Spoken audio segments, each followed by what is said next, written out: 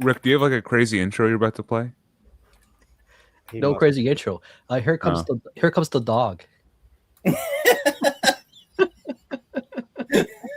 Hello, everybody. Too sexy for my body. Too sexy for me. I should make it. We never made an intro for any of these. Yeah, why haven't you? You know, I should. That's like the Rick stamp of approval, the nodding dog. Yeah, I mean, it's the coolest dog ever. That dog goes perfectly with "What is love, baby? Don't hurt me, don't hurt me." No, yeah, what was that movie? Is that a Pomeranian? Will Night at the Ferrell. Roxbury. Night at the Roxbury. Shit's awesome, man. Hey, what's up, everybody? This is Rick. We are 2026 Saturday Slay metal tag, and shout out to Marty who's watching right now, and Alan who conjured up these questions for this year, and it's been pretty successful, man. Like a lot of videos. This has been viral, of participants, and you could almost say we're almost late to this, right? Considering We are late. It's like half the internet's been on this thing, which is It's already the 17th of January. yeah. So it's awesome. I think we might have some other people popping in, so we'll just kind of catch up. But I don't think any of us here has done our own videos or anything on this as far as we know. So this will be the first time people will see answers to these questions. So what's up, Marty? What's up, Dave? Metal Kev. Oh, AZ Mick, what's up? So we got quite a crew here. So Jake reached out and thought maybe this would be cool to do like in a live stream kind of format. It's kind of a nice segue from the videos that everybody else has been doing, because if you've been watching all of them, I can see how you can be fatigued. just with the barrage of it is 20 questions, which is quite a lot. So I'm gonna be pulling up the questions on the screen so everybody will know what questions we're on at any given time, which can get quickly confusing if we don't do that on this format. You know how we roll. So we're going to try not to get too long-winded with this and kind of go through these so people can get to bed. Yeah, just in case anybody doesn't know, I mean, Marty and Alan sort of took over doing the metal tag thing from, what was his name, Rock Scout? The dude Rock in Scout, Ireland? Yeah. And there's all across the VC or whatever this weird thing is called, this weird universe, there's all these different people do them. I don't watch a lot of this stuff. I know I make a point of saying that, but I really don't watch much metal stuff related anymore. But I did happen to catch a Rachel's Ghost. I watched it for about 3 minutes, and they were talking about, there was a big fight in the VC about getting it back to what it originally was, and I had to laugh. It's like, what, dude? You just throw a bunch of questions out for people that want to jump in and make a video. It's a way of making a viral video, basically, right? So Marty and Alan took it over and decided to kind of, they didn't invent the tags. There's different kinds of tags, like Marty was saying. There's a maiden tag out there. I think at some point, I don't know who does it, but there's like a cassette tag. There's different flavors of them. All right. So basically, like I said, the questions will show up in the bottom, and we'll cycle through. And if anybody else pops in, we'll just have them catch up to kind of keep things going. I don't know if you guys pulled in more than one thing for every question. Like what I did was, I pulled like the main one, and there's like an honorable show, but not for everyone. But for some of them has more than one. So I'm gonna just kind of quickly cycle through that. I see. You know what I mean? So you just want to do this for 9 hours, right? We could do this for 9 hours. Or nine hours. I set aside 10 just in case. I'm just making sure. Well, we don't have 15 guys here. We don't got 15 guests. That's true. That's a good point. Like to do. So for anybody who hasn't seen the on Jeff's channel, we did the album of the year, and that was pretty epic, man. That was I'm telling you right now, it's not going to be like that next year. It's not. It's going to be a top 10, and it's going to be a set group of people. I'm not inviting 9 million people and shifts. It just got too out of hand. It was too stupid. 26 for 26. That's all I'm saying. That's what I mean. Have like maybe 4 people if you're doing 25 albums, or do 10 people and do like maybe a top 10. Yeah, it was just it was a burnout for everybody. I mean, we had a good time, but it was absurd. And On the upside, like if anybody didn't see it live, but they could watch it like through all 5 days of the work week. You could just watch it. Yeah, you can watch it like 2 hours a night for 5 days, and it'll take you a whole week. There you go. I just ended up fast forwarding through a lot of it. Yeah. Anytime I was talking, Jake fast forwarded through. It's like Nick. I'd already seen his top 40, so and other people's whose picks I already knew. Yeah. Or was it like the pick I didn't care about, some kind of death metal thing? I just click forward. The best part to go to is watch the part when John Halm comes on and he talks about going for a walk. And I ask him how many people he's going to abduct and kill that night. That's the best part of the whole stream. Didn't he bring some like book recommendations too? Yeah, he's like, and I believe him completely. He's like, I only bought like 3 albums in 2025. Yeah. I totally believe that. Some people. Let's be honest. I'll be honest. Having him on felt a little pointless due to the fact that he showed so little. I'm like, he was only on. Stream is already like I'm looking at the time. I'm like, this is a 9-hour stream. Why do you got John? Like, no disrespect. I love the music. I'm just like, why is he on here wasting everybody's time? Well, he wasn't even on that. He doesn't have shit to show. Yeah, he was only on about 15 minutes. He's like, it's pointless for me to be here. So yeah. But I like to bling my rock star buddies, so you know how it goes. But it was just a 30 minutes of you jacking off, John. Or mutual jack off thing, right? Mutual jack off. So good stuff. But before we get going, last night Marty did and Alan did a cool thing, and it had on the author for the U.S. black metal thing on the metallurgy. So for those who missed it, I couldn't catch it live. I was out, but I was catching some of it today, and really cool on Decibel. But if you want to get caught up on U.S. black metal, this is why we have this kind of community and stuff like that, and people can come in and catch up and have some cool topics like this and actual authors on board. You brought up books, so it kind of reminded me of that. Oh, speaking of books, are we going to go around the horn quick? Yeah, go ahead. I'll start real quick. I'm Jeff, gas mask, hand grenades, blah, blah, blah, whatever.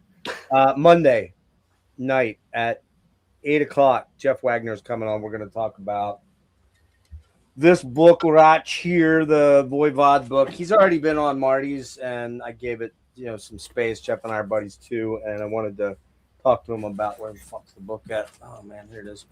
We're gonna get into this bad boy. I got a lot of reading to do. Yeah, I still have like 300 pages to go in the next 2 days. So Wagner's gonna be on, and it's a great book. If you're a Voivod fan, kind of indispensable. It's kind of like total nerd shit here, and that's it. There you go. Jeff Wagner, Monday night. And then on Tuesday the 27th, I'm going to wrap that church triple header thing up, which nobody cares about but me.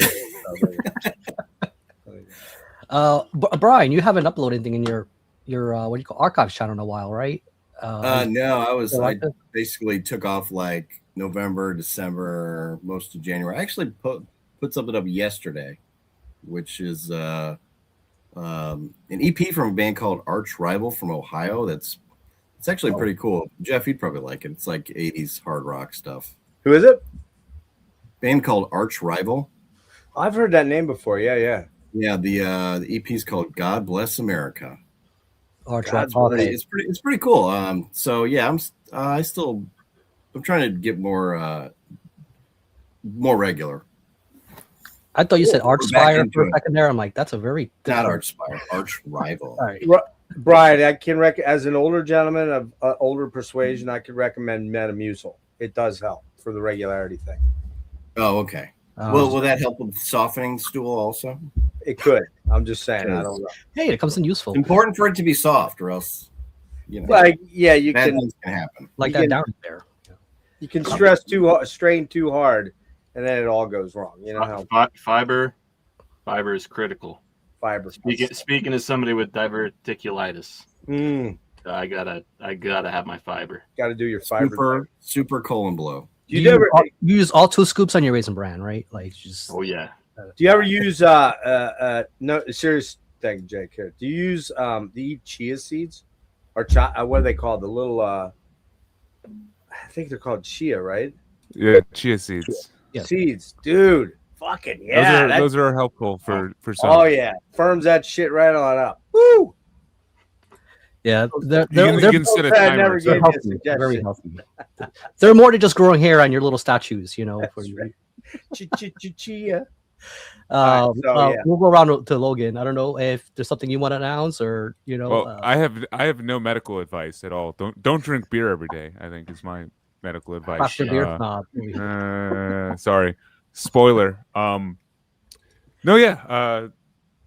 I have a channel. I'm also doing Metal Album Club on Heavy Metallurgy.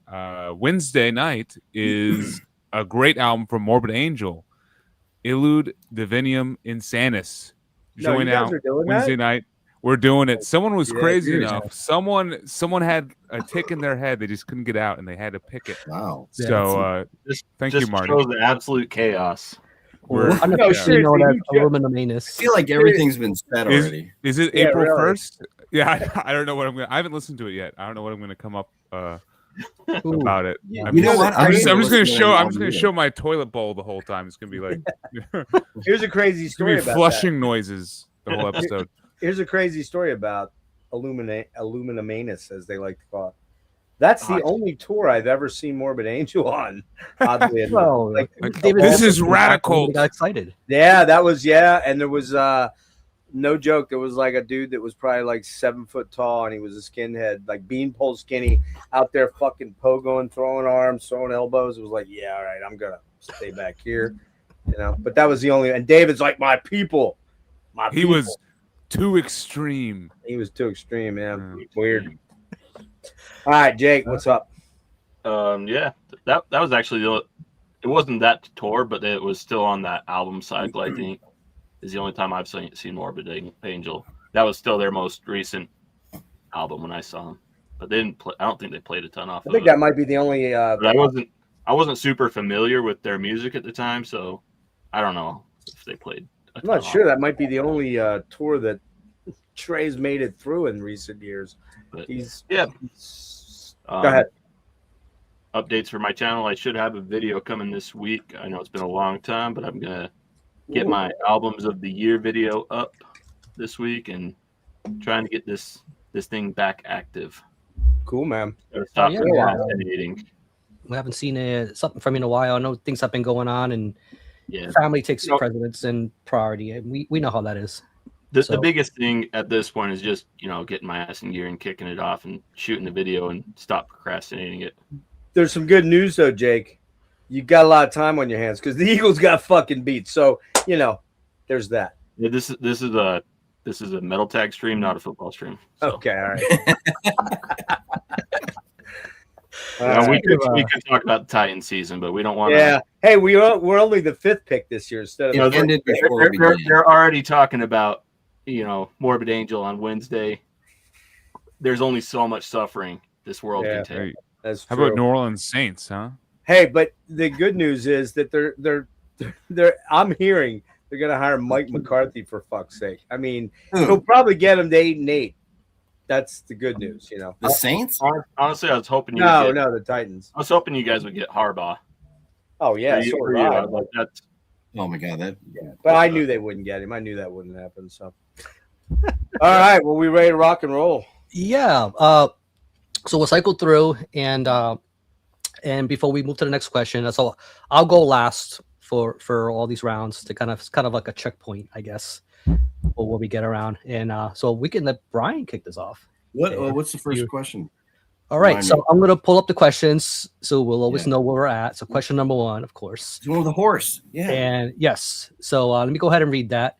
Giddy Oh, up. good. And I'm first, so I'm going to take the. I say. You want me to say it? You want to go ahead and Giddy read it? Go ahead. 2026 is the year of the fire horse. Show an album with a horse on the cover, or a horse-like creature such as Pegasus are permitted, but you lose some street cred if you show a unicorn. No unicorn.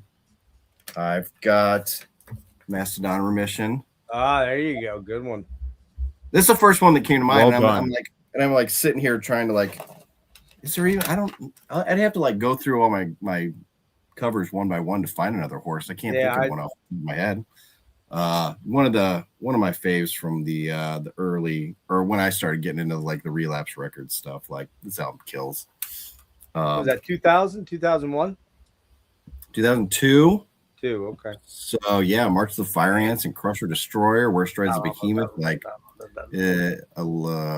just killer stuff. So they don't sound a lot like that band anymore. Not much. No, they don't. And I like this one a lot.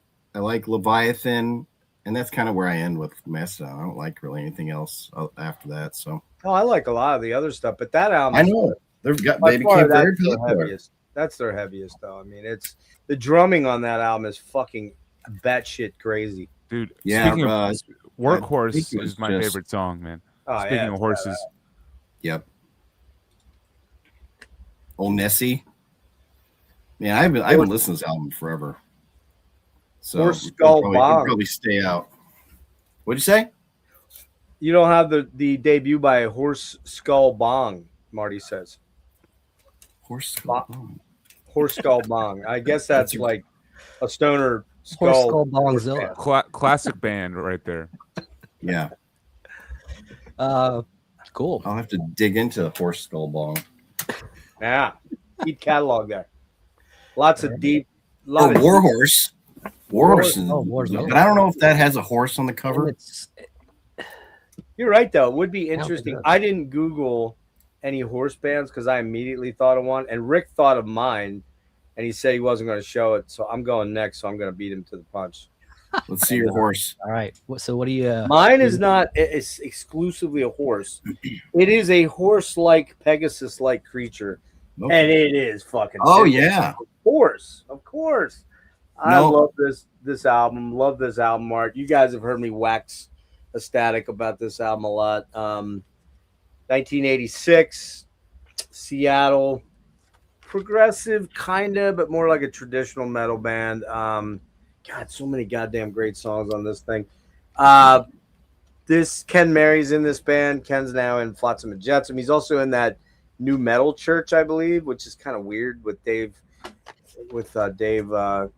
Ellefson, who seems to be in every band on the planet these days. But yeah, I mean, come on, dude, is that artwork just not the fucking sickest shit ever?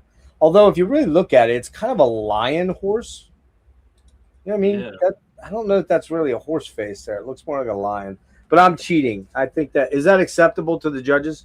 He never said it had to be a pure horse, right? Like, as long as it's not a unicorn. No, that's a Pegasus looking thing.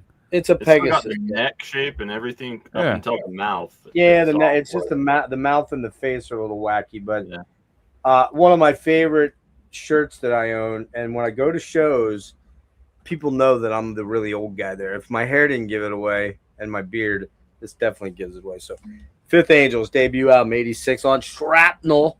I don't know. This is on Metal Blade reissue, I think. Something like that. So there you go. Fifth Angel. Cool. All right. Nice. Logan. Okay. Horse band, and I think this is a horse on the cover. I'm not sure. You guys will have to help me out here. From Melbourne, Australia, White Horse. Have you guys heard this band right here? Heard that name before. Yes. This is some messed up, like sludge, droney doom. Just some very dirgy, hateful shit. Like, makes me think of Newthgrush, Dystopia, Primitive Man, Kanate, even. Just with Kanate? Kanate, yeah. Thank you. Yeah, that shit. There's a certain like balance between it being like proper sludge and drone, and it's just built up this twisted atmosphere around it. And like longer songs, there's only like 3 songs on here. This is their third album, Raised into Darkness, came out in 2014. 36 minutes, so somewhat digestible for what it is. And is that a horse? I can't tell. I don't think that's a horse. I don't know. Well, it's got the ears though, right? I mean, I don't know. It's called White Horse. I think it counts. Pushing the boundaries here. It doesn't say a picture of a horse. It just says it has to have a horse on the cover. It says horse, so I think that counts. Sweet. From Australia, a horse. All right. You know, initially I read that wrong. I saw it. I thought it said whores, and I was looking for albums with whores. Oh, never mind. Let me go back to the stack. My. And then we're Jake. All right. I wasn't too worried about anybody stealing my pick. Went with Enslaved. Ooh. This is Wild Hunts and Endless Night. It's an unofficial one, right? Yeah, this is a live bootleg from the recordings from '95. Damn, that's killer art. Live in Germany, and got a guy riding a boar here, some kind of lion-like creature, but back here is you got the horse. It's not the greatest recording, especially the first half is pretty rough, and if I remember right, there's the band's actually like yelling at the sound guy, telling him that he's fucking shit up during the set. Really? Yeah, like that's kind of funny. I think it's at least side A. The guitars are really buried. But, where's it at? It's in Germany. Germany, okay. Yeah, that's the problem with these live things. They're hard to blind by because you really don't know what you're getting. Yeah. Previously unreleased track on here, Viking Metal. I don't know if anybody's ever heard any rendition of that. And it came with a post. Oh, nice. That's pretty cool. The Marduk and Slave tour. Where'd that? Who put that out? What?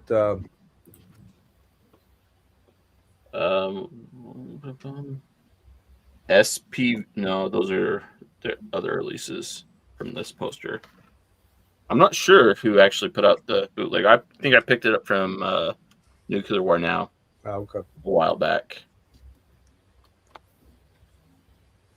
There's the back. More horses. Yeah.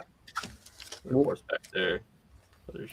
I just thought your pick made me think of several others that I couldn't think of right away, but which I will wait until Rick shows his to throw them out there. There was so many horses I could pick from in the collection. Yeah. I was like, shit. Yeah. Almost went with Wayfarer. Oh, yeah, right. Yeah, they have one. Yet. Let's see what Rick pulls because I have like two right off the map. Well, I was disheartened that we couldn't do the unicorns because the Castle Rat would have been my pick. Oh yeah, it's a glorious unicorn. You just lose points. Right, Rick just got negative points there. Just, I forgot I had a unicorn that I was going to show to kick things off to lose my streak cred. I actually picked that Castle Rat for another one of these. So and he wanted albums too. Like I have a cool 7-inch, this Mirker Juniper with the horse on there. Oh, there you go. A cool one. But my album pick is Represent Philly, right? So this is a band. This apparently still active, but they haven't put on albums since 2010. And I've never caught a live show from them. They never seem to be doing anything around here. But they are in Relapse, so they're not like insignificant. And this is Mos Giganticus. Wow. I don't know if you say Mos or Mosey. I'm not quite sure how you're supposed to pronounce that. This is their album called Gift Horse. Never even heard of them. So you got horse in the title, you got the horse on the cover, and you got two horses. Then you got this sort of dead-looking horse. Man, trifecta. Rick just blinging the points up big time, man. There you go. See, I was preparing for this. You spent a lot of time on this. I can tell. Hell yeah, all 2 days. So yeah, so basically, like I said, this is their second album. The first one, it's just even more unknown. But if you're a fan of, obviously you started out with Mastodon. That's a good choice. It just kind of follows that. They're not as progressive as something like Mastodon, or as gigantic, unlike what the name implies. But they do have those leanings. But they also have a sludge side to them, which is kind of akin to like something like Melvin's. So if you like a little bit of that Melvin's-ish touch with some Mastodon, a lot of screaming kind of happening here. This would be your bag.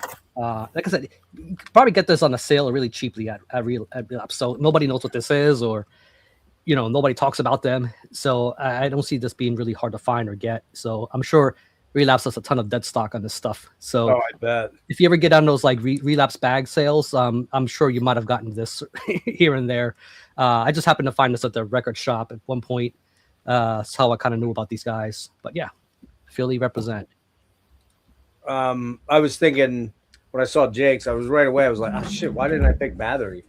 Blood, Fire, Death. There's like a bunch of fucking horses out there. Nate in the chat mentioned King Diamond Abigail. Yeah, King Diamond Abigail is a perfect one.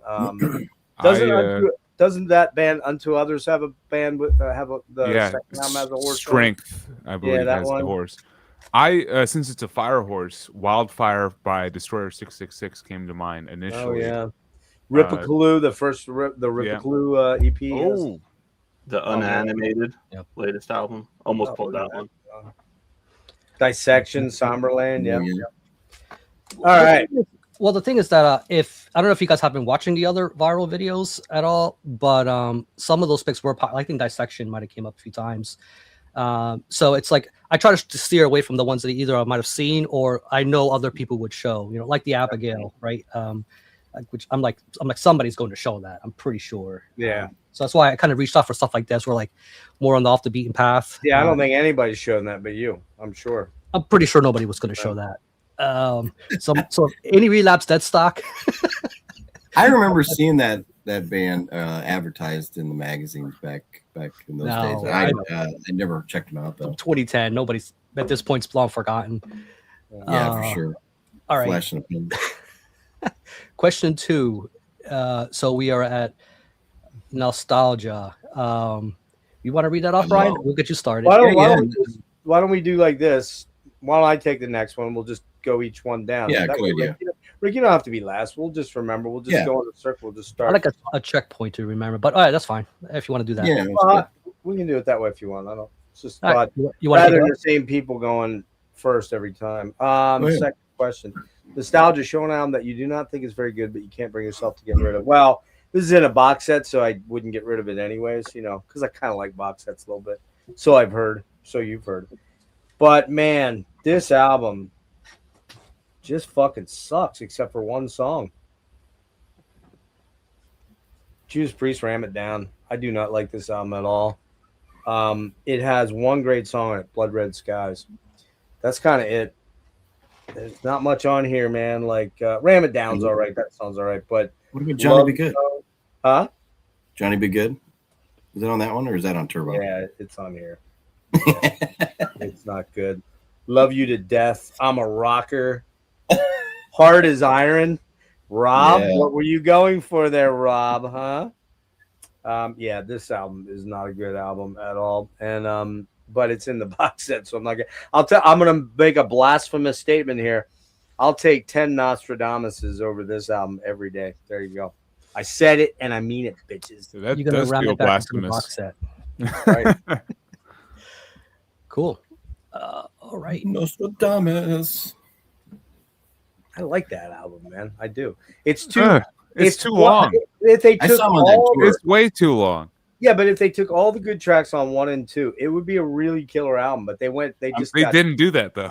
No, they didn't. You're right. I'm with you, Jeff. I'll take Nostradamus over. Fuck it. I like Nostradamus. Hey, Johnny Be Good can be a good song. Yeah, but not in Priest. not with Rob Halford singing. Not with Rob Halford singing it. No. Yeah, not in the 1980s. Yeah. So for me, this honestly, I had to pick. There was one album I had to pick for sure because I bought it very early on in my metal journey and then sold it, but I couldn't help myself. I rebought it, even though I know I don't like most of it, based only on nostalgia. It's got to be In Flames. Sounds of a Playground Fading. I almost went with the one after that, but honestly, I still Siren Charms. I still like it, and that's the last one I like. But and then after that, I still like it. Is Battles after Siren Charms, Jake? Is that when yeah, that's when I was like, fuck these guys. That one's like dog shit. Like I would still give this like a 6 out of 10. Like there's still redeemable qualities to it, and Yeah. Just the fact I remember these songs by heart, whether I want to or not. I mean, this was so early on, and even then, I knew I was not crazy about some of these, like especially the second half, Inter Tragedy, A New Dawn. Just the vocals by damn it, why am I blanking on his name? Anders. The vocals by Anders. He doesn't have it anymore. He's since Reroute to Remain, it's been rough for me to get into his vocal performance, especially when he sings cleanly. And he does a bit more on here. But He thinks he's a better clean vocalist than he really is, and that's kind of overpowered the trajectory of the band. That's my theory. Is that I would agree with your theory. That's what really took him off course. And it worked out. It worked out in the beginning because, like, when he started doing that, it was, you know, the early 2000s and stuff. We were coming down from new metal. Yeah. You know, metalcore was doing its thing. We didn't need to have the best vocalists out there, but around 2011, it doesn't really work as much anymore. Like Deliver Us, Signs of a Playground Fading. Like, I think they're great songs, but his vocals just bring it down. But I don't know. I have so many memories with this album. This is one that I listen to with my brothers constantly. So whenever they're around, we will often play this together. It's just a very nostalgic album that I will never sell again and then rebuy again. You know, that's a great idea for a stream at some point. How many things we've owned that we've sold or gotten rid of, and we bought back at some point. It's like the sound of his vocal abilities fading, you know. But his confidence in those vocals rising. They're still there, yeah. It's like, guys, let's get rid of more of the guitar. All the songs should be more vocally oriented. On my voice. Like, how do we tell him that he's not that good? He needs to go back to, you know, the harsher stuff that masks his voice. Yeah, they were like, give him what he wants. I think. I don't think we're gonna get Justice Razor Horacle again. Like, it's just they're just not on that trajectory anymore. Yeah, we'll talk more about In Flames later. We got Chris just joining us. What's up, man? Hey. Not too late. We're only on the second question. Can I answer the first one? If you want to do a catch up, so what I'll do is we'll let Jake go, and then you can go next before we cycle back. So if you want to get the first, and then we can do number one and then the second one. Okay. That way we just keep everything running smoothly. Yeah, so we're not out of order or anything like that. About nobody gets skipped. Marty says just buy the Halo effect, and I think he's right. You got a better vocalist on it. Yep. All right. All right. This is a band I used in my early days. One of the first bands I really loved. And now the hits are still pretty good, but when you actually throw on an album, there's a lot of shit. Talking about Motley Crue. Shout out to the Devil. Still a good album. That's a good album though. Come on, It's got some great songs on it. But there's some shitty songs on here. Helter Skelter. Which ones? Helter Skelter. That's kind of noisy, but I can't stand Helter Skelter. Yeah, but that's got like 10 Seconds of Love, fucking Bastards. I don't care for either of those. What? Oh. God Bless the Children of the Beast. Don't care for it. Really, the only tracks I really go back to now are Looks That Kill, Too Young to Fall in Love. Too Young. Out of the Devil's just, it's still good, but it's just, I've heard it so many times. I don't need to hear it anymore. What else is on there? Red Hot? Ooh, No. Red Hot's. Oh, Red Hot's on the first one. What's Red Hot's on here. Yeah, that's what I thought. What else is on there? Helter Skelter. So it's In the Beginning, Shout at the Devil, Looks That Kill, Bastard, God Bless the Children, Helter Skelter, Red Hot, Too Young to Fall in Love, Knock 'em Dead, kid, man. That fucking song rules. Love and Danger. I love that. I'd still take that album. I would. Truthfully. Yeah, I wouldn't get rid of that one. It's only one of two that I own. Like I said, I wouldn't get rid of it because, you know, this is at one point one of my favorite bands. But really, it's kind of could be considered a greatest hits band. Like, yeah, they are.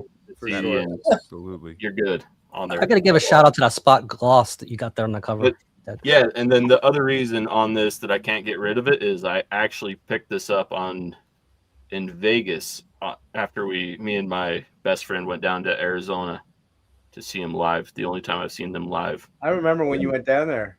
Yeah, and then we stopped in Vegas on our way back, and I saw this in the record shop. I'm like, I kind of have to pick it up. That's you texted me that you found a fucking typo negative shirt. Do you remember that? You texted me you found a typo shirt for like $400. I'm like, what the fuck, man? Yeah, I was in a I can't remember the name of the shop. It was down in Phoenix, or one of the burbs of Phoenix, and they had some crazy like vintage T-shirts, and I was just aghast at what the prices on those things.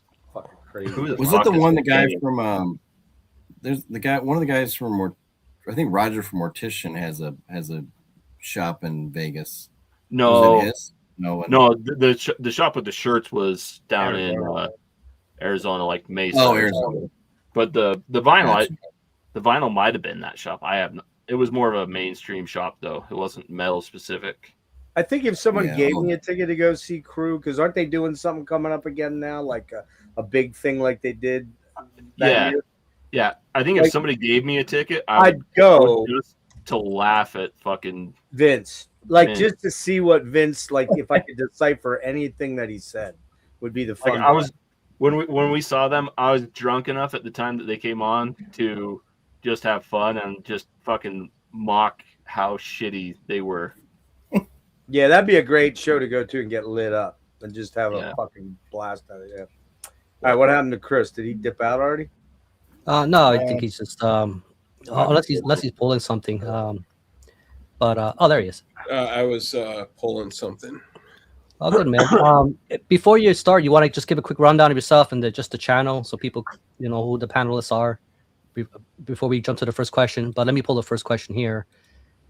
And then here we go. All right. I'm the sour, bitter old man. I complain a lot about everything, but also especially metal. I complain a lot about modern metal bands, and I don't like much about metal. And in terms of all the marketing and the trends and everything, I'm very bitter. Yeah, so I can complain about anything, and I especially modern metal and all the trends and splatter vinyl. No, you love colored vinyl. I hate colored vinyl. I hate bands that have more T-shirts than songs. Especially the relapse splattered vinyl, right? Oh, I can't stand it. It just makes me sick. Like I believe in holding a grudge until I have an ulcer the size of a silver dollar. Jeez. And then after that, once it's healed, then I start holding the grudge again, Yeah.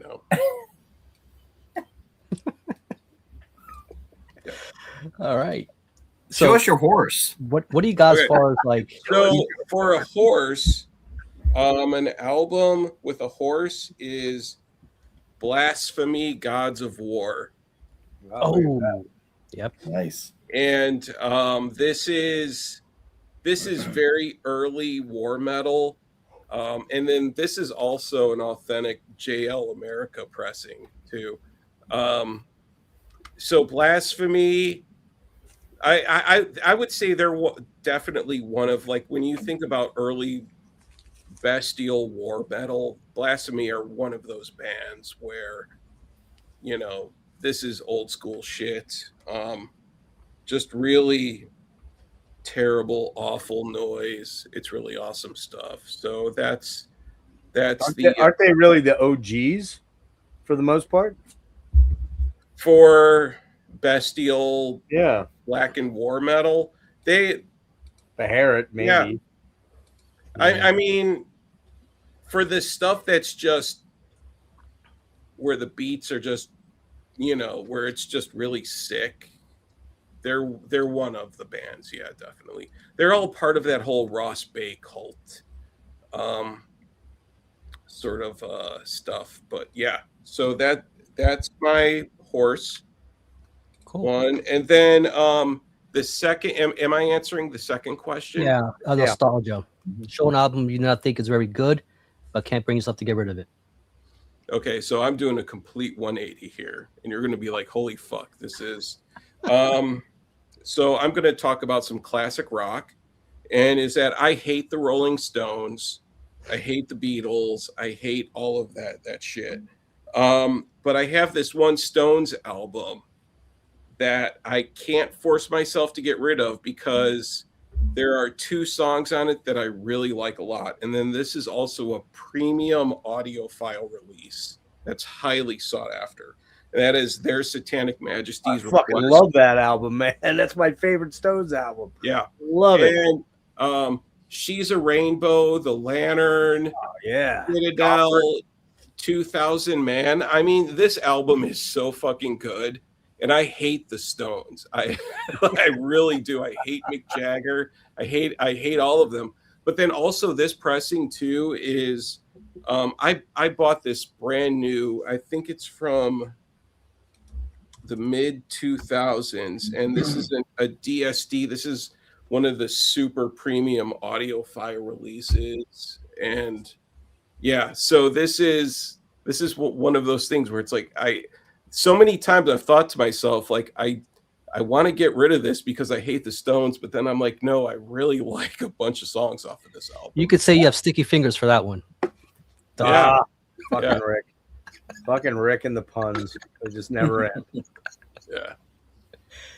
Dude, I fucking love that album. That's my favorite Stones album, man. It's so weird. It's the psychedelic. Yeah. It's the psychedelic weirdo because it was their answer to Sgt. Pepper's, basically. Yeah. Because they were in the head-to-head competition with the Beatles, and you know, a bunch of bands had that whole, like the Kinks had their Sgt. Pepper's. Yeah, it was the green. I can't remember the name of it. I know what you're talking about, but that has like, why don't we sing this song together? It's terrible, but it's so awesome. It's terrible. I love it. Yeah, this one. The Gomper. Citadel, 2000 Man. She's a Rainbow. Awesome, it's a great album. Yeah. Citadel fucking rules, man. Yeah. Cool. Awesome, man. All right. Another one that a lot of you probably never heard of. And Rick went all out to find the most fucking.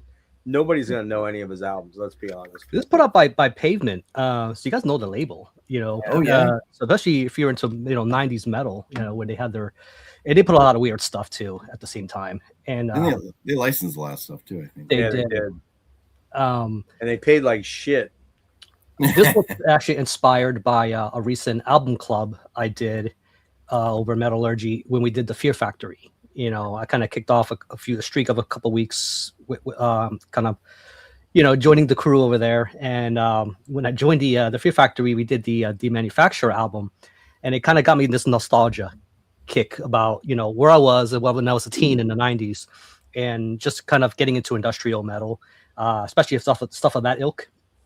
And then, come to find out, there's this little band out of Poland that nobody's probably heard of. And they're kind of like to me, they're like a Temu version of this, and I already after the album club, it was interesting seeing people's opinions where they swayed with this band. Some people, a lot of nostalgia factors, others said they were just outright shit.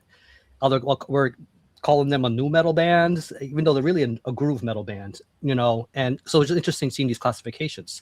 So this one album, the reason I had to explain it was because the reason I'm not getting rid of it is because I think the production really kills this, and it's not as good as actual Fear Factory the way they were in the 90s, but this is a release. This is their second album, and it was Prophecy with Contagion.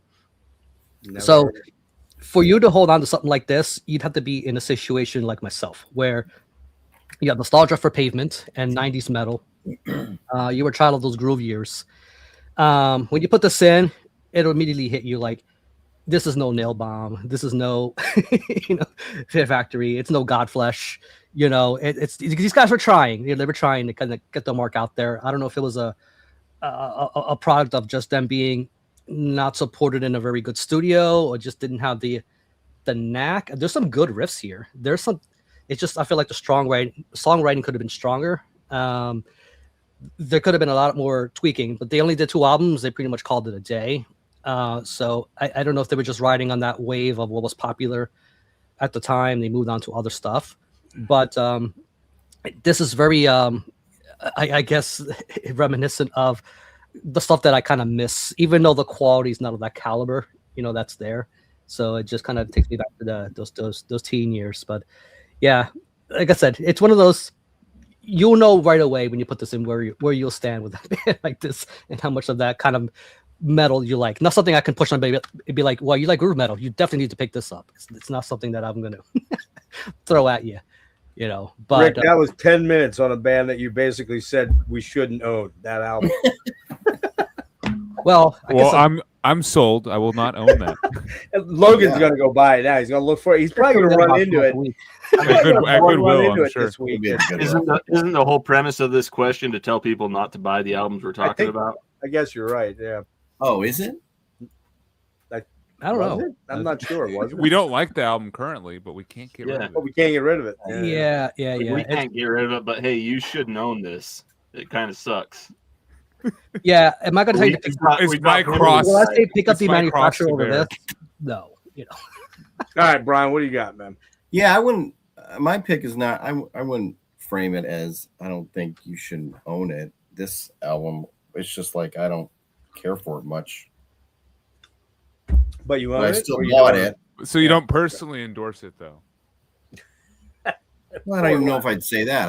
I'm kind of indifferent to it. How about that? Ah, that's good. Like- That's a good way of putting it. Oh, Brian. Oh, Brian. I'm just like Boot. it's not like Boot this guy. Throw him I don't out. I don't like grindcore. I hate grindcore too, but I I actually have like that to album. mute. I have to mute myself. I just don't. So I I'm not get it. saying like it's I get it. bad. I just don't personally like it. That It's is like, the I one don't- grindcore album I kind of dig. Rick got me a copy of it, and I kind of So I have it. Bad, Yeah. I'm still like trying to get there. That's why I don't like get rid of it. Marty it's, is- it's Marty's grind very- morbid angel, basically. Like It's like I have it in a pile of stuff that I'm trying to like put up, try to sell, and it never sells. So I just keep it, and maybe it's like I don't like grindcore, but I have this grindcore album that's everyone really likes, and I don't like it yet. Maybe one So day. Brian, I can pencil you in for grindcore Oh. album. Yeah, I'll have a lot to say about all the this One and, album that you own. I don't know. I might have some Napalm Death, and that's other stuff that I'm like. That's all I own. Really. Here's another. Yeah, here's like Napalm Death. Like, I like Fear, Emptiness, Despair, and Diatribes, and that's about it. Like, What about Brutal Truth? I like the death metal stuff. I like the groove stuff. I'm like I that don't too. I'm the like that too. grindcore stuff. Yep. How do you feel about Brutal Truth? I don't really like Brutal Truth. I don't like Brutal Truth. I've tried to listen to them, and I don't like it. Pig Destroyer is okay, but it's not like I own any Pig Destroyer. I don't. Oh, It's just not a genre I like. It's not my thing. I don't like those. Now, if stuff has here's what I found. grindy influences, or if it's death metal that has a little grindcore, that's fine. But You know and what I maybe that's found, what this Brian? is. What? Right. You know what I found at MDF, at Decibel Fest, all that shit. I tended to get into the grind bands when I'd had a couple beers, and I Yeah. was kind of like, all right, this is pretty fucked up. But I could never. Rick bought me Terrorizer, which I listened to twice, and I was like, yeah, it's okay, but it's just not gonna be something I throw on regularly. And then Rick got me a Pig Destroyer. I think it was Pig Destroyer, right, Rick? Phantom Limb, I think. Yeah. And I tried to listen to it driving around. I bought 2 Napalm Deaths, the second and third one. They're okay, but they all sound the same, man. Everything sounds the same to me. I don't know why. It just has no variety. There's some people who are not into the stank or the D beat stuff or crusty stuff, and those kind of leanings. If you're not into that stuff, you're probably going to be steering away from the grindcore stuff too. You know? That's anything that says anything described as like crust, I typically will avoid. I did notice that. Yeah. But I still and it's this cool like blue version of the cover. And I Carl found still likes you, Brian. We still like you. Oh, good. Yeah. Well, it's just a thought. It's just my, I only Just a like thought. you. His opinion. And it's not to say that I think this is bad. You know what I mean? Like I don't really We're have only an still Yeah. friends, Brian, because you recognize the Shrine Burner shirt. yeah, and I was wondering if it was that That's your shirt saving or grace one of the. tonight. Is that you knew Shrine Burner? That's your saving grace. Well, that's what makes Yes. these things a hot take, right? It's we pedestalize a lot of these albums in the VC, and everything's holier, glorious, and thou. And then when someone doesn't like a particular kind of thing, it kind of takes us back. But like, Yeah, But- well, you would because it's something that you think is like holier than holy, and someone comes along, it's like, yeah, nah, it's not the I'm greatest like thing ever. I'm like And that. it like too. blows your mind, because you like Yep. cherish it, and you have all these memories of listening to it as like a kid, and I've got the same kind of Well, stuff. Like Marty shits on like a lot of Sacred Reich albums that I think are like amazing. You know what I mean? Like he doesn't care about Heel or Independent. I think those are great. You know what I mean? It's just like well, Well, it's hard to put up with people who don't like Halloween all the time, and I can understand why. yeah, I shit all over that Perfect band. example. Yeah, I'm not a big power metal dude at all. So wait till we get to the power metal question. There is a question. But I'm like that too, like Voivod. I never quite get why a lot of people don't get into Voivod, except for I do get it completely. It's like, yeah, I totally get it. It's fucking weird. It's just weird shit. So, All right. I guess you kick off question 3, and that is which should be easy one for us who did the year-end stuff. This will be Logan? quick. Oh, yes. This will be quick. Goat. that was Logan. It's Jeff. Are we starting off? Yeah, I did the last one. It's Logan's turn. All right. It's gonna be hard to keep. I- Just when people cycle it start- around. So the last person, I'll All right. keep it. I'm saying when people drop in, I gotta try and keep up with. What's ordered. I'll keep you up to date. I'm on All it. right, all It's right. not, it's not that difficult. There's a What's the problem? mathematical equation I can come up with for this. Don't worry, we can figure it out. Goat.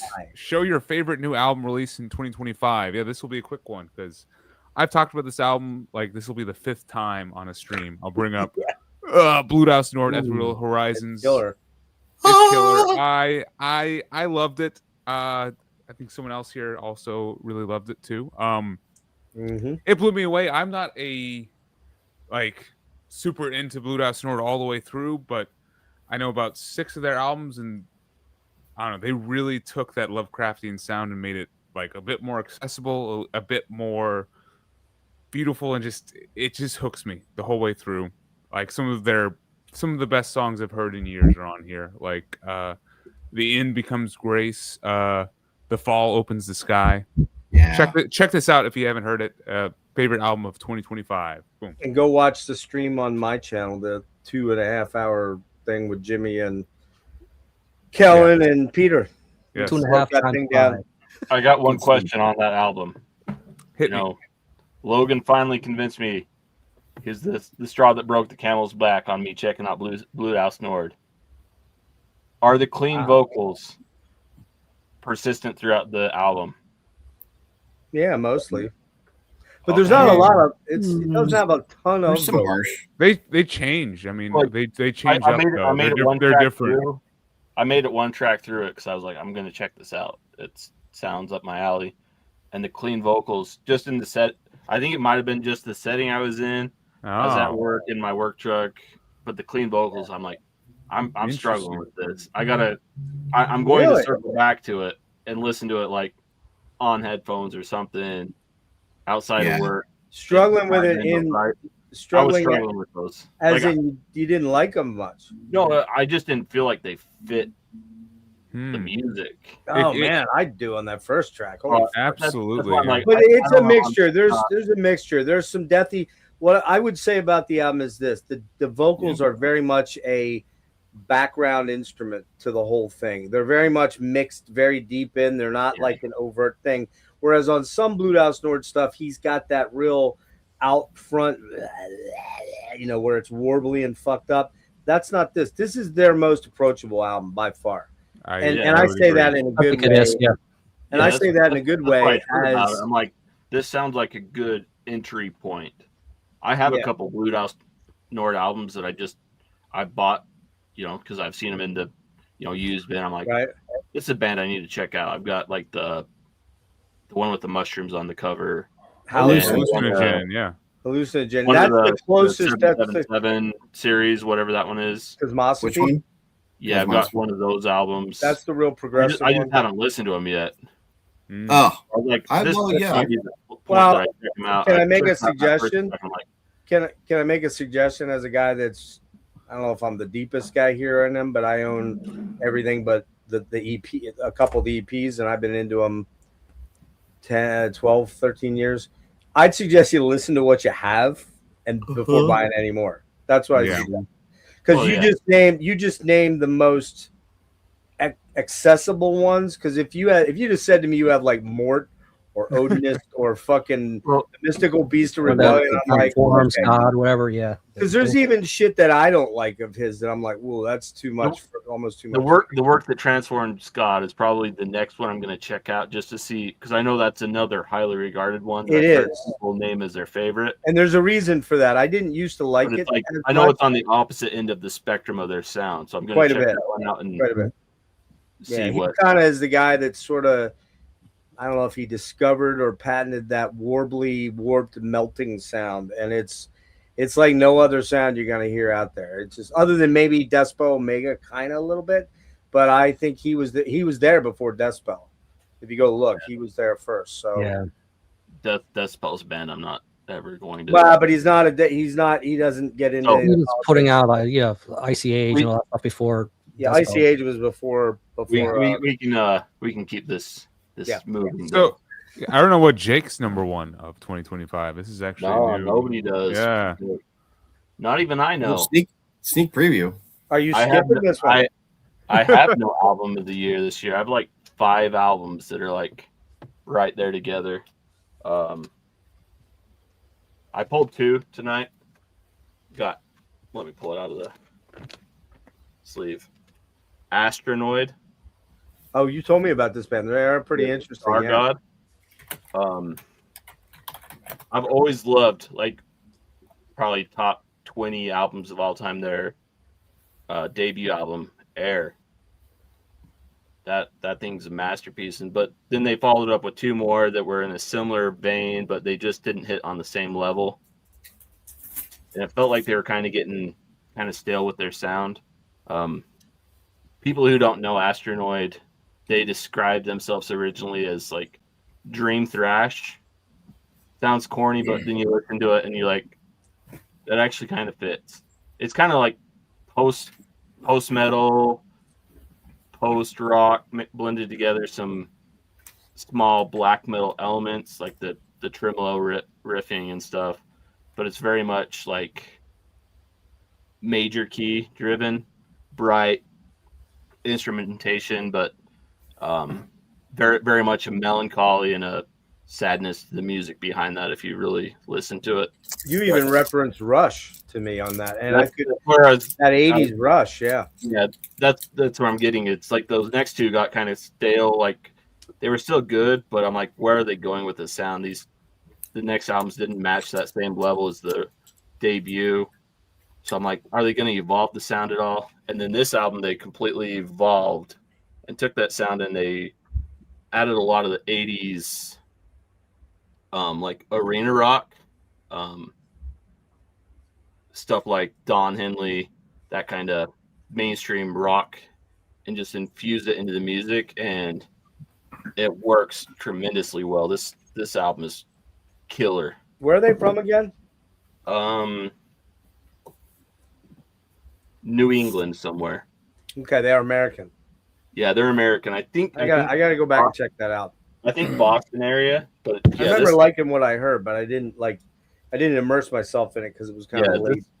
This one is killer, especially if you're like familiar with like 80s, arena rock, that kind of stuff. Even some prog rock in there. And then if anybody knows the band Mew, which is like I don't know. Yeah. But the vocals. Yep. The vocals are very much influenced by Mew.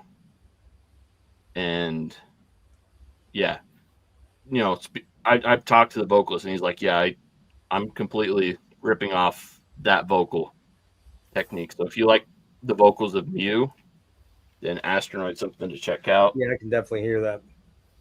And then The other album I pulled that's in content, like would be considered an album of the year, is this Dying Wish, Flesh Stays Together. Metalcore, but not shitty metalcore that's like modern.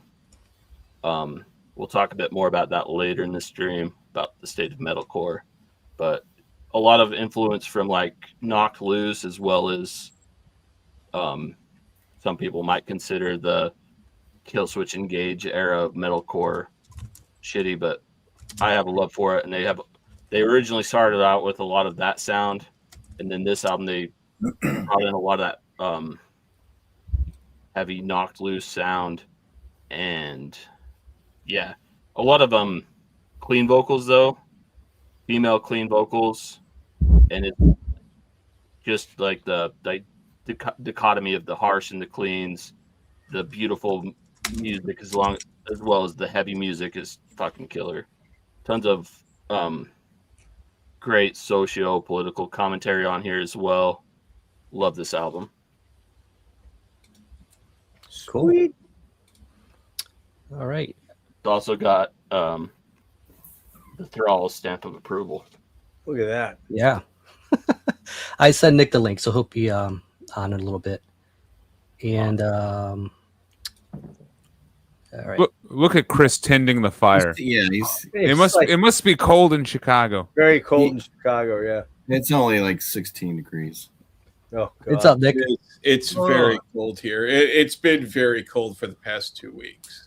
We pretty say chilly it's here. cold as Yeah. tits. Got Good snow in looking Philly fire, this though. morning. So we got Nick joining us. Nick's the only one here that actually did a tag video. I did. I have some different answers to some of these, though. I decided, you know what? I don't want to just repeat all of them. Some of them are repeats because I thought they were just good answers. Should we let Chris go, and then we can have you catch up to the first three Okay. right after? Okay, so this is my favorite release of 2025. Yes. Okay. I have the vinyl for this too, but I just don't know where it's at right now. And that is the newest Perdition Temple. Oh, nice. Yeah. I finally I- listened to that. This album fucking rips, man. Like this album, fucking Gene kicks ass. I love anything, and I've preached this from the highest tower in the past. Like anything Gene does is fucking awesome. Angel Corpse, Malfic Throne, like Impiety, like all the Gene stuff. But this, and the thing about this too is not only is it just so sick, but the mastering is done in a way that metal should sound like. Like it's not obnoxiously loud. It's good, like it's good sounding. It doesn't destroy your eardrums. It's really awesome. So, you know, there were like a handful of like really solid releases for, you know, my type of stuff, and this one definitely. Perdition Tempo. I can't read what the name of the album is. Is it malignant something or another? Yeah, Malignant something. I don't know. It's that whole thing with like, Malign Apotheosis. yeah, Malign There Apotheosis. you go. Yeah. That album. That's a I big think word. that's the best So. album. 2 minute I legit syllables. do. So yeah. They don't put out, yeah, like you said, Gene does not like put out subpar music whatsoever. Yeah. Hey, Gene made a machine. Yeah. Didn't they play MDF Yeah, Perdition? 2024, dude. Their set crushed. Yeah, I didn't go like an idiot. I didn't. I think that was.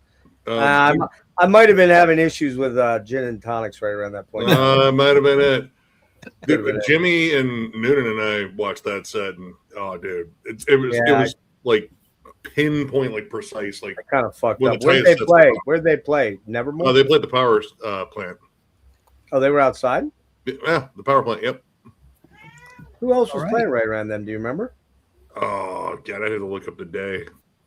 Yeah, But- there was somebody else playing that I dipped off for, I think. But yeah, oh well. We'll get you started, man. Yeah, catch up quick on three. The first Alright. three. So I'll pull them up right here. All So right, you know well, what, I stuck with the same one I had in mind. Mass Sounds Already- Remission. I love this artwork. I love this album. It's got a horse that's suffering from something. The special edition one too, 2-disc one with the DVD and the Yeah, I awesome got that one. cover of Emerald on it. Brian already brought that one up. Yeah, good one. And then what was the next one? Oh, so I got a different one for this one. Crazy Town. Nope.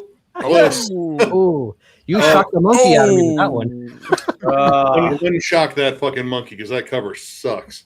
Limp Bizkit discography. God, El Kukoi and maybe Tyler's song are like the only songs I thought they were any good on here.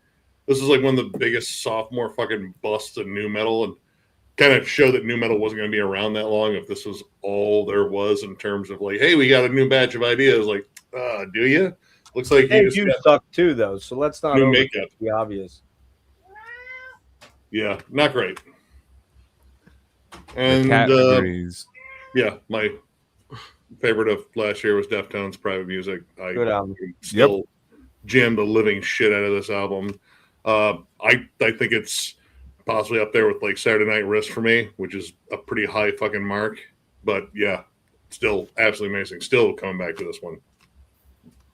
Does the purple CD have extra songs? Or No, something? it's Nah, they just have I have the green one. It's yeah. The green was the standard edition. They just did like a purple edition for shits and giggles and snakes. Yeah, I was wondering about that. Shits, it's giggles. like the color. It's like the colored vinyl thing now. Let's do different colored, so weirdos like us buy multiple copies of shit. You know? I only bought the one copy of Deftones, so I'm not a weirdo. You're just the weirdo. No, you're a weirdo. I bought the green. You're one. a weirdo. No, you're the weirdo, man. You're Yeah, the cat was trying to say something, but we all kept over talking. The cat had his favorite album of the year was. All right, Rick, what do you got? The Castle Rat, I think. So I was on 2 streams, Jeff's and Metallurgy this year. So I'm not going to say a whole lot about these because you can just check it out there. But I was in a unique position to have 2 different number ones for different reasons. I know Logan was on both streams too. The only other one Yeah. in this panel. He stayed consistent. You didn't. Yeah. Well, okay. So the other one I didn't have, gives, Rick? but it wasn't ready to be my number one at that time. So the Gen Dog. It's because you didn't own it at the time. It just arrived. Mm-hmm. So this was my number one on Metallurgy at that particular time. This was interchangeable between this and like the Mesa. For example, so at any one time this could have been, so that particular week, this was it. That's the nature of the beast when it comes to trying to rank this kind of stuff. Being and then in the head. Give it about a week or whatever. So I don't know when we did yours, Jeff. It was like maybe a week later. The third, and you did that one before Christmas with Marty. Yeah, and then this guy arrived. It was roughly 9 days later. And I needed more time with this because I wasn't sure. And the more I returned to it, I'm like, yeah, this is. I've been a Lichgate fan going back of quite a few years now, and Greg Chandler. It just, I mean, that guy to me does no wrong, man. Like I love all his projects, and I love his more avant-garde take with sort of this sort of Black and Doom kind of thing that he does. So this is the latest one, Precipice, because it drops so late in the year. When I don't know when was that, Jeff? December 19th. December 19th. When it dropped, I was like, it's a fucking stunning album. If I'd have had more time with it, it probably would have been my number one too. I was already a fan, so it was a bit of a bias there, kind of. Not a bit, a lot. So I ordered it. I went to Devin Morty. It was like the second to last copy. I got one though. I got one thanks to you from Amazon. You did get the CD was much more easier to get, but the vinyl was definitely so I'm sure Devin Morty will be running more copies of this. But really horrifying, just crazy. I don't know if you guys ever in the panels, you guys are into this project at all. It's easy to say, well, kind of esoteric, but it's not really esoteric. It's not at all. It's kind of a different animal, and so this is kind of Greg's different outlet for that, for a little more experimentation and a little more, I guess, side of that kind of horror, kind of the ugly side. It's like that dude's review on Rate Your Music said it's like being dropped into a medieval insane asylum. It really is. It's that trippy and psychedelic and chamber music and fucking black metal, and Greg's unhinged on the vocals. It's like I don't even know how he does that shit with his voice. It's a brilliant fucking album. Brilliant. It's that good. And that's obviously to me it was year-end worthy. Even with as little times. And Jimmy's jizzing all over it now too, because I sent it. I'm like, dude, Really? you gotta listen to this album. He gets back to me. He's like, I don't know, man. This might be too weird for me. And like 2 days later, he's like, all right, where the fuck can I buy this album? I'm like, that's why I needed a little more time. I'm like, this is because the last release was before 2019 or whatever. It's like an EP. yeah, I just got that in. I just got it in. I haven't listened to it yet. Right, we got Brian. Oh, my turn. Yeah, I will say, number one overall was the Blue House Nord, Ethereal Horizon. Yes. But it's in the car, so I'll just go with my my number two was this cool. Oh, that's wow, look at awesome. that. Spot gloss. Maybe on the back. Am I backwards? Look at Or am I just, serpents. No, that's right. No, dude. Oh, you're good. Company It of looks Serpents. awesome. That's It's killer artwork. called A Crack in Everything. This is a band from Denver, Colorado. They're in that Denver scene. And so they do kind of like what Wayfarer does with, black metal. They do with kind of doom sludge, kind of a slight, not slight, Western theme. So American Gothic. Rustic. Yeah, that kind sludge. of Sergio Leone type, No shit. feel of where they, especially with it's cool because when I saw him live and their bass player actually has the steel guitar that he plays kind of when needed, even live. It's really cool to see them kind of incorporate that into their songs. So yeah, just really stunning piece of music here. It's kind of loosely personal, about like the battle with alcoholism, and they have this kind of theme going through their albums with light. So this is especially if you go back to take it out, there's this, well, if I can get it right, I gotta check that one out. where it's look at kind of that. like darkness and light. Yeah, that's killer.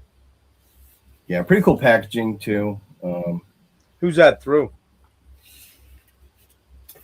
This is independent. So you got through their Bandcamp?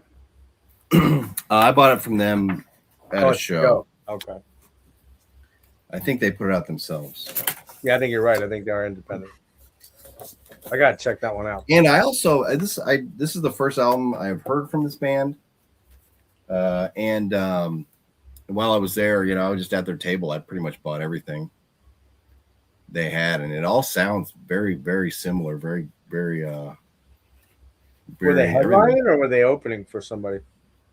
It was just a local show, so they didn't headline, but they were the touring band. Like the rest of them were local bands. Oh, gotcha. They came here, like into my town, so it was kind of a crazy thing. Yeah, very, very small show, maybe 30 people there. But I was happy that to pick this up. It was just, really good. All right. Real sexy packaging too, man. For sure. It would go good with you got a whole stream about die cut packaging, Yeah, didn't you? I'm a sucker for that stuff, man. I love all those little gimmicky things. So do I. Yeah. All right, we're at number 4. Nope. I got one last one. Yeah. What else do I have to say about this album? It's fucking brilliant. It is so goddamn good, man. Going back to the old logo was a good move. Just saw these guys on Saturday. Got to see them at back in May. Wait, where did I? Oh, yeah, at MDF. Saw them. They were mind blowing. Oh yeah. They played one song off this album. They played Serpents, was it? Let me see.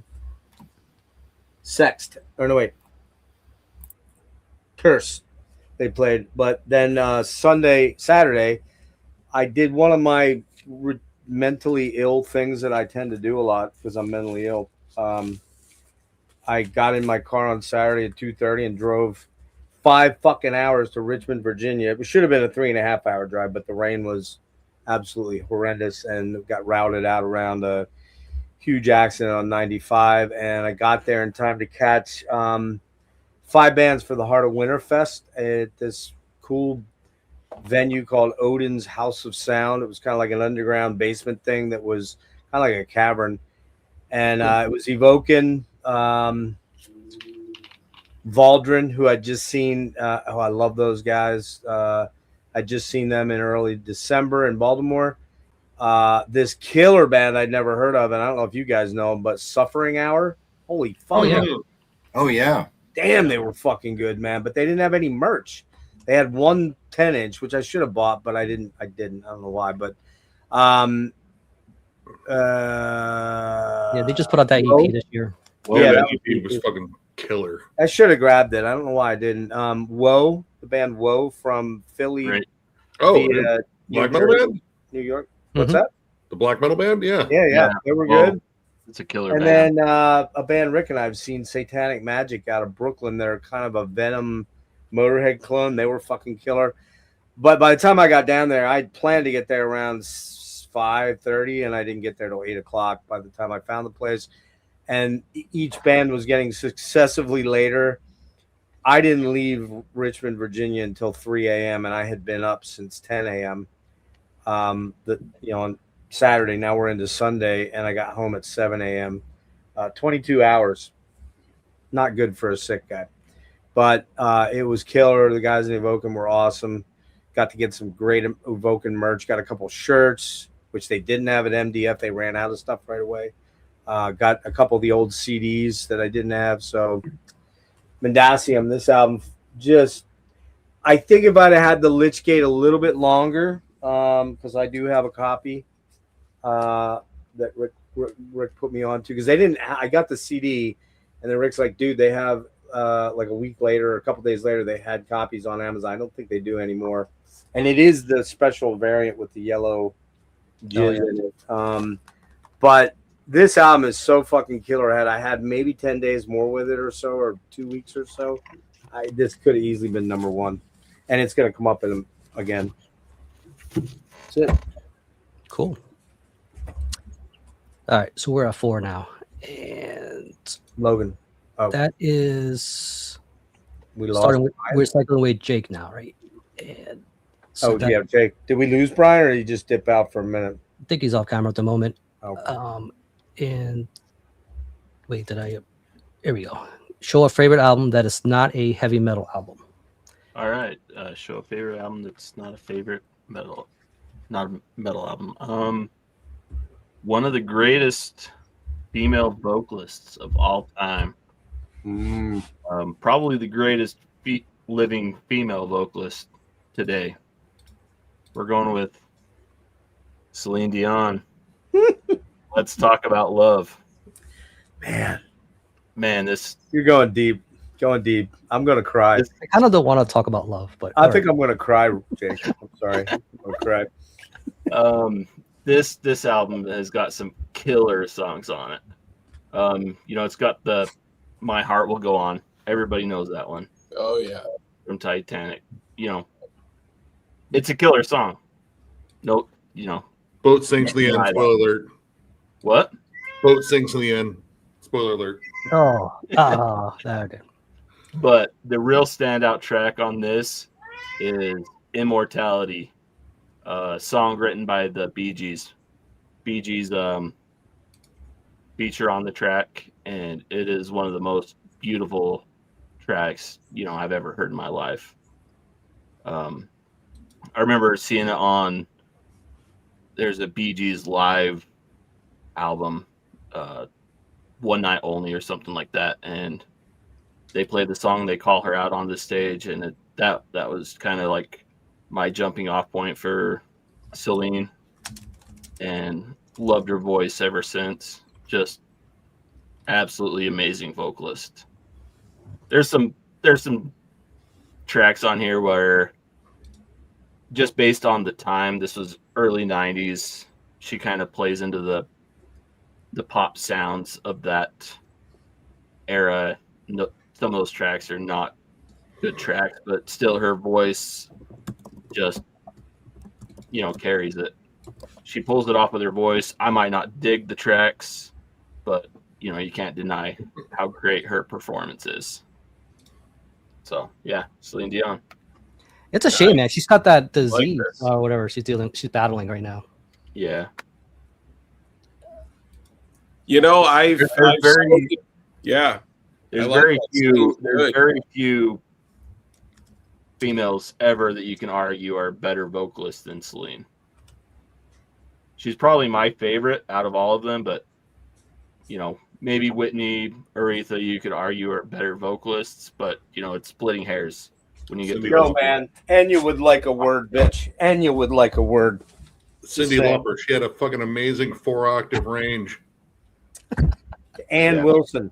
But like when you're at this level of vocalist, you're splitting hairs over who is, you know, the best.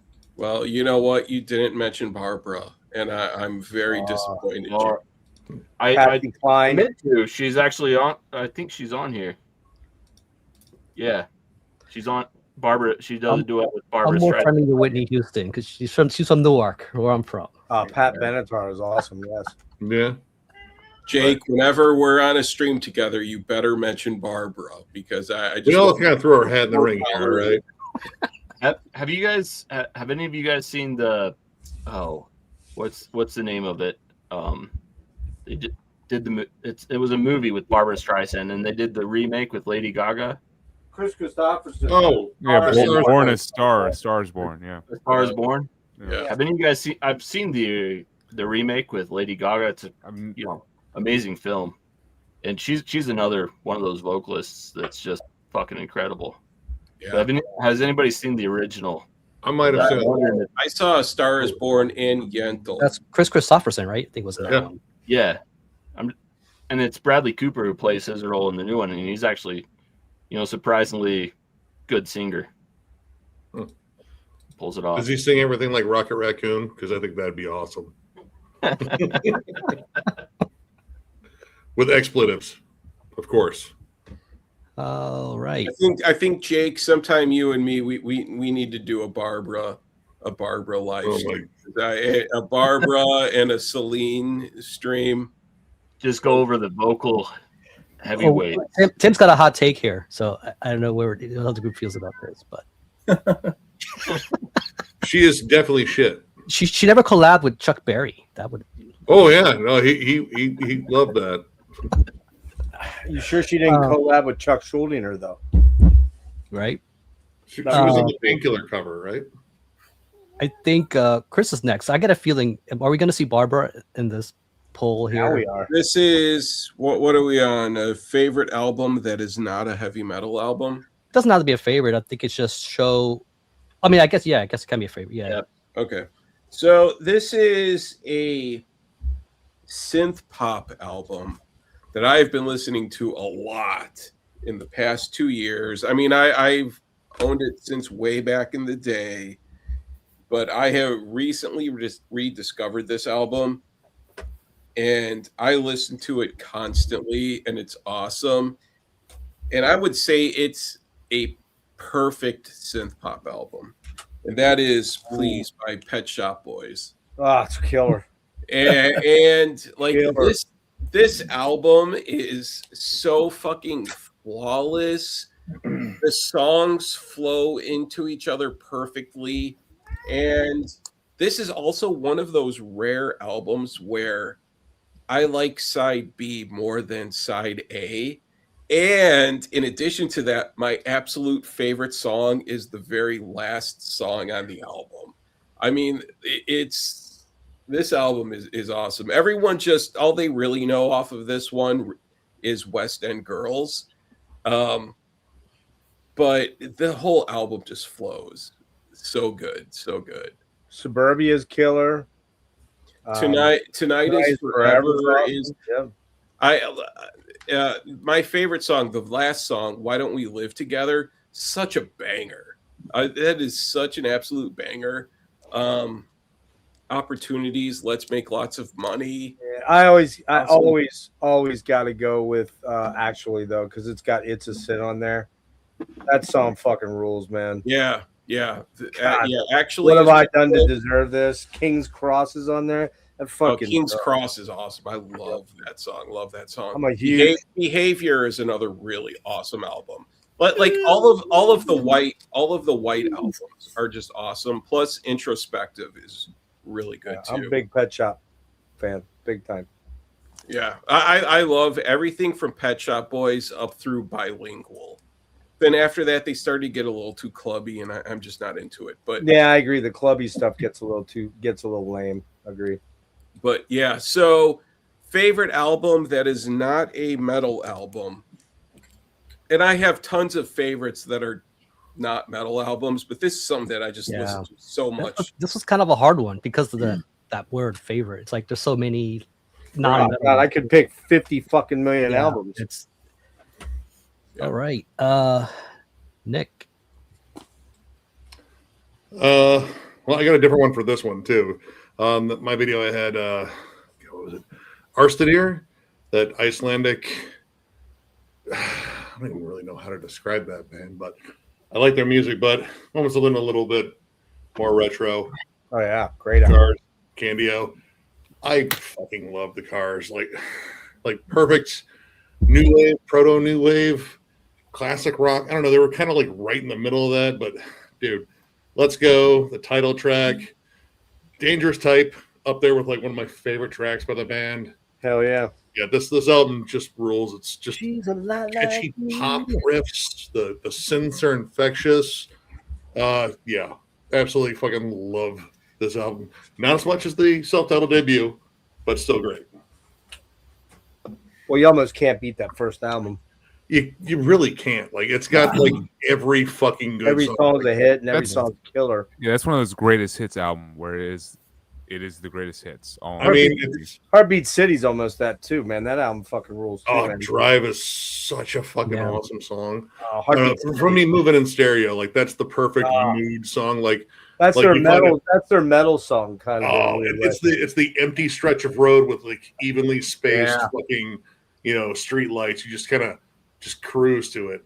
And I like both the vocal styles. Benjamin and Rick's voice were like they have their nice contrast. I love Rick's vocals, but dude, Benjamin was just he was buttery smooth. Like he could croon the panties off of. Drive wouldn't work with Rick. I've heard. I wouldn't know this, but I've heard that Moving in Stereo is a great jerkin song. That's what I've heard. I don't know.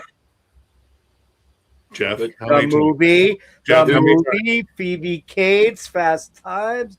Okay. I just watched your. Fucking young, Jesus Christ. I know you grew up with the pool scene. That kind of. I did. Nick, I just watched your Metal Tech video the other day, and I got to say the Arstrader album that you showed, that was a great pull. I love that album. Like it's so light and airy and poppy. Like it's so not me, but I love like every track on it. It's so cool. It is. It's just so like I don't know. Like it's vocally, I fucking love that album to death. Like the vocal harmonies are so fucking good. Yeah, I picked it up randomly because it was like a Season of Mist release, and they had like the hype sticker mentioned like Catatonia and like a couple other bands. I was like, oh yeah, I like those. Let's check this out. Yeah, it's much more like folky and atmospheric and just ethereal than that stuff. There's like chamber music stuff in there, like strings. It's a pretty fucking album. Yeah. All right, where are we at, Rick? I think I'm up next. For this one, and again, it could have went so many ways, but I wanted to go with a black artist because I feel a little underrepresented. And a lot of these, and I feel like this artist is very underrepresented in of itself, just as an artist. It was very big in the '80s, had a string of hits, and can we just talk about how awesome? One of my favorites, kind of voices, but come on, Billy Ocean, man. Yeah. This guy had he was soul, man. The soul in this guy, I don't know if there was the heat in Trinidad or whatever, but my dude, he brought that flavor here. I could have went with any of his '80s albums. A guy had I can went with this one because it begins with when the going gets tough. When you times like these, you put that song on, you feel good again. Isn't that the one that was on River Jewel and Nile? Yeah, it had an awesome video because like DeVito's there. Michael Douglas and Turner and Michael Douglas. Man, it's such a it kind of it makes you want to go back to those times, man, where like the economy wasn't as much shit like it is now, and people still had jobs, and everybody was happy. There was enough blow to go around. Oh, it's the cocaine. The cocaine brought the happy. No, it's this guy didn't need cocaine, man. He was like just infinitely always happy, man. This guy just always made you feel good. I mean, there'll be songs that make you cry. Like there's a song here for every mood, man. Just to kind of Song for every mood. yeah. It's Is there a sexy time song on there, Rick? A sexy time song? I don't know. I might have utilized it once or twice. But yeah, you cannot deny the awesomeness of Delightful. Billy. Awesomeness of Billy. Yeah. Ocean. I think it works. Oh. I'm going with Beastie Boys. Check look at your oh head. shit! Before I was into metal, There you go, Brian. I jumped into Rap.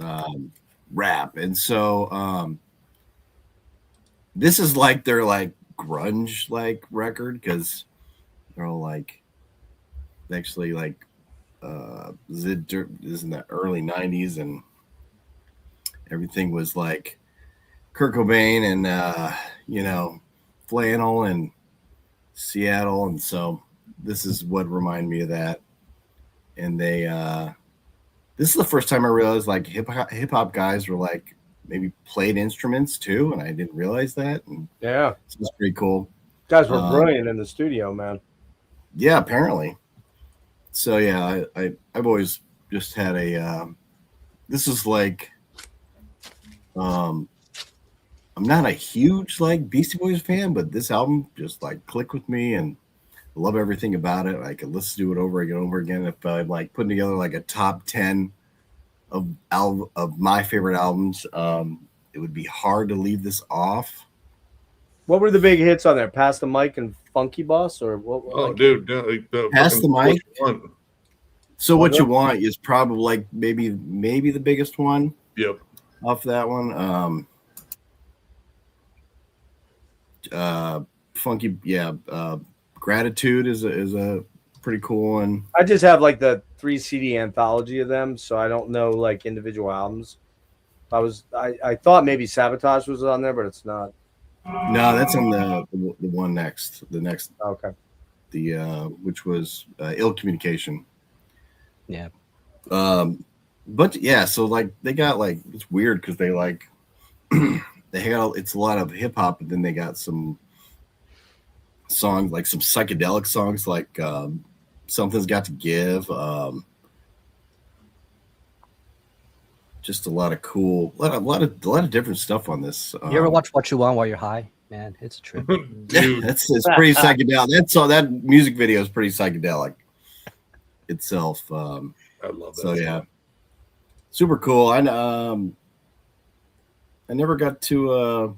I was gonna go see them live when they were touring with like Rage Against the Machine when they had that tour was announced that they were gonna play shows together, and then one of the Beasties like broke his leg or something, so they canceled the whole tour. It was such a bummer. Good pick. I think you're going to be the only guy that picks a rap album tonight, probably. I don't know.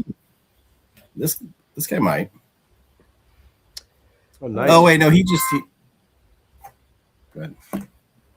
Oh, we got. All right. Well, this man, you guys know I could go on and on. I could go on as long as Rick for this pick. I'm just saying.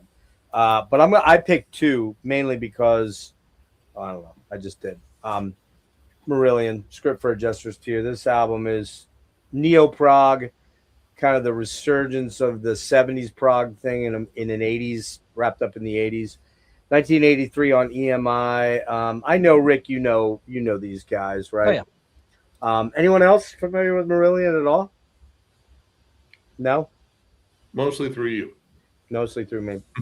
Not that I have a tat of them, like some people may have. Yeah, I mean, I got everything. They were like the working man's Genesis.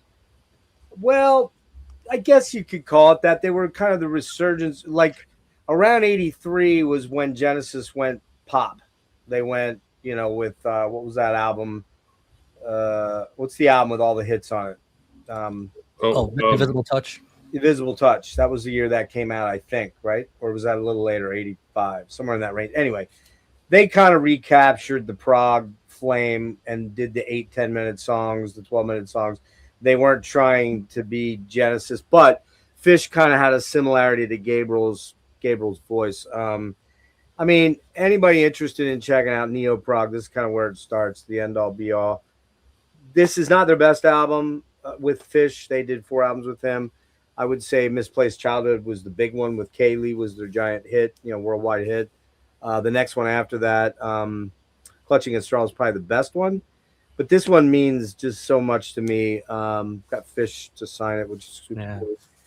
And then another album that just, man, this is, I don't know, this is a spirit animal album for me that just has always meant something to me. And it's funny because Chris hates the Beatles and Marty was saying he hates the Beatles.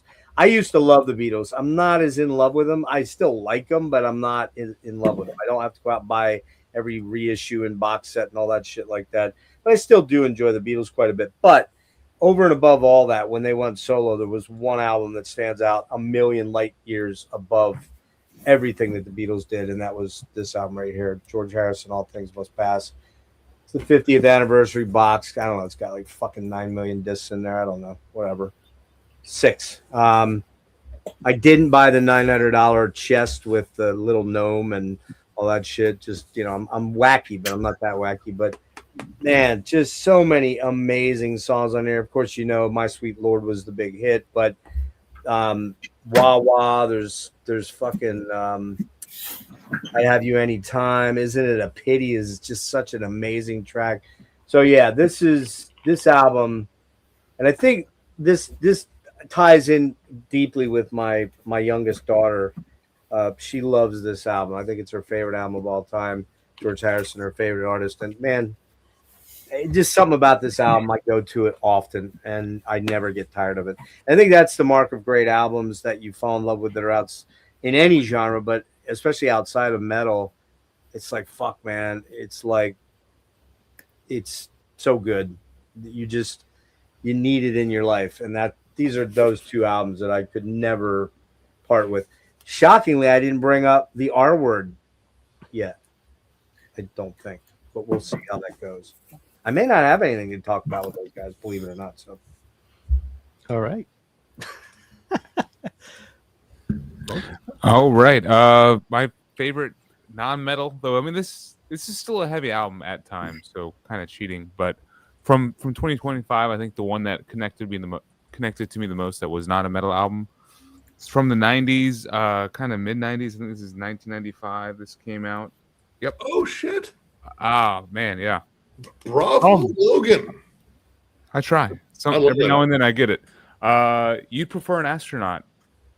So this is kind of a hard to classify album right here. It's like a bit of shoegaze, a bit of the 90s alternative rock, a bit grungy, but then also something just a bit heavier all around. And what to me matters the most is that it hits like a ton of bricks in like the emotional, like depressive level. Like there's some songs on here like Suicide Machine, The Pod, Stars, I Hate It Too, that are just, they just make you feel sad and down, but the feeling of melancholy is so thick with this album.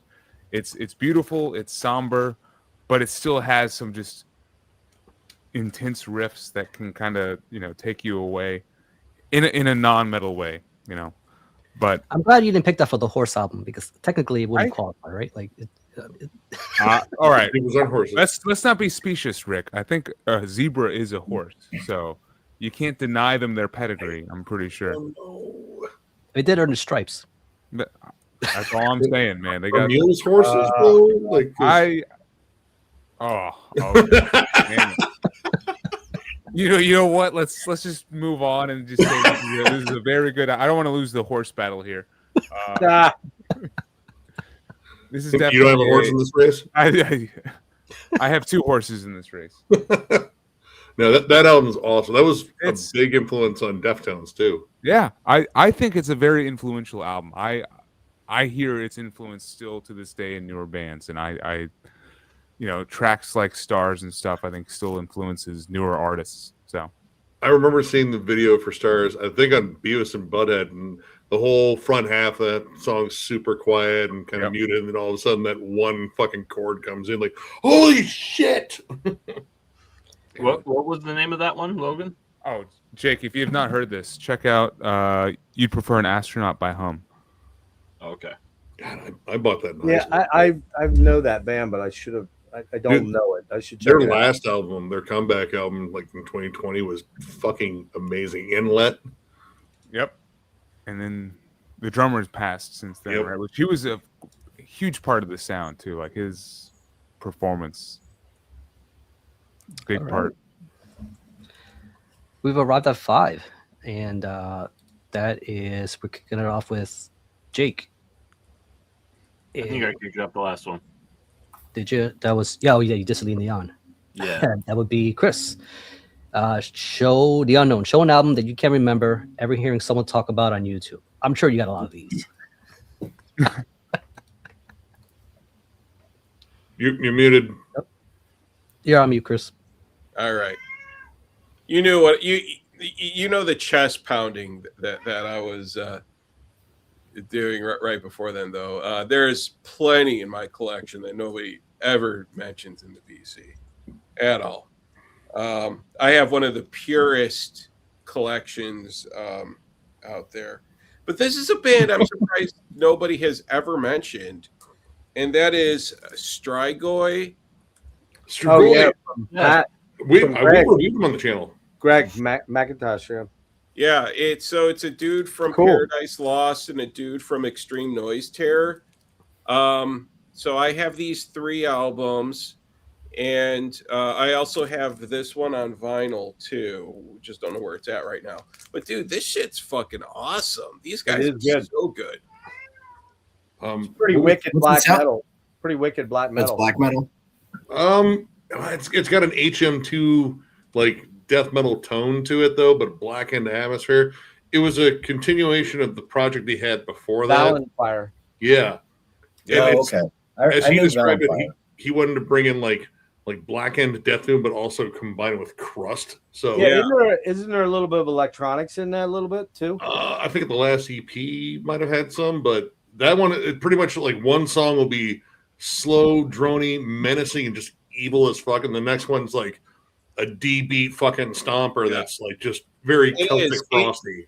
It's like blackened crust. I think would be a good way to kind of classify this stuff. Maybe doomy blackened crust. Filthy shit. Yeah, really good shit, man. Really good. I really like these guys a lot. I think Nick, what you were saying, I think this is the one that has sort of the synthy stuff.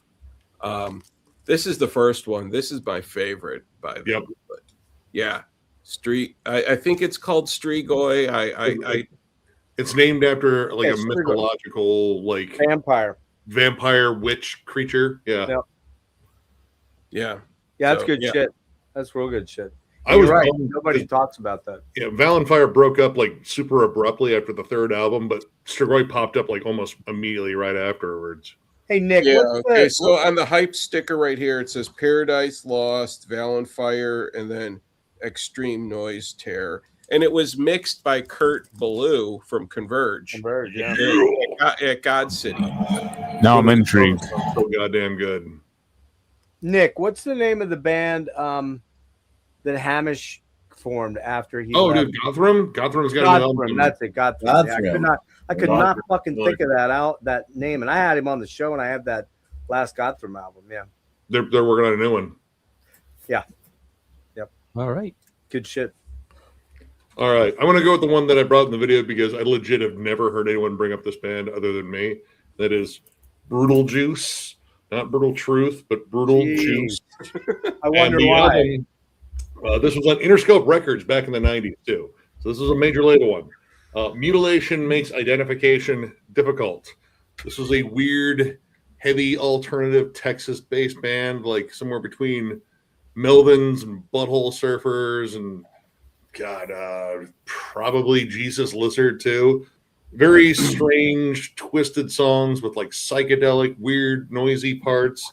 I mean, the opening track is called Kentucky Fuck Daddy. I mean, in terms of a strong opener, I think I need to know this. Songs like Curb Job, that sounds like fun. Character Assassination Attempt, Whorehouse of Screams, and Burp Gun. Jesus Christ. This is like back in the 90s, like, I was always looking for strange bands to show my friends, and I remember picking this one up in a used bin, and it doesn't sound like any other band that I think I picked up back in the 90s. Like, they just had this weird sound, like it was heavy, but it was more like a punk and hardcore heavy. The vocals were weird, like sometimes they were more spoken word and narration, and then they turn into like screams and fucking laughter. Truly bonkers band. I think they might still be around, but yeah, this was their big major label splash, and it kind of made no splash because they're too fucking weird. But you know what? Like, I think if I could criticize them on one account, not that the song titles are bad or anything, because they're amazing. The cover? Boy, that artwork right there, the blow up love doll really is. It's not a blow up love doll. I believe it's a cherub stretching out the entrails of something. Wow. Looks like I think it unfolds. Let me see. Looks like that blow up love doll you sent me a picture. Well, I mean, I didn't send you that. No one sent you that. You bought that. I mean, we do get a bloody toilet right on the Jesus Christ. Come on, Jeff. We know you've been there. Wait, who was this on? Interscope. That makes sense then. That makes sense. Yeah, like a very, very 90s looking band too. Oh, big time, yeah. Yeah. Again, if you manage to find this album someplace, check it out. I even got the promotional sticker, which the fucking cocks put it right on the fucking sleeve. That's just stupid. Whatever.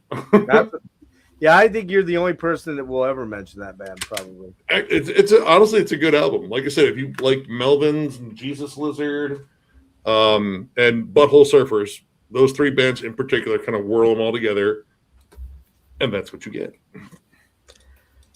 To try to blind buy that, and you're walking across that, it's like, what would you think, right? I don't know if I'm taking it up to the cash register, like you're really into this. Like, I don't know yet, but at $5 says I might be. $2. Crazy. All right, I guess I'm up next. So one never talks about on YouTube, and I believe this is one of the great funeral doom albums of the 2020s. So I got into this band with the last one with Dantalion, and the name will tell you right away. It's that kind of category. It's slow. Oh wow! It's called Slow. Literally. This one you sent me today? I think you sent. I sent you a link to one of the songs. Was the second one? I think it was Baron, which is like 11 minutes. I mean, when you see something like this, and it's four tracks, you expect a long run. Yeah, that looks really familiar, Rick. You might have gotten some mail. Let me put it in the chat here, just because like the name of the album, it's kind of strange. It's called Bimes. They're from Belgium, so if that says anything, here we go. That it's a 2-person project. I know what's her name, Lord. She came on a little later on, so this band's been around a little while. They're like 7-8 albums in, something like that. And what's weird is that, unlike a lot of traditional funeral doom bands who like wait like 5-8 years before they put out an album, if you follow Vulcan, if you're a fan of Vulcan, especially the early stuff, this will be more your bag. Shape of Despair, a lot of comparisons to that. Wow. That band Coliseum that's no longer around. It definitely gives me a lot of those vibes. The guy was behind this is the guy behind that band Clouds. If you guys know that. Oh yeah, I remember that name. It's that guy. I didn't realize that Clouds is killer. Yeah, it's the same dude. I don't think he's no longer in Clouds. So he's moved on to this project. Yeah. He's one of those prolific guys, man. If you follow his page, he's got like a billion other things kind of going on. Slow started out as a not quite funeral doom, it was more experimental, kind of atmospheric, a lot of ambient kind of stuff, and it sort of morphed into this. around 2017, 2018, and that's when it started to really pick up the funeral doomness, and it just kept getting better and better. Really good production. This is really crushing, really heavy. What year is that? This was 2022, 23. Oh, It's recent then. Okay. not that long ago. Yeah. And that's why I kind of brought it up, because I'm like, this is, to me, not quite a 10, but it's definitely an 8 or an 8.5, 9 for me. It's really good. And it kind of puts you on this ride. Like when you're listening to this and you looking at that cover, you're gonna go on this gigantic crushing journey. Like the riffs feel as heavy as these waves, as large as these waves are. And just looking forward to the next one. Just kind of see how they're gonna outdo this one. But no one talks about this project. The usual suspects get brought up for good reason, and Esoteric and all these other projects. But Slow is another one that I think is worthy of those aforementioned bands. So nice. That's a new one. Right. Oh, my turn. I will preface this by saying I haven't watched much YouTube the past year, but good man. Prior to that, I never heard anyone talk about this album. And if any of you guys know about it, let me know. Oh yeah, Prophecy of Doom. Oh, don't know that one. That's a pretty cool looking. Acknowledge the Confusion Master, 1990, from the UK. All right, yeah. Well, I'm doing pretty good. Yeah, it's a weird one. It's weird to describe. It's a little weird, but it's death metal. This is a reissue on Peaceville. It's kind of cool. It was originally out on Def Records, but where it's are they death from? metal. England. Oh yeah, you said that. Sorry. So yeah, it like popped up randomly, like on, I don't know where I saw it. Maybe I was on Instagram or something. So, okay, well, Marty knows about it, but I just never seen anyone bring this up. And then I listened to it on YouTube and thought it was really good. And then the next time I was in a record store, I saw the reissue there, so I grabbed it. Pretty cool. I don't really know much about these guys, but it's good, like 90s UK death metal. Just a little bit of Doom influences. They haven't really brought them up because you say you're not into grindcore, right? I'm surprised you brought them up because they got a little crust in them and a little bit of a but it's like I said when I was talking about that Terrorizer album. It's not like, if it's here and there, it's okay. The vocals on this are it's kind of a typical death growl, and then sometimes there's these like high pitched like shrieks. It's kind of funny, but kind of a typical 90s death metal photo shoot there. A lot of bands met up at that tree. Gotta get the whole tree into shot, Just... Yeah, I thought it was pretty good. Yeah, another one I just I never seen one bring it up. Maybe because it's kind of weird off the cuff. Interesting. Worth checking out. They don't have a large discography either. That's probably why. They're just, I think they. No, is this and then like some, I think another full length in 92, and then I think that's about it. Yeah. Looks like maybe there's a demo in 96. And then just gone. I don't know. I don't think any of the members went on to anything else. Yeah, they did 2 full lengths. ALO. And they did 2 EPs.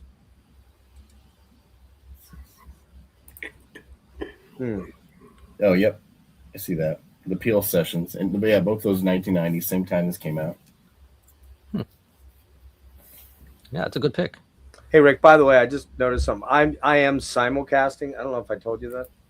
So I think I saw that in the comments. It looks like some people were commenting. Sometimes you're getting double comments in there. Yeah. There's like 12 people over on mine and 16 or 18 here. So about 30 people. So I'm assuming less people are watching double. Thank you, everybody. Good turnout. It's good. Yeah. All right. I think you're up next. Yeah, I got 2. I'm not going to say they've never been talked about, but rarely ever are talked about. Rick's going to, and this one, Rick's going to go, oh, yeah, of course. because he bought me a copy of the reissue, God, 5 years ago now. I just grabbed it on CD. I found a cheap copy of it, and I'm like, why do I not own this on CD? Used to own it on CD. This Logan falls into that. Why did I get rid of that thing and had to buy it back category? Because it's literally one of my favorite fucking albums. I have no idea. I may have lost it. Somebody may have ripped it off or something at a party or who knows. But that is, I'm sure this has been talked about by a few people, but it's not a regularly talked about album. And I'm kind of shocked that Dennis, that I didn't use it as one of my forgotten metal gem of the 80s and 90s picks. That is Fear of God, Within the Veil. Man, this album, Rick, I know you know this album. 91, I believe. I don't know who this came out on. Warner Brothers, I guess. Yep. Dawn Crosby, rest in peace. She was the singer for Détente, originally a LA thrash band. And then they kind of morphed into this super haunted, super fucking dark, doomy metal band. They're not death metal. They're not black metal. Dawn had a super unique voice that you really had to get into or you just didn't get into. I understand it. You know, it's an acquired taste with her voice. It's so fucking haunted and broken and fragile. She died at 34 years old of alcoholism, I believe. She drank herself to death. Rick knows. Does anyone else know this one? No? Crickets? I want to say that looks familiar, but it's probably because you brought it up before. Right, because I've talked about it many times. Yeah, I know Fear of God. Yeah. Yeah, fucking, man. The guitar tones on this album are so fucking ghostly. Not to be confused with the grime band. There's a grime band with the same No, not at all. So that's one, and then more in the hair because no one's brought up any hair. I got to bring some hair up, although I don't really necessarily call these guys hair metal, but this album came out in the zeitgeist of hair metal at the very beginning of it, 83, I think, or 84. I forget which one. That'd be Stone Fury's Burns Like a Star. Again, you guys probably don't know this unless I've talked about it, although Rick, you probably know it. I got that CD. Lenny Wolf, the singer of Kingdom Come later, sang on two albums. The weird thing about this band is they were kind of put together in LA like to be a studio band. I don't think they ever played live as Stone Fury. But their second album, they generated enough interest with this Burns Like a Star, and I would call it kind of like Led Zeppelin meets Rat meets Dokken. It's in that vein, but a little darker sounding, a little heavier, a little riffier, maybe not than Rat. Rat's pretty riffy. But the singer had this really like Robert Plant-ish voice, and then when they went on and did the first Kingdom Come album, they got, this is a Zeppelin clone band. And that first album is very Zeppelin clone-ish. I love it, but very Zeppelin clone-ish. But they didn't last very long because the second album came out and it's like a fucking synth band. They went super decent. I like the album Too Late.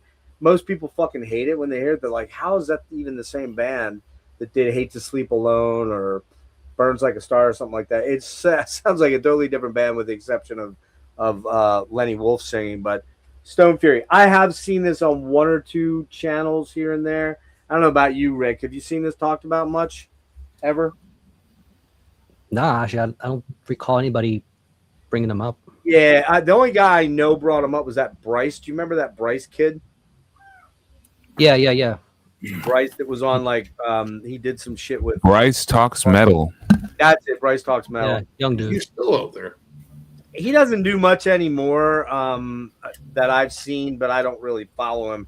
He and I had a little tete-a-tete about one Donald J. Trump, and it didn't go so well. So that was the last time we talked. Yeah, well, there was something about Blackie too. It was to do with Blackie, and I was like, fuck Blackie, although I love his first. I really like most Wasp, to be blunt, but I can't stand Blackie. Fuck that guy. I got that Fear of God on cassette tape, actually. Oh, do you really? Check that out. Hey, dude. Look at that. You, man. Yeah, it looks cool on cassette too. Yeah. It's got a little puncture hole, yeah, the cutout thing, yeah. So is that like death metal or like a weird in between kind of album? It's kind of got. I got it queued up for later. You really should check it out. It's got some thrashy bits in it. It's got some dark, sort of doomy riffs in it. Dawn just has the most haunted vocal. I don't know, Rick. You Cool. chime in on it. One thing I love about the '90s is those gigantic advisor stickers, man. Like they just kind of takes you back. Yeah, and this one is actually on the. You like make it really big. Yeah, like It's printed on. Oh, it's not even a sticker. As opposed to being an actual sticker. They but really you know, wanted you to know.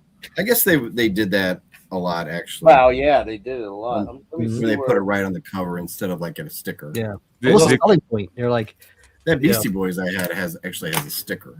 the I Cannibal buy a Corpse. lot of shit because of that sticker, man. Just, I don't know what I did with my copy. Oh, here it is. Yeah, look at where it's at. Big Yeah. prominent. That was That's a good some old. time. That's a good old PMRC days right there. Yeah, Tipper Gore. Tipper Gore, fucking Frank Zappa, Dee Snider, all those guys Yep. going in there making them look like fucking fools. And now we got a president going like this to an auto worker because he voiced his opinion about his, Epstein cover up. Okay, I'm sorry. I'm sorry. Yeah, I love that Sorry, Scheinberg shirt. we're at Logan, right? There you go. We're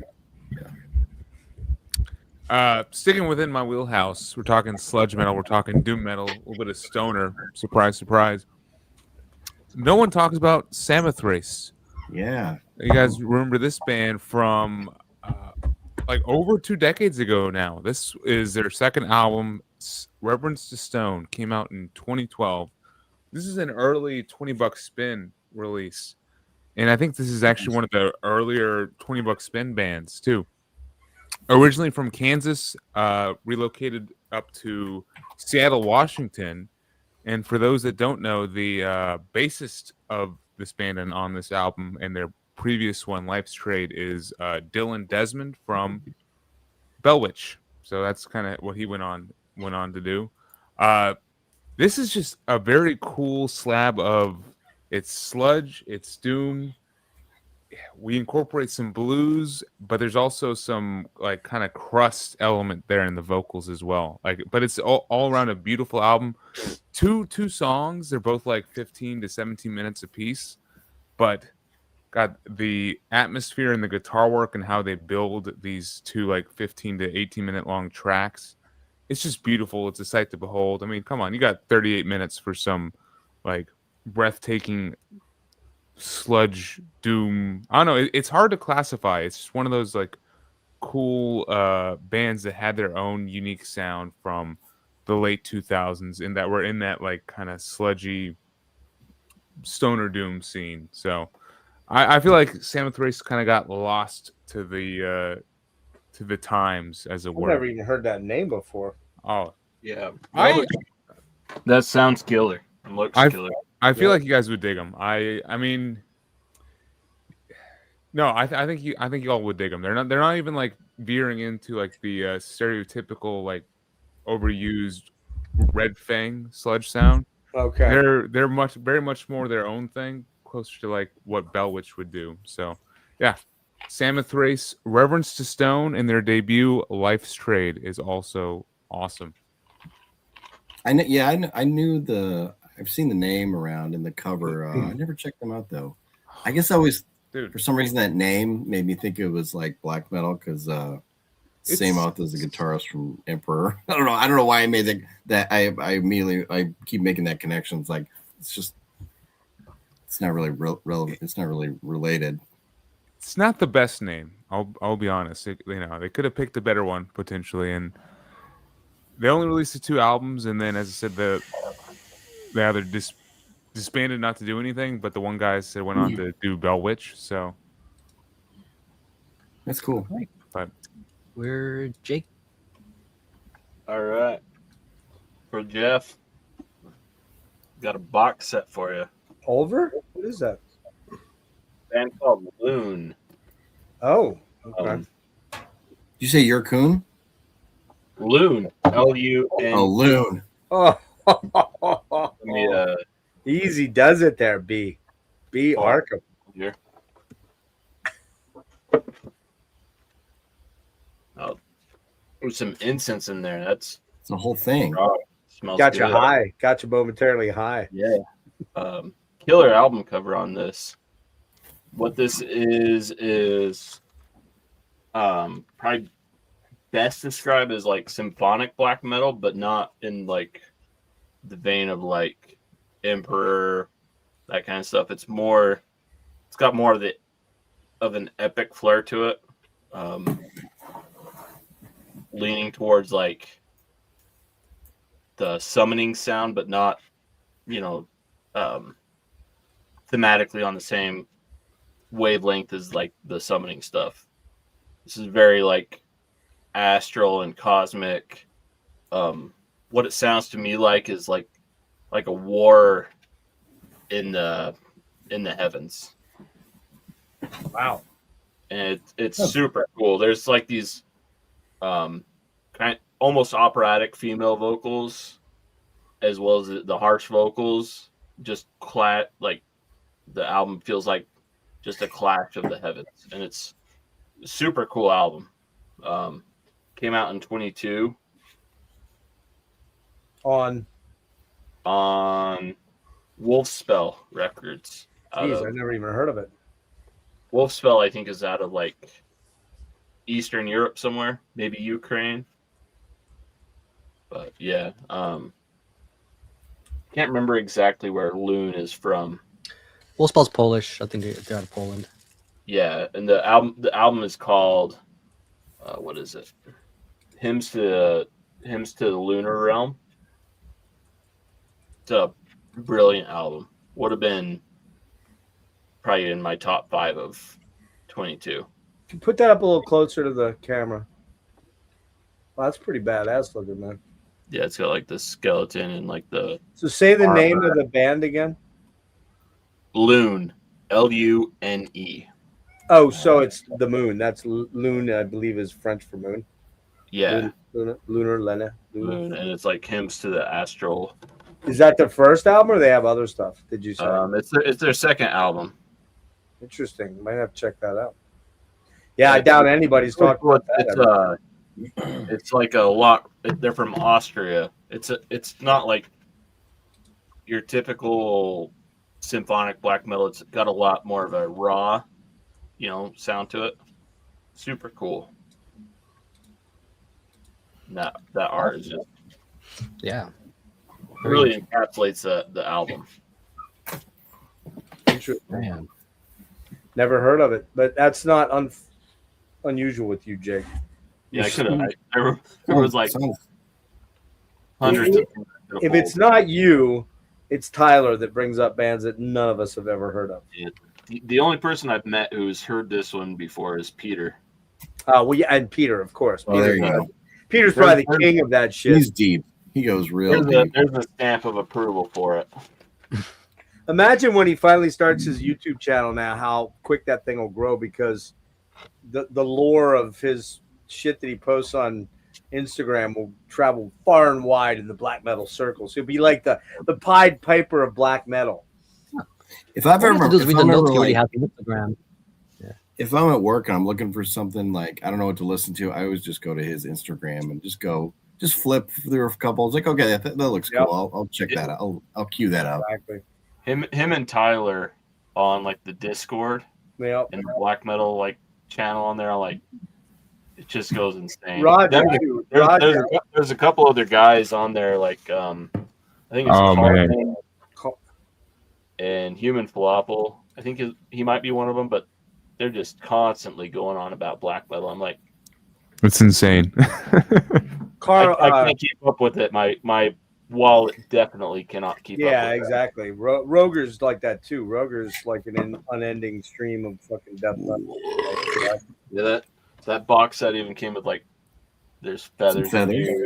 Yeah, some raven feathers. No, that's annoying because I never know what to do with those, because I want to file it with the rest of the shit, but I'm like, and I get like this fucking leaves and shit with these black metal like boutique label shit. And I'm like, what are the that stone? Didn't that come in a box? Yeah, it came in one of those little flip lid boxes. I just leave it in here. Yeah, I have the only thing out there was the T-shirt. Looks like a backgammon set. That Natrunar band, Jake. Natrunar did the album Wolfstude, which is the one before that. Prima, the last year's one. Yeah. Wolfstude came in a box like that, and they only did 50 of them, and I tracked one down on Discogs and paid way too much for it. And it had like a bag of like ashes with little bird bones in it and shit like that. I'm like, what the fuck am I gonna do with this shit? You know? Comes with a numbered owl pellet. Yeah. Yeah. Some rabbit pellets or rabbit or dung. I got a Fresh tape. rabbit It's feces. like this indigenous black metal, and it came with like soap. I'm like, I guess With I could what? use the soap. It came with like a little Soap? piece of soap. Yeah, Jake might know what I'm talking about.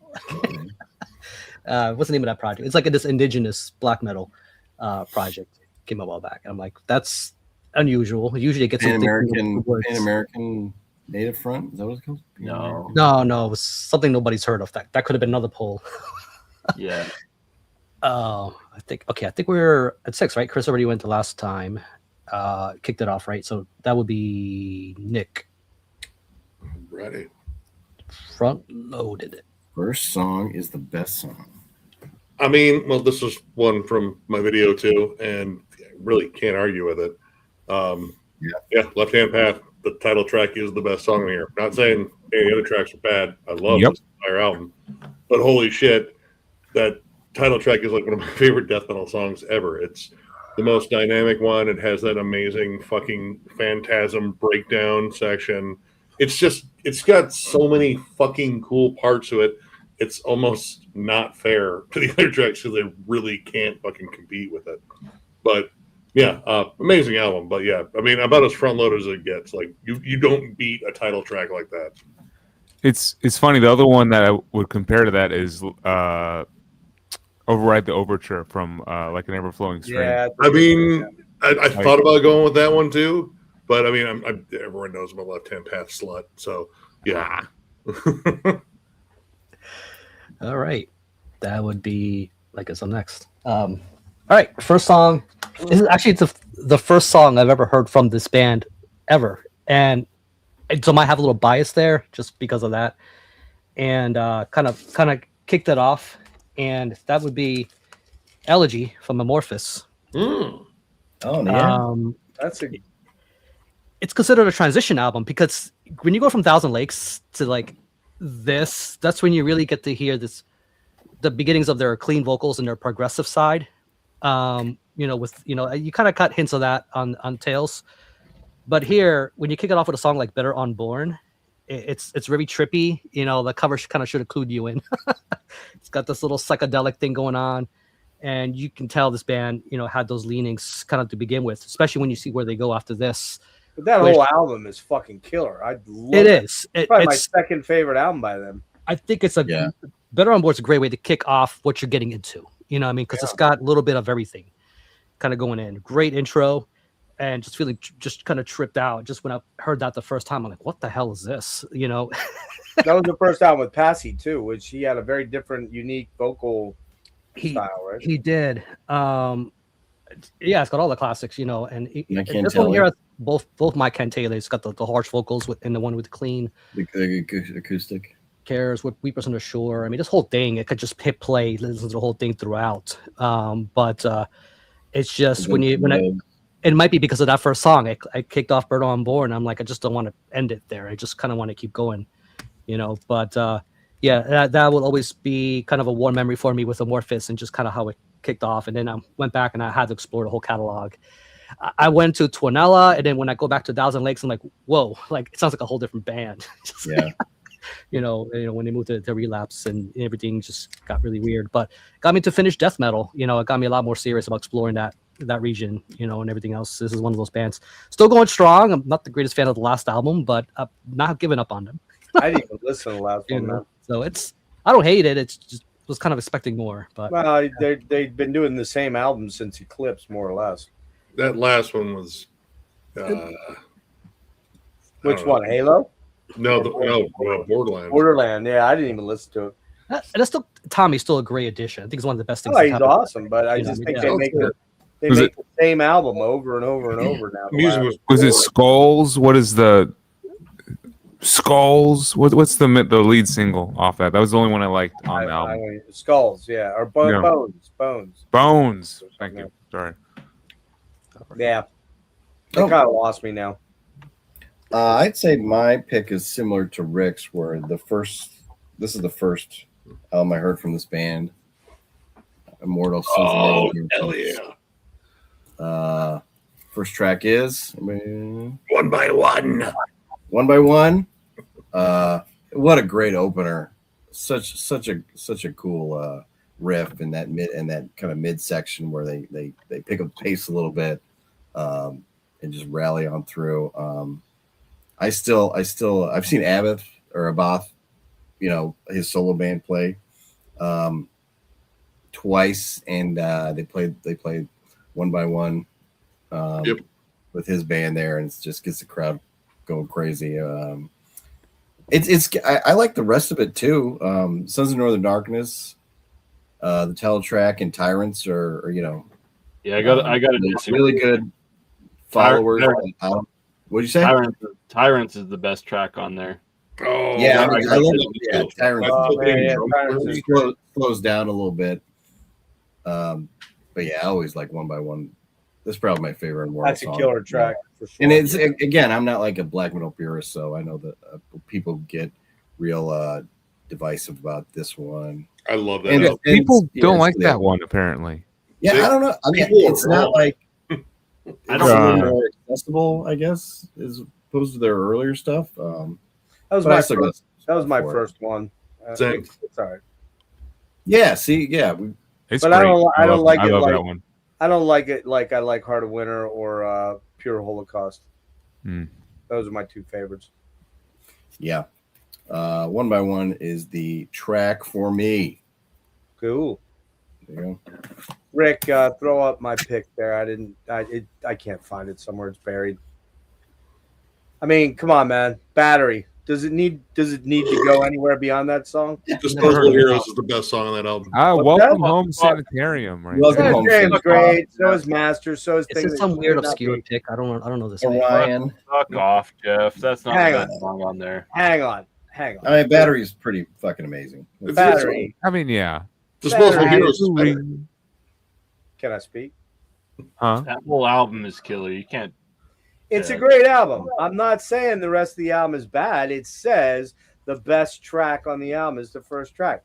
The Battery is the best song on the album. No. It smokes the rest of the album, but the rest of the album. Disposable Heroes is the best song on the album. The rest of the album is a 9.75. Battery is a fucking 10 out of 10 banger, mega banger.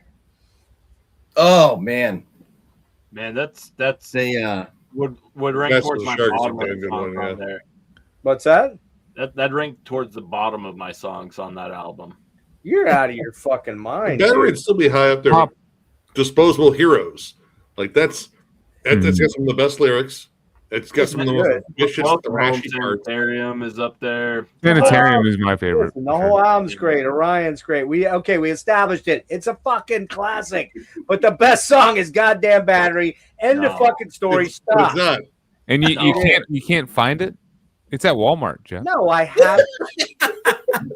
I have it in We're my. the biggest metal band in the universe. It's I remember in having my- like middle school cafeteria like conversations about this. I own the original fucking CD. It's somewhere in my closet somewhere, and I'm not. I haven't come out of the closet for a while. So Have you listened to like Damage Incorporated or it's Disposable killer. Heroes? Damage Incorporated is killer, but Battery is the fucking track. God damn! You should come out of the closet though, Jeff. Listen, you bunch of fucking pink panty wearing posers. Do not come at me. All you guys were shitting in your diapers when this album came out. I was not. I saw him open for Ozzy bitches on this tour. Did they play Disposable Heroes? What? Did they play Disposable Heroes live? They played Sanitarium, Master, Battery, and Thing, I think. I'd have to look it up. Pretty sure that was it. And then they played Trapped Under Ice. Oh man, I was fucking high as fucking drunk, so I don't remember exactly, but sorry, it was So your 1986. judgment's skewed, I think. It was 1986. I can't remember yesterday, so come on. Actually, I have a good memory, but I don't remember that particular set list. I'll look it up though. We'll find out. I do want to say Are we all in agreement that Jeff's wrong on this one though? Cliff No, went out with yeah. a banger. That That's was just, Yeah. you know, definitely Cliff, wrong. Cliff put out some of his best material. Jeff's wrong here. No. Definitely. Jeff is never wrong. Jeff is full of shit. He's never been wrong. I think we've reached. I've never been to Walmart. I was only in Walmart yesterday. That's a funny story. And that CD was there. There you go. They opened with Battery. They Yeah. played Master of Puppets, For Whom the Bell Tolls, Sanitarium, Ride the Lightning, Thing That Should Not Be, Seek and Destroy, Fade to Black, Creeping Death, Whiplash, Am I Evil, and Damage Incorporated. Now that's their. And that looks awful long. That must have been when they were. And out of everything you listed off there, Battery is my least favorite song. Here it is. April 20th, 1986. They played 9 songs. They played Battery, Master of Puppets, For Whom, Ride the Lightning, Fade to Black, Seek and Destroy, Creeping Death, Am I Evil, and Damage Incorporated. So there you go. And look, I'm right because they opened with fucking Battery. End of story. Move on. Yeah, you always, Name the album. you always play the worst song first and get that out of the way. Where else can you buy a Walmart record? A Metallica record? And wait, you guys say I can get a Walmart and get this on vinyl? Are you serious? Yes, you Oh yeah. Well, probably tonight, right now, if you wanted to. you should probably listen to 24 hours. Now our local Walmart's now closed. That's the one album Mustaine says they stole his riffs. You know, They he's did. clear on that. You can probably get the CD for like $7. By the way, guys, just so you It's know, 5 at my Walmart. If you want just it. so you There know, go. Yeah, Um, 5. Riley Gaines has bestowed our president with her 5th place award in swimming. Well, she tied for 5th place. Well, he Thank you, does Riley. look buoyant. She tied someone else for 5th place. But that's good of her. That was big on her. We'll move on to Logan over here. Here, Jeff, I'll try to take some of the heat off of you with your Metallica pick. Yeah, please. How about this one right here? What do you guys think about this? Is this Love is that. that? Are you out But- of your mind? Oh, see, there we go. I don't know if I can agree with you either, Logan. Really? Oh, dude. Victim of Changes? Victim of Changes is the best song on the album. Period. Oh, It the actually, Ripper, though. Come on. no, it's way. Oh, come on. Victim of Changes is way better than the Ripper. It's 7 minutes. It's got like Yeah, I agree that- with Logan. that iconic riff. It's the best song on the album. Period. And actually, it's the only song on this album that has that feel, and then it kind of gets a bit more simplistic. And a No, bit you're more right. I hard didn't rock. realize that was the first song. Like Never mind. You're 100% right. it peaks, I mean, and then look, for yeah. me, honestly, it bums me out a little bit because I wish I could like Sad Wings a bit better because it's not one of my top like 3 Priest. It might be in the top 5. Oh or man, 6. Dreamer Deceiver is pretty goddamn good. Oh, though. Yeah. Fuck.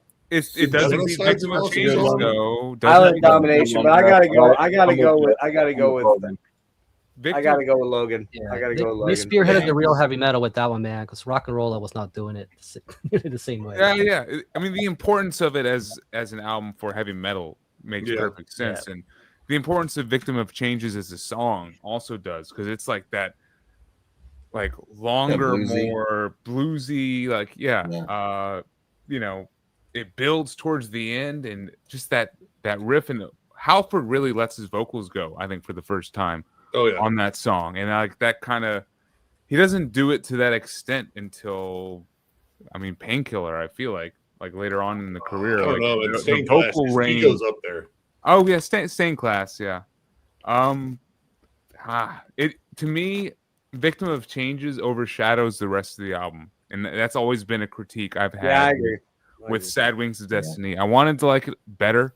I would love to put this up because my favorite Priest are like Screaming for Vengeance and Stained Class. Yep. I would want to have Sad Wings like maybe above those, but I can't because Victim of Changes is here and the rest of the album is a step below it for me. Just because of it's got such a dynamic range and the quality of the songwriting I think is a step above the rest. You'll have to go like Unleashed in the East, maybe. Well, that's cheating a little bit. That's like the Yeah. live album right there, you know. Kind of a greatest hits. Yeah, that's With all the greatest hits on it. Yeah. Yeah. Yeah. Kind of hard to. I'm Still just great saying, album. you guys. I'm just saying, you guys are fucked about. Oh, dude. No. Sanitarium. I am not letting it go. Disposable Heroes. What's the song they used in that huge TV show? Oh, Master of Puppets. I would even take Master of Puppets over Battery. Actually, I would. There's 4 or 5 songs on that album that top Battery for me. Wrong. Go ahead. Any of you guys remember? Any of you guys remember a YouTube channel years back? The Guttural Monk, Pete. Yeah. Monk. Yeah. Yeah. He's good. That guy had some fucking crazy shit, man. Anytime this topic comes up, the first album I think of is this Apocryphix, which was he was the vocalist of this band, which is why I ended up checking it out. And holy shit, the first track on this, where temples are older than trees, that track should be the closing track of this album, because it is so much, it just has so much more heaviness, everything to it, than the rest of the album. Where if every other track on this album was building up to that track, this would be an incredible album. So they shot their wad out of the gate. Oh yeah, they shoot their wad on their first track, and it's not to say everything else on here is bad. It's not. It's still pretty good, but after hearing the first, where temples are older than trees first, you're left wanting for that track, and everything else just comes in under that. And so if they put that at the end as just the punctuation point on the album, it'd be an incredible album. But I mean, it's still a damn good album, but you change that up a little bit and put that at the end, makes the album hit that much harder.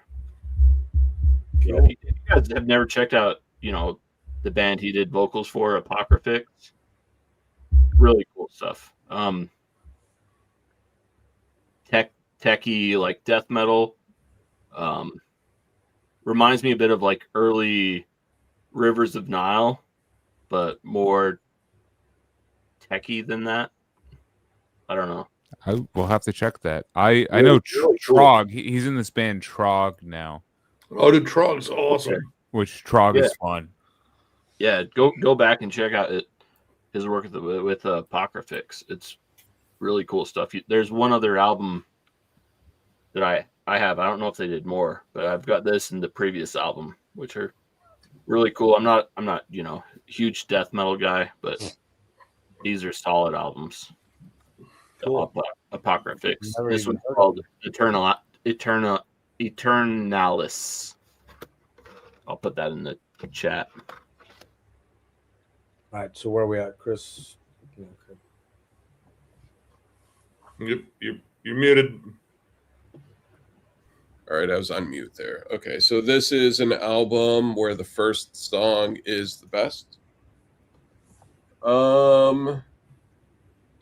Okay, this is an EP, but the first song is the best, and it's also an opportunity for me to flex the first song that is the best. This is the sealed copy of Haunting the Chapel that I just picked up when I was damn it, Chris, with my parents for Christmas. This EP is always forgotten. When we talk about Slayer albums, everyone always forgets about this one, but Chemical Warfare is such an awesome song. Oh yeah, it's badass.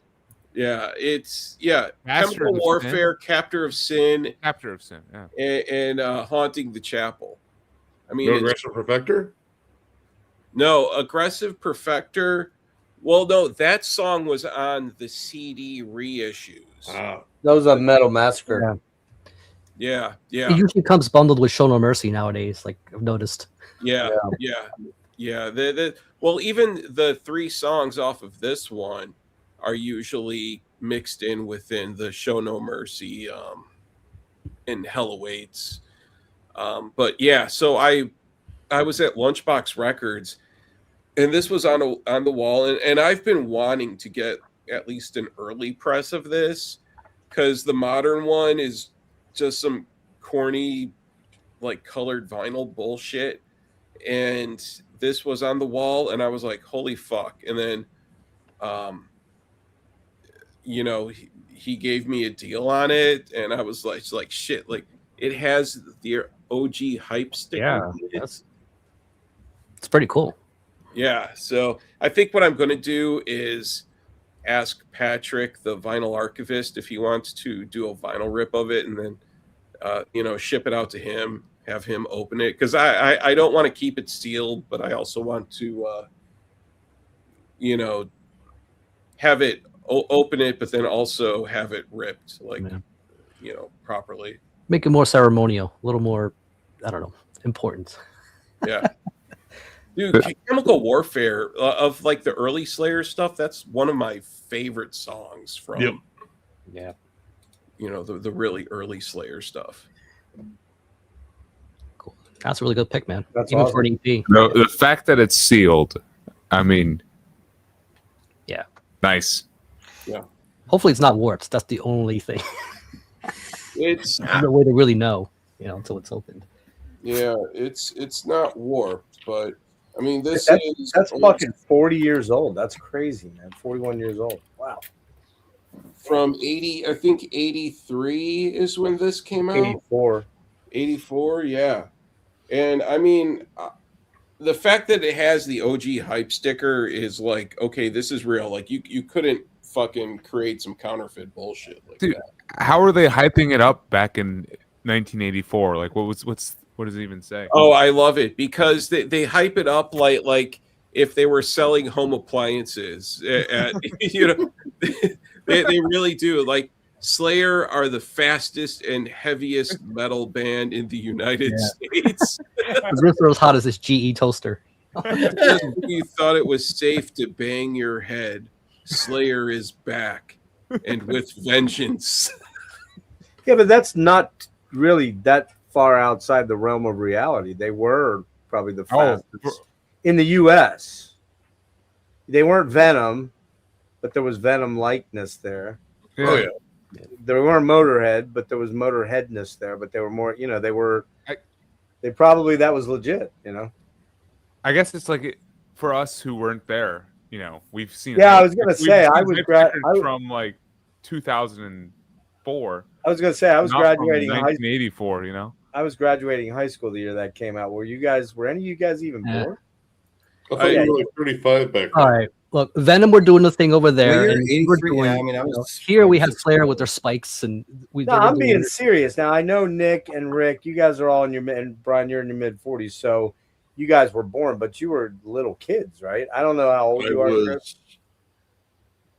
Chris is a little older. 5 or 6. I'm kind of offended. You don't think I was listening to Slayer when I was 4? You were born in 80, right? Right, Rick? When were you born, Brian? I was born in 80, yeah. 78. 78, so you were 6. Logan was not alive. Neither was Jay. Chris, how old are you again? I'll be 50 next month. All right, so you were, when were you born? 77? No, 76. 6, right? Yeah, fuck, man. God damn, I was banging chicks already. No, I'm just kidding. Well, maybe. So, Like, We still are banging chicks. that's true, and I'm not. So there you go. Good trade-off. That is a trade-off. I'm not sure I have enough energy for that. Anyway. So, like right here is an awesome pull quote about Slayer, in that haunting the chapel proves without a doubt that Slayer are still the kings of the speed metal hill. Right. As Yeah, usual. they weren't Between calling it thrash Lars and yet. Jeff Hanneman and Kerry King crank out solos Yeah. so fast that the majority of the competition would go blind trying to follow them. But that That's also a hype sticker. They were still that called kind of speed metal points well after out that. the fact that kind of points out the fact that thrash really didn't become a word that was utilized until 86ish, 85, 86ish. I mean, like, what, maybe right around then. But they were calling Metallica it was speed metal. still speed What's metal. Yeah. It was still speed. All right. Nick. All right, what are we on? Front loaded? I already did front loaded. Yeah, you did that. I think we're up to. We're on 7 already. Yeah, I think we are. Right? Okay. Shit. So you're the first one, Rick. So that would be show an album that you think would be better if it were longer? Yeah, because I did it more. All right.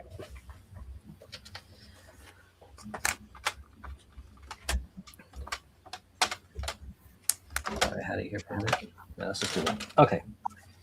So this one is a grindcore project, and I feel like it's a bit of a modern classic.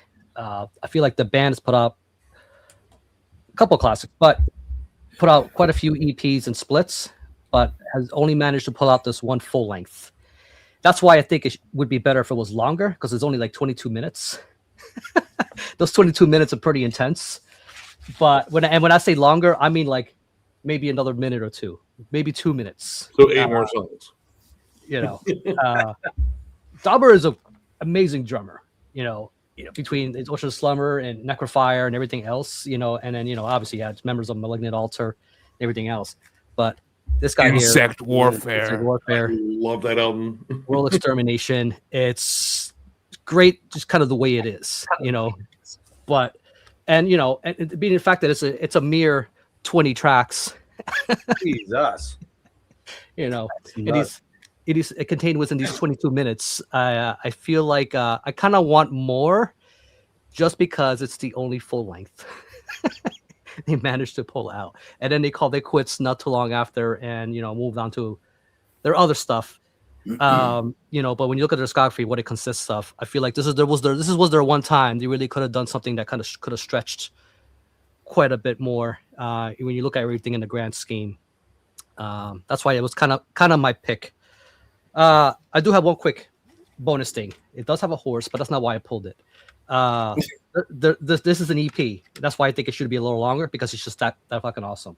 If you like Ripakulu and you like that kind of that crushing death doom kind of stuff, there's a US version of this that's pretty recent. So Vargeist Records, you guys know Vargeist Records, what is that, out of Tennessee, I think it is. They pull out this guy who runs it called Justin Volas. He's got his own band called Volas. So he's another prolific guy. He's got a million things, but this is his death doom variant of what he does. And so this is a Vicarious Slaughter, which is called, what is it? Ritual Evisceration. And another one I could have also put in, nobody talks about, right? But it's really the only thing they put out. But really short. Another one is only like 20, 21 minutes, something like that. 5 tracks, really crushing. But being that is the only thing that he's put out, and I don't know if he has any plans of revisiting this at all. But for an EP, I would have loved a few more tracks of something like this in this style. And being that Ripakulu, was it Most of Ceremonia, whatever, has that horse on it, whatever. I wonder if he was kind of taking on the spirit of that.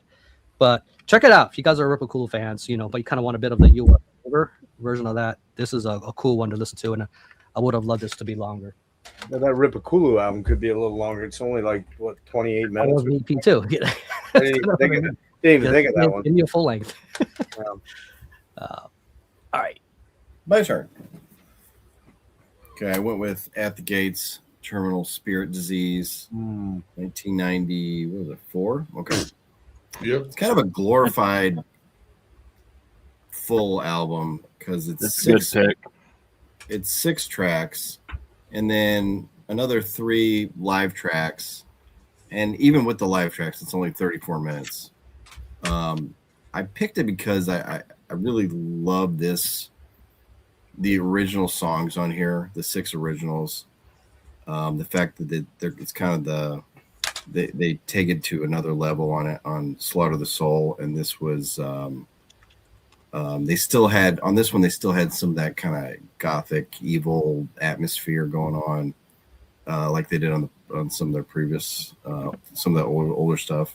But I love the melodies on this, and especially the vocals. I think Thomas's vocals on this are especially like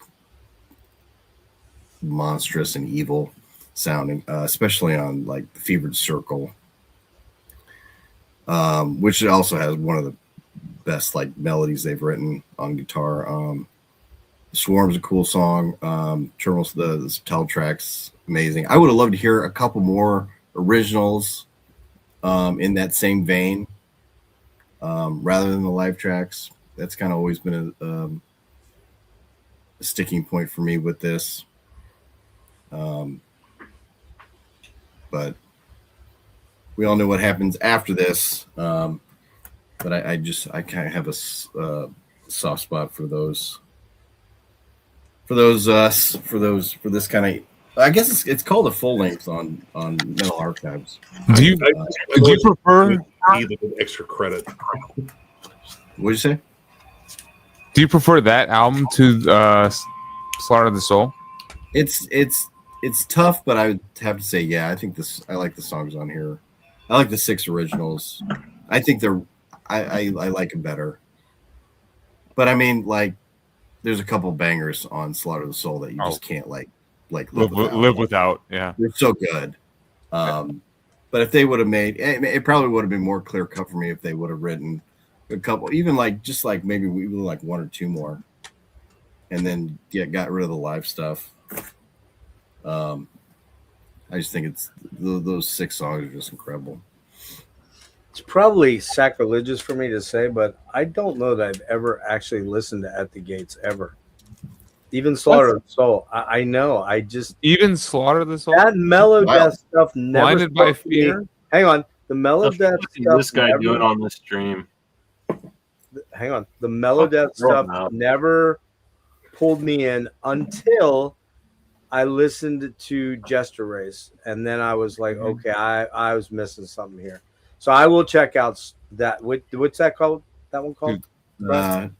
Terminal Spirit Disease. All right, I'll check that and Slaughter of the Soul, though. Slaughter of the Soul. I'll check that. Check out the EP, Goddess of Grief. That's I do own because I do own all of it's good. I do own Darkest. Is it Darkest Hour?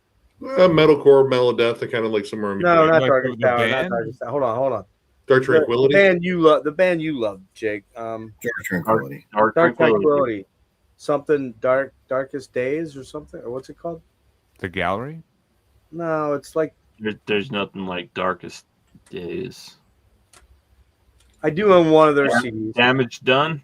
That's it. Damage Done. I do own that. I can't tell you what it even sounds like now. I do own I do own that latest modern mellow death album. I do own Soil Work, the one with the flies coming out of the mouth, and one after that. Natural Born Chaos and Predator's Portrait. Yeah. Oh, Predator's Portrait. Great albums. I think so. Early Soil Work is fucking. And I do own Reroute to Remain. It was the first time I tried to get into In Flames. That was my first In Flames album too. I'll pull you up anyway. It's the wrong In Flames album to start with. I know that now because I checked out Jester's Race. I was like, okay. And Subterranean. Subterranean, is that another one? Dude, Subterranean is that awesome. might be my favorite thing of them because I love that singer on that one, man. Yeah, from Dawn. Yeah. All right. I got 2 quick here because we're getting super long again, like we always do. But so I'll make it fast. A more current one and an older one. The current one is this new Valdred just fucking rips. I don't know if anybody's checked this out. Apex Violator.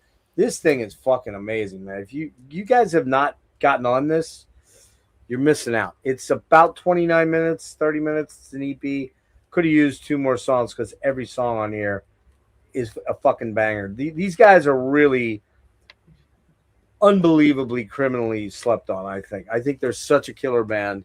We're going to do something soon. They're going to come on. We're going to talk about their touring and all that stuff. And then one going back a long time that I'm not going to lie and pretend I was hip to this band when they happened. I think I got into them about a year and a half ago, something like that. And then when Darkness Shall Rise reissued all their shit recently, I jumped on the first batch of the first 3. After that, they get kind of eh. But this is a unique sounding album, and it's only 26 minutes long. I could use at least 10 to 15 more minutes of it, and that's Gehenna First Spell. Man, I fucking love this. It's such a weird black metal. It's just haunting and strange. Anybody know this one? I've heard of Gehenna. I've just never listened to them. Norwegian black metal, but they have this sort of weird churchy organ sort of vibe to them that the keyboards are really what sets them apart. They had a female keyboardist. They have reformed. They were broke up for quite a while. they became just another sort of death metal band that weren't really all that great. They broke up for a while. They've reformed and they played that big at the Gates, I think it was at the Gates, or maybe it was Fortress Festival. I can't remember which one, but anyway, Gehenna first spell, second spell is fantastic. The third one I think is called Malice, I believe. Is that right, Rick? Yeah. After that, they kind of started to change direction. Yeah, they weren't that good after that. This album fucking rules. It is so cool. Do you have this one, Rick? Yeah. I think I got the first 4. Oh, you do? Okay. Yeah. So you were hip to them for a while, right? Those are cool, smoky gray thing. And this is Darkness Shall Rise, which I think Darkness Shall Rise rivals Van and Deborah Mormorty for the reissues. They do them so well. They're fantastic. So there you go. I think that's it. Yeah. Gehenna, first spell. All right. Apex Violators. Anybody check that out from Belgium? No. That is good. What the fuck? Baldrin is awesome. That is Really? good. You saw them. They were at that Heart of Winter Fest. Yeah, I saw them twice in the last month. I saw them on their little mini Eastern tour down in Baltimore. I helped them load their gear in and hung out with them and helped them sell merch. And well, not sell merch. I watched it so that if anybody wanted anything, I got the guys to sell it for them. But awesome dudes. Super awesome dudes. So go ahead. Sorry. Dude. No, you're good. Awesome band for sure. For me, this is a tough question actually. My attention span has gotten shorter. It's gotten smaller. Yeah. I now have issues if albums go too long. I'm talking like, oh, it's 45 minutes, it's 50 minutes, you know? So I'm perfectly fine typically with like a 30 to 35 minute album. And this is a bummer because I used to be the opposite, like in my younger days, in my college days, and definitely in the high school era. Like I used to dude, all those I used to feel cheated if I bought a CD and there was only like 8 songs to 10 tracks on the CD. I was like, well, dude, I buy Soundgarden. It's got 15 songs. It's an hour long. Like, you know, think about this: the Dream Theater albums that were all like 79 minutes long. Now I could never take a 79-minute long Dream Theater album. Now I'd want to gouge my fucking eyeballs out. Dude, exactly. And like my favorite genres are like post metal and like the prog metal stuff. And they're all long. Yeah, all long. We need the next Maiden record to be 3 CDs long. You know, that's what we need. Yeah, we do not need that. We do not need that. No. So this is a tough question for me, but I will say not metal related specific, but like adjacent. The latest Dax Riggs solo project. If you guys don't know who Dax Riggs is, Acibath vocalist, man. 7 songs for Spiders. Acibath, of course, had a huge year in 2025. I mean, that was their comeback year. I mean, amazing. The Decibel, right? Yeah, they're doing they did the Decibel in Denver, and they're doing more headlining shows in 2026, like they're doing Milwaukee. Your cat's doing cat things back there. Yeah. Can you hear? Oh, he knocked it down, you bitch. Oh. I mean, that's kind of what. Who suggested the 3-disc album? Fucking hell. No, but this album, it's only like 7 songs. It's 26 minutes. I would like one more. I love Dax Riggs solo stuff and also Agents of Oblivion. If you like Acibath but don't know Agents of Oblivion, what are you doing? Please, for the love of God, check out Agents of Oblivion. One of the best albums I've ever heard, period. It's beautiful, swamp, sludgy rock, but it like strikes a very heavy emotional core for me at least, and I mean a lot of other people as well. But this album kind of gets back to that Agents of Oblivion kind of sound, which I'm a big fan of, and I just wish it wasn't shy of 30 minutes. I would like it to be closer to the 40-minute range because, yeah, this is what I want Dax to be singing over, not like, because some of his other solo work is a bit more of like the indie rock and folk and Americana kind of stuff. I want it down-tuned. Doesn't have to be metal heavy, but still like kind of sad and depressive in a way, and this brings it. So, yeah, big fan of this album. Wish it was just 1 or 2 songs longer. And I'm gonna go discipline my cat now. I think Acibath. Oh man, yeah. I think Acibath was one of the first announced for Milwaukee, and based on that, I got tickets, so I'm gonna go see them for Milwaukee Metal Fest. They've been doing like the posters and stuff for the fest, and it's the John Wayne Gacy clown. So yeah, exactly. it's a That big was part of it for sure. Ryan, Actually, are you going? Which is cool. Yeah, I'm going Ryan, Friday which and days are you Saturday. going? Friday and Saturday. Who's the headliners? Acid Chris Bath built for the night. Friday, Kill So you Switch guys know. Engage Saturday. Say what? Oh, I'll let Brian Acid finish. Bath is headlining Friday. Kill Switch Engage is headlining Saturday. What And night? then Ministry is headlining Sunday. Yeah, what nights are Agalok playing? I think Oh, they're doing two, right? they're doing Friday and Saturday. So Yeah. I'll be there. For those. Might have some info about that. There might be a small issue there. I'm not going to say it live, though, because I don't know if John would want it out yet. But one of the members had some injury issues, so we'll have to see what happens. Just want to thank Chris for hanging. He bailed for the night. Oh, is he out? Yeah. Cheers, Chris. Thanks It's for. going to be a bit of an endurance run from here. Later, cheers Chris. for everybody. See how Yeah, long I'm we can excited to see manage. Acid Bath. It's going to be awesome. Dude. Uh, Yes. Saw him in December. It was a great set. Yeah, all right. This was actually an album I was considering for. I think it was like 2 questions back, though. Album that nobody's talked about, but I was struggling with this question because it's not something I often think about.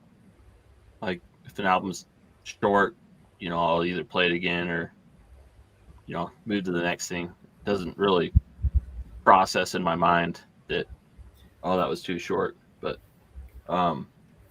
this one clicked with me because the last track on here is called Crown of Dead Flowers. This is called Svart Konst, May the Night Fall. Swedish band, black and death metal. Really, really killer project. Blending the HM2 sound with black metal. So it's really unlike pretty much anything else out there. Really, really cool stuff. But the last track on here is just this instrumental that has this build up. And it feels like it's building into a song, like vocals and everything. It feels like it's building up to that, and then that's where the album ends. If they just took that song, that instrumental, and built it into a proper song, it would be the best song on the album. It'd really cap off the album extremely well. So yeah, Svartkonst from Sweden. May the Night Fall. It's pretty cool artwork. Yeah, that is Yeah, pretty cool. it's a cool band that I think more people should know about because HM2 blended with black metal. I mean, Who doesn't Pretty like the versatile. sound of that? sounds like it's in Nick's wheelhouse over here. Yeah, it's killer stuff. The Well, I previous mean- album before this one is what I would recommend. Well, check it out. We'll go with something that's on the HM2 spectrum, also on the grind spectrum. Nails, Abandoned All Life. 10 tracks, 17 minutes. All 17 minutes. Furious, blasty, angry, visceral as hell, as only Nails ever delivers. But yeah, 17 minutes. This is considered a full length, and I think that's still kind of horse shit. Like, I know there's like there's a thing with like EPs and full lengths. Like, oh, it's got a certain number of tracks, you have to call it a full length. Like, yeah, but it's 17 minutes. I've listened to EPs that are 30 minutes. Yeah, but those only had like 5 tracks. Like, dude, just work with me here. But yeah, I love this album. Their last album was like 17 minutes as well. But I need just like a little bit more. Like, even like Nosum's Inhale Exhale, that's, I believe about 30 minutes. It's also like 38 tracks. But I don't know, just, throw in another 10 tracks and we have a full length right there. Like a legit one. But yeah, it's a killer album. I love it. But yeah, I need more album out of this.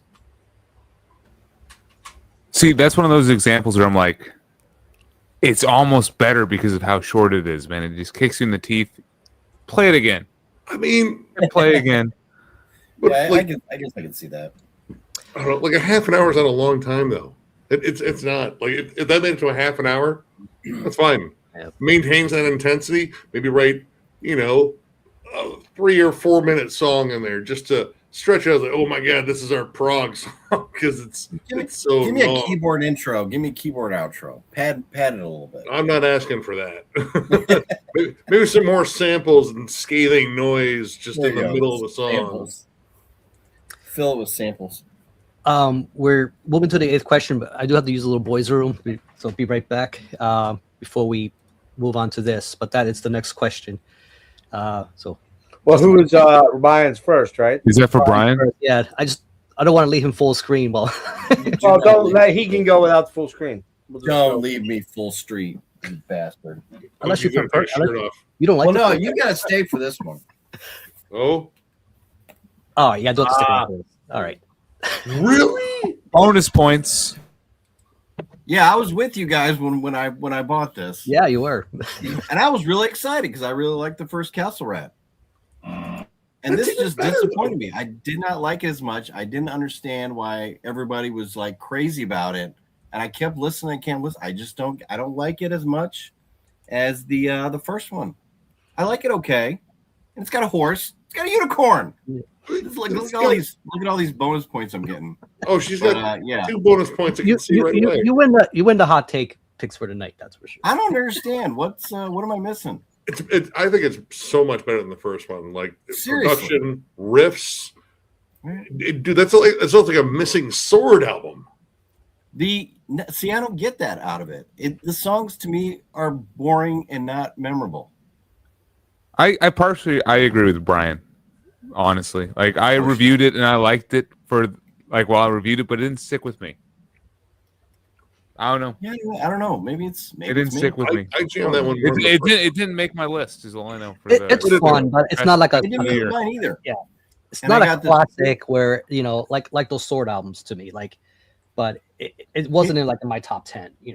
I mean, Here's the worst part. We were in Bucket of Blood, and it had there was like a black vinyl and then the glitter. It was clear with glitter. And I paid $1 more for the clear with glitter. And there's no glitter. It's just clear. all right. I gotta blow you up for this one. No, where's All my right. glitter? Most Fucker. disappointing album of the year. Fuckers, Confirmed. that is some I false want advertising. glitter. Yeah. that should look like a big circular Wait. piece of cinnamon Give, toast crunch. give not this grown sparkly. man his glitter. Hey, hang on. I'm confused. Are we on question 8, the one about what that disappointed you? Yeah. Yeah. I thought you liked that, Brian. You don't like it so much. I said I like the first one. Apparently not. Oh, you don't No, like it this one as disappointed me. much. I Oh, like it okay. Okay, I got you. That's all right. I thought I It's not missed it. yeah. Sorry. Okay. It doesn't Plus, mean there's you all hate. this- It doesn't mean you hate the album, but more like your expectations No. were not. I'm disappointed because I was expecting like an amazing 10 out of 10 because everyone was crazy has been really hyping this up. Yeah, super hyping it. And then because I didn't listen to it ahead of time. I just bought it. All And right. then it said glitter and there's no glitter. Logan and I take accountability for Unfair. it. We were hyping the hell out of it. It, direct your refund to Marty Worm at heavymetallurgy@gmail.com. I would go back to the Pirate Press Factory and just demand the glitter back in that Yeah. thing. Just Yeah, I'm going back to that. But Say I'd walk in with it and say, "Where's my next time I'm fucking-" just spending all my money at Meter Gym. you like That you was show up. the You play. show up at the door before the workers. You just demand Yeah. glitter. They just Rick, put me. Just I will go from here. And All then right. you Coach. can- I'll be right back. Go take a piss. All right. Okay. All right. I was gonna skip this question, and mainly because I really typically do not buy albums that disappoint me, because generally I do check them out. I'm either going for shit that's old that I missed that I listen to and go, yeah, this is badass, or I just don't buy it, right? But one I've been hearing for a long time, and it's an older album that is hyped a lot, that I finally got around to listening to last night, and I just didn't get it. Don't get it. I don't get where all this high praise comes from. Jake, I'm sorry, but this one might hurt you a little bit. I think you're the only one that this might affect. This band, The Warning. Oh no, you better not. Damn you, Jeff. Dude, fucking the vocals are so Have you checked out 40 Watt Sun? Yes, Fuck and I off. didn't know it was the same guy. That I Fuck don't off, Jeff. that I don't dislike. Dude, that fucking album Warning is so goddamn boring. What It's- what album? The Yeah, Warning one what with is the it guy- called, though? The guy What's with the the name of it? sack of shit on the back of his back. I don't think Oh. it's shit, though. No. Two thumbs Guys, down. Relapse is reissuing it. I saw that, and that's what made me go listen to it because I know. Oh. Hang on, can I speak? And then you guys can shit all over me, like you always do. It's okay. It's all right. I'm used to it. Battery thing. I'm used to it, but can I just get my thoughts out first? Don't okay? be so sensitive. We I never did let you, but sure. Listen, I've been very good this stream. I haven't taken shit over. I've been pretty quiet for the most part. Can I just get this point out? I listened to it last night with the intention of buying it because I've heard so much hype.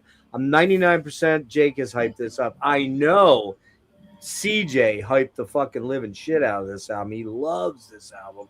And everything I've ever read about is the most emotional performance I've ever fucking listened to, man. It's so emotional.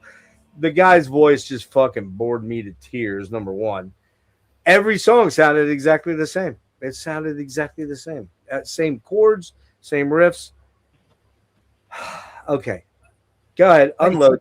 I can't see you unloading on me, but I can see that. Well, The- you could probably make an AI I video of understand. that. I don't think you're going to like it, though. Yeah. as soon as I said that, I'm like, God damn it, Nick. Fuck, I know he's going to say something fucking mentally retarded right there. I know it's going to come out. Some AI video of a fucking bukkake thing or something. Yeah, Oh, it'll be a tsunami. Well, the Warning album, Watching from a Distance, is being reissued on Relapse.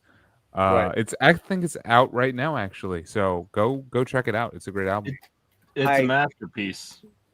How do you? And also 40 Watt Sun. Check out 40 Watt Sun. I do know 40 Watt Sun, and I did like them, and they actually played Philly. I mean, and I wanted to you're go. complaining about the voice, but it's the same voice. But it's the context of the music is different. The 40 Watt Sun's a lot more alt indie, and it kind of fits better. Kind of like I don't really love Billy Corgan a lot of the time because he's just whiny. But I do own a bunch of the fuck. That's fair with Smashing Pumpkins. I kind of agree a little bit. Like yeah. But his voice fits most of the smashing Mhm. stuff. But what I'm getting at is I don't love 40 Watt Sun. Don't get me wrong. I don't love it. I know it's got this cult following of that album, but I was fully expecting to be blown away. I really was, and I wasn't. I've read tons of reviews on Rate Your Music. Most emotive vocal performance ever. So heartfelt. Lyrics are blah, blah, blah. And they might be. I just didn't get it. And I love Doom. You know I love Doom. But it's just, Yeah. Are you talking about Patrick Walker? yeah. We Yeah. talked about this last night. Yeah. He's a little monotone and but yeah. He's But still- shitting on this. I'm it's shitting still, on it. but it's still Dude. unique in its way. It's a I'm vibe. shitting on it. He's a Shitting. vibe. That's what it is. It's a vibe. It's this is a masterpiece, Jeff. You're wrong. That 40 Watt Sun album, Wider Than the Sky. I think that's my favorite thing. Yeah, that one I've heard, and it's pretty good. Yeah, it's different. beautiful, man. It's yeah. What's the 40 Watt Sun song? Inefference covered it. mm, I What don't is know. it called? I'd say my opinion of Watching from a Distance pretty similar to Jeff's. See, I'm not alone. You get hyped up, And I think Rick- I think Rick- CDs. I think Rick's kind of just a my little God. in the middle. If Re- talking re- about the other day, it was- Restless. That's the 40 Watt song. yeah, I've heard that song. It's pretty good. That, Yeah, that yeah. song is fucking incredible. But to be blunt, it's not a band I'm going to collect anything by. It just isn't for me. I mean, well, let's be honest, Rick. Rick. I'm not even Jeff. drinking. I'm not even drinking. I'm I'm saying the wrong I'm name. not mad. I'm Jake. just disappointed in you. Oh, he had the dad But voice. Jake, Wasn't that Jake, what hold called? on, Jake. I could You say got the the- same thing about the you and brow. Opeth. Okay, so there, we're even. All right, Right. we're even. I got a point, bro. Good point.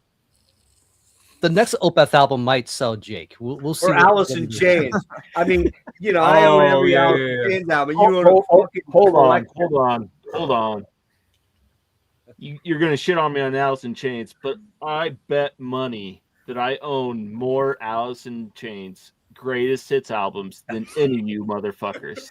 Would you have You're the right. orange? You probably do. Greatest hits. I own the orange one, whatever it's called. I got that one. Oh, I got the one the with one. Mike's. I got 3 or 4. I think I have 2 maybe. I got at least 3. See that? Oh, man. See, you want to talk about disappointment, Jake? That is uber disappointment.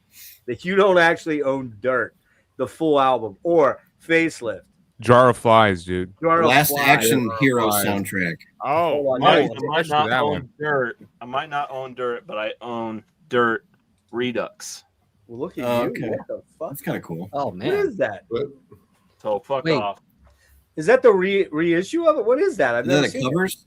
It's a covers album. You don't get to know, Jeff, because you're shit on warning. somebody took her out of the Dirt.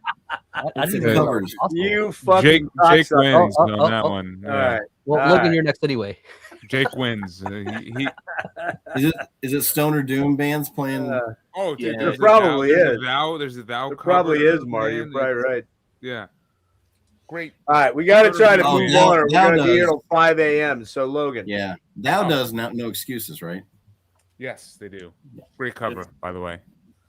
Yeah, disappointed. Yeah, this is a pick for me. One of my favorite bands that it's taken me a bit to accept that I was and am kind of disappointed in this release. They have a new album coming out in February this year, day before Valentine's Day. I hope I don't get heartbroken. We'll see. Converge.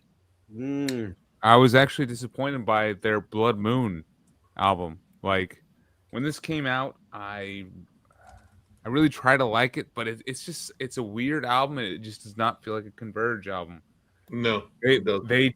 They called it Converge, Blood Moon, and I mean we all knew it was going to be with Stephen Brodsky of Cave In and Chelsea Wolfe and stuff, but it's That's right. so Chelsea's on that. yeah, it's just so much other stuff that's not Converge to a degree that takes away Converge entirely. Like it bums me out a little bit, and I really have not listened to this a lot since it came out. Like I do enjoy it in a way, but at the same time, it just does not feel like a Converge album, and I don't think I would ever be like, I want to listen to Converge and pull this. So I just hope that this is not a sign of where they're going with their new album, because I do not think I will be able to go there. I'm actually a big fan of Dusk and Us, which is their 2016 album. That one, they were kind of experimenting with a bit more slower and dynamic post-rock, post-punk kind of, vibes and attitudes, and I really enjoyed that. But this is just not it. This sounds more like other bands playing with Converge as like the backing band every now and then versus as Converge, We'll see if this new one redeems it, right? I'm hoping it does. The thing is, it doesn't have that like schizophrenic Jacob Bannon like led intensity that even the Dusk and Us had. So yeah, hopefully the new one fixes that.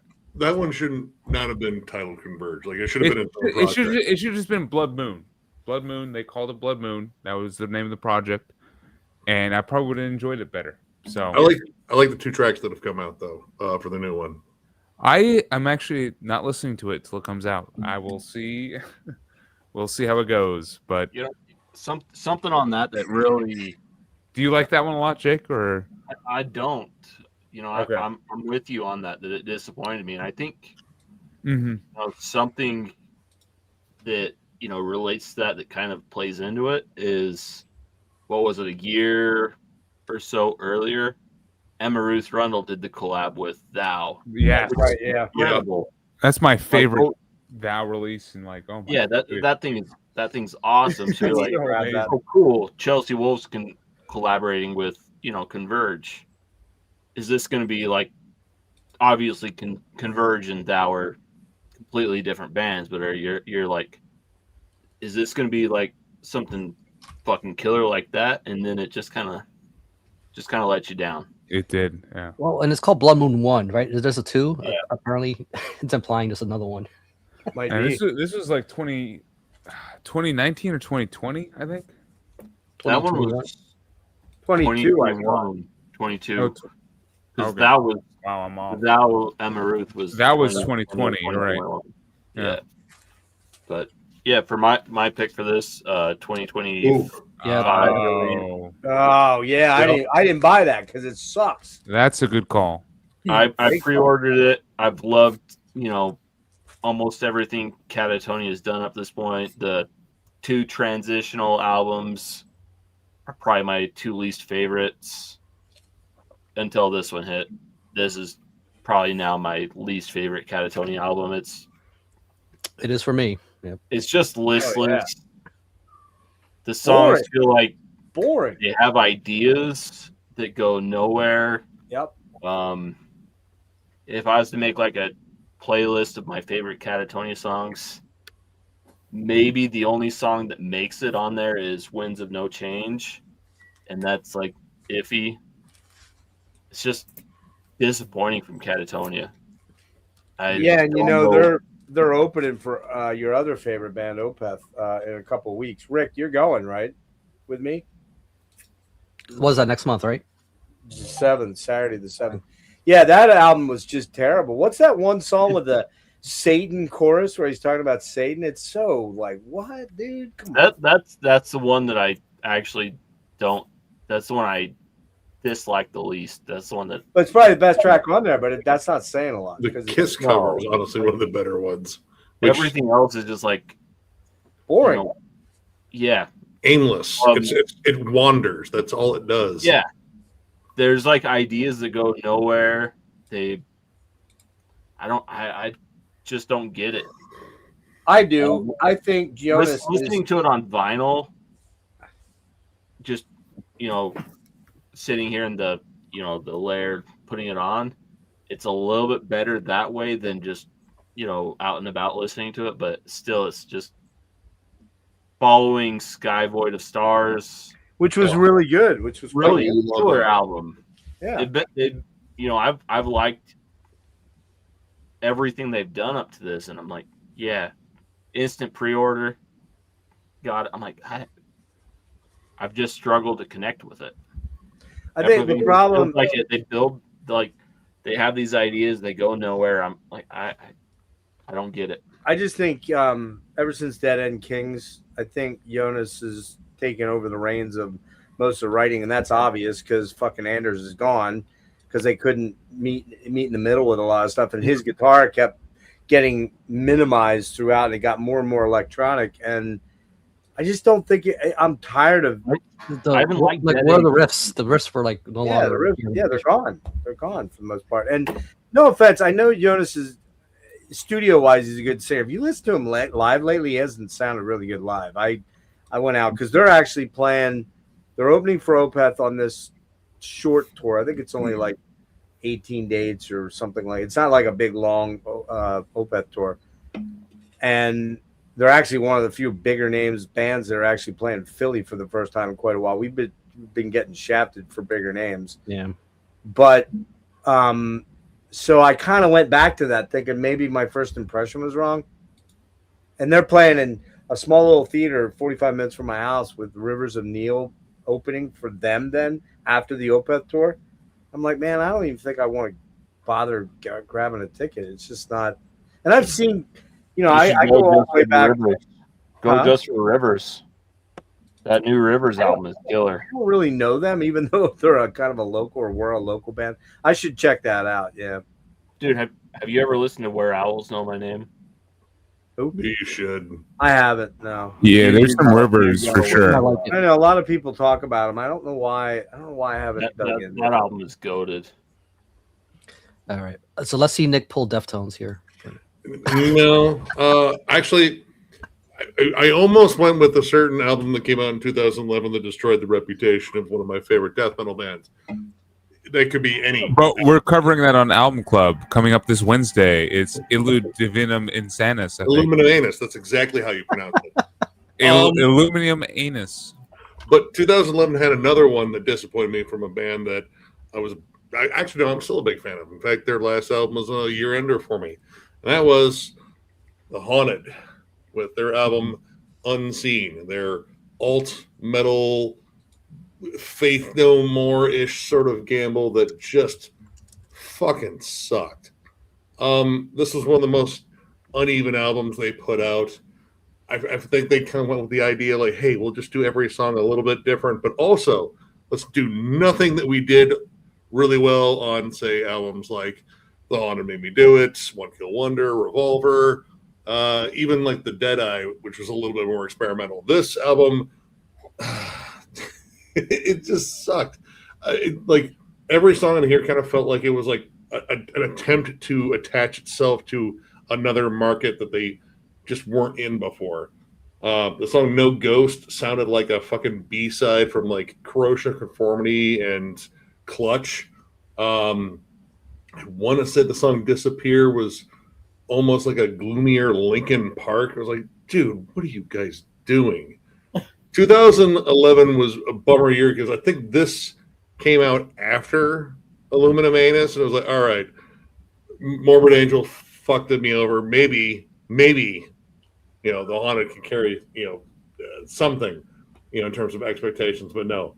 I think The Skull might have been one of the heavier songs in here. I don't know. I had trouble finishing this album, much like I did with Aluminum Anus, because for a while I couldn't make it past Radicult because Radicult sucked so fucking much. Yeah. It was like the derpiest Mountain Dew commercial of a fucking song I think I had ever heard. But yeah, this also very disappointing. And the reasons are the same as like the Catatonia. It's not like they have different members, and you know, and it's like they have the talent that they can do it. This had the brothers. This had the twins from At the Gates. There's no excuse for this. Like it shouldn't have happened. In fact, I think Anders bounced right after this, and then they got rid of Peter Dolving, and then there was quiet, and then all of a sudden Marco shows back up, and things have been pretty fucking good since. Even though I really like Dolving as a singer, he's a solid frontman, but this was not it. This was a mistake. Did Anders ever come back to the band, or is he still out? No, Anders is still out. They got solar guitars. Ola's been in the band quite a while. Oh, yeah. 10? Yeah, it's about that long, 10 or 12. That guy's amazing. No, 2014 with Exit Wounds. That was his first one. So And 11 years, yeah. yeah, the riffs have been tight. The songs have been vicious. You know, they're not a band that's gonna, like try to reshape the wheel or anything like that, but they execute what they do like really well. Like when they're on it, they're fucking on it. All right. Okay.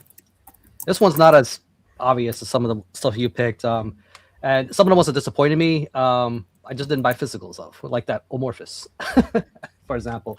Yeah, I didn't either. Man. I did. It'll be a clearance buy for me. Like if I, it's just because I'm scum and I gotta have, collector scum reasons.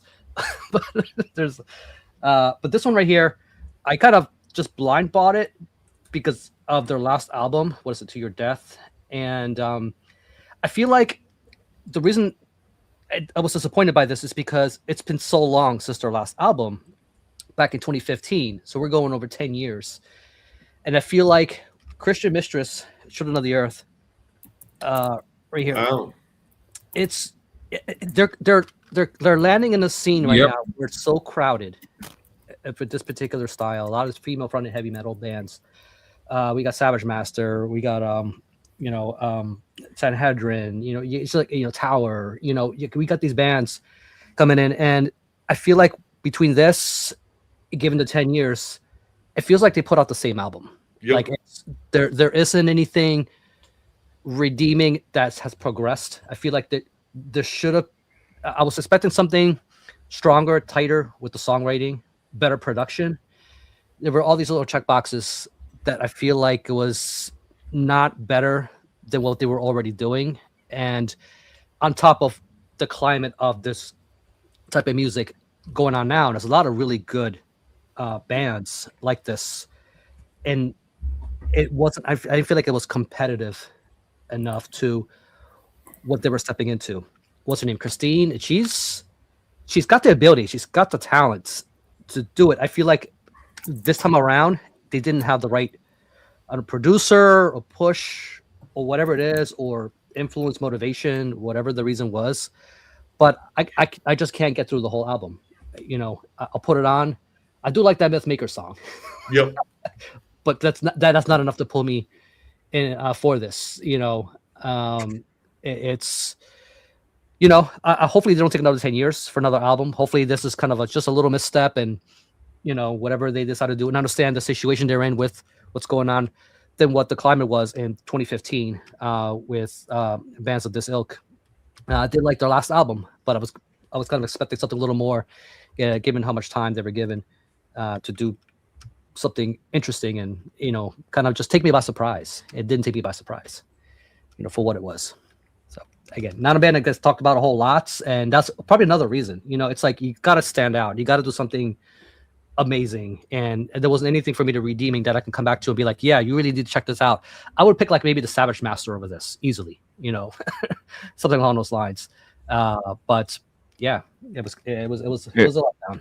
That's a good pick, Rick. I was also let down. Those first two are the ones. Those first two, it was just okay. All right. Is that okay? Where are we at now? Jeff, you kicked off the last one, right? So that would be. Did I? Disappointing. You went with. Brian did. Did he split? Is he gone? Yeah, he's out.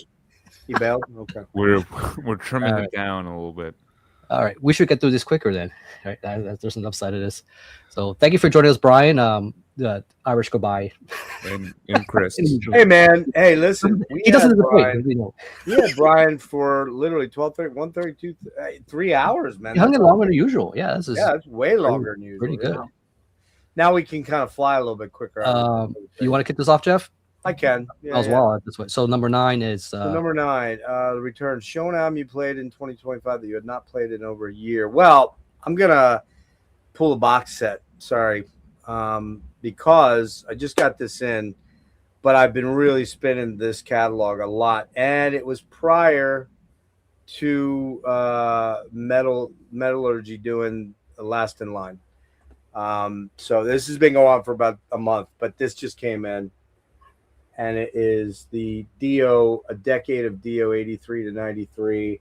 I really wanted this shit on vinyl. It is the first 6 albums on vinyl. This was initially only a CD box set, and when I went to buy it, it had sold out, and quickly it was going, you know, I think when it came out for 6 CDs, it was like $70 or something, $75. Within weeks, it was when I got to it and found out about it. Of course, you got to remember, I was there buying the tapes back in the 80s, and I had those, may still have those somewhere. I'm not sure. I had a whole bunch of, somebody broke into my car and stole like a big fucking box of like 150 tapes. Might have been in those. But I went to get this on CD, and before I knew it, it was like $200 for this box set. And I was like, oh, man. And it just kept going up and up and up, and you still can't find it for easy. So, first 6, Dio, Last in Line, Sacred Heart, Dream Evil, Lock Up the Wolves, Strange Highways. Yeah, all of these. Go ahead. Now, here's the question. Which is the best of those 6? Well, you know, that ties in with a question that's coming up later, because we're going to actually talk about one of these albums later. Oh, well, don't spoil it then. But there's 2 that I struggle with, which is the best. And one of them's quite a bit later, and you're probably going to be like, but some of you might be like, if it's Strange Highways, I'm with you. I love that album. Yes. Yeah. Dude, Strange Highways is so that's heavy. the only one I don't have on vinyl. This album fucking kicks ass. It's awesome. Every song on it is just a fucking burner. And I mean, the song Strange Highways itself, come on, man. Yep. Here's every one of these. It's a good thing Chris left. Oh, He cool. probably would have had some sort of a heart attack or something. Yeah, But it's not black vinyl. So. they're all these splatter editions. I want to say this is edition of 3000, but it might only be an edition of 1000. I'd have to go look. I can't remember. So yeah, this box set, tons of Dio. Am I rediscovering? I guess in a way, because I have the cheapy CD box set, like the skinny cardboard ones, the cheap ones for the first 5. And then I found a Japanese SHM or whatever reissue of Strange Highways, which is going to factor in a bit here. And I also have the stuff that's post Lock Up or Strange Highways. Was it Magica? Or no, yeah, Magica's one of them. Angry Machines is one. Angry too. Machines is in there, which I don't. Kill the Dragon. I like Angry Dragon, Machines, Master of the Moon. Yep. So it's like the second CD box. I did get on that. That one's getting harder and harder to find. The other thing that this came with, which is kind of cool, is it came with this 7-inch of 2 tracks that I guess were never released. Evil Eye's original version and Time to Burn, which I think was never issued except for on the CD. And that's also, so yeah, I didn't even look at all these albums yet, but lots of Dio going on here, man. Fucking, oh, that's my shit, man. That is my shit. Love it. Decade of Dio. Cool. Hell yeah. Check out the album club who did the Last in Line. Also, Yeah, I saw. That's why I brought that up. That this was I ordered this about 2 months ago. It just came in 3 days ago, but I yanked out all my Dio and have been driving. If you watch my Instagram, I was driving the other night playing the first Dio album, which Strange Highways and Dio, the debut. Man, it's so Holy hard. Diver, dude. It's Holy Diver. It's so hard to fucking pick between those two. But I was listening to Caught in the Middle, and I did a little video while I was driving. It was like, man, this fucking album rips, man. you felt the shift when Vivian Campbell left. You're like, oh, okay. Like there was. it's Yeah. for me. It's Holy Diver. I mean, Shame Yeah. on the Night. Oh, Don't God, talk man. to don't talk to strangers. The Evil two singles, Gypsy. Oh wait, no, Gypsy, not Gypsy. What's it called? The third Is it? song. Yeah, it's Gypsy, it is right? Gypsy. Yeah, Yeah, yeah. Gypsy. Dude, All right. Yeah, you got Stand Up and Shout, Caught in the Middle, Don't Talk to Strangers, Straight Through the Heart, man. Straight through the heart. You know, that rips. Invisible. I stand by all this. So Yeah. you know, Rainbow in the Dark. I even like Rainbow in the Dark, man. I don't mind that song. And then No, I Shame love on it. the Night. Fuck, Shame on the Night. God The damn. the music video for Rainbow in the Dark and Holy Diver. It's so Awesome. 80s Dio. I love man. it. I love No it. CGI, all practical No, effects. all Yeah. practical effects, dude. I love it. But no, I to kind of highlight a video I did on my own channel, I recapped 2005 as a year for metal and kind of how that influenced me as a metalhead getting into metal in like not 2005 technically, but like 2009, 2010, that kind of era. Because a lot of those albums that were released still were like very early and influential albums that I listened to. And a lot of them I have not heard in a couple years. So one that I checked out definitely very early on in my metal journey, which I've not listened to recently, from 05. Ooh. Alaska, Between the Buried and Me. Between the Buried and Me, I love a lot, but I also cannot get into any of their new stuff. I hate to say it. I kind of check out at Coma Ecliptic.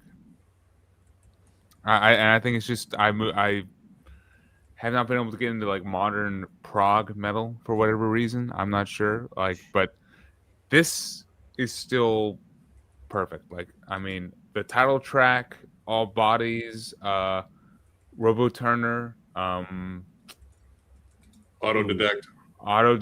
Yep. Oh, that song. Yep. That is awesome.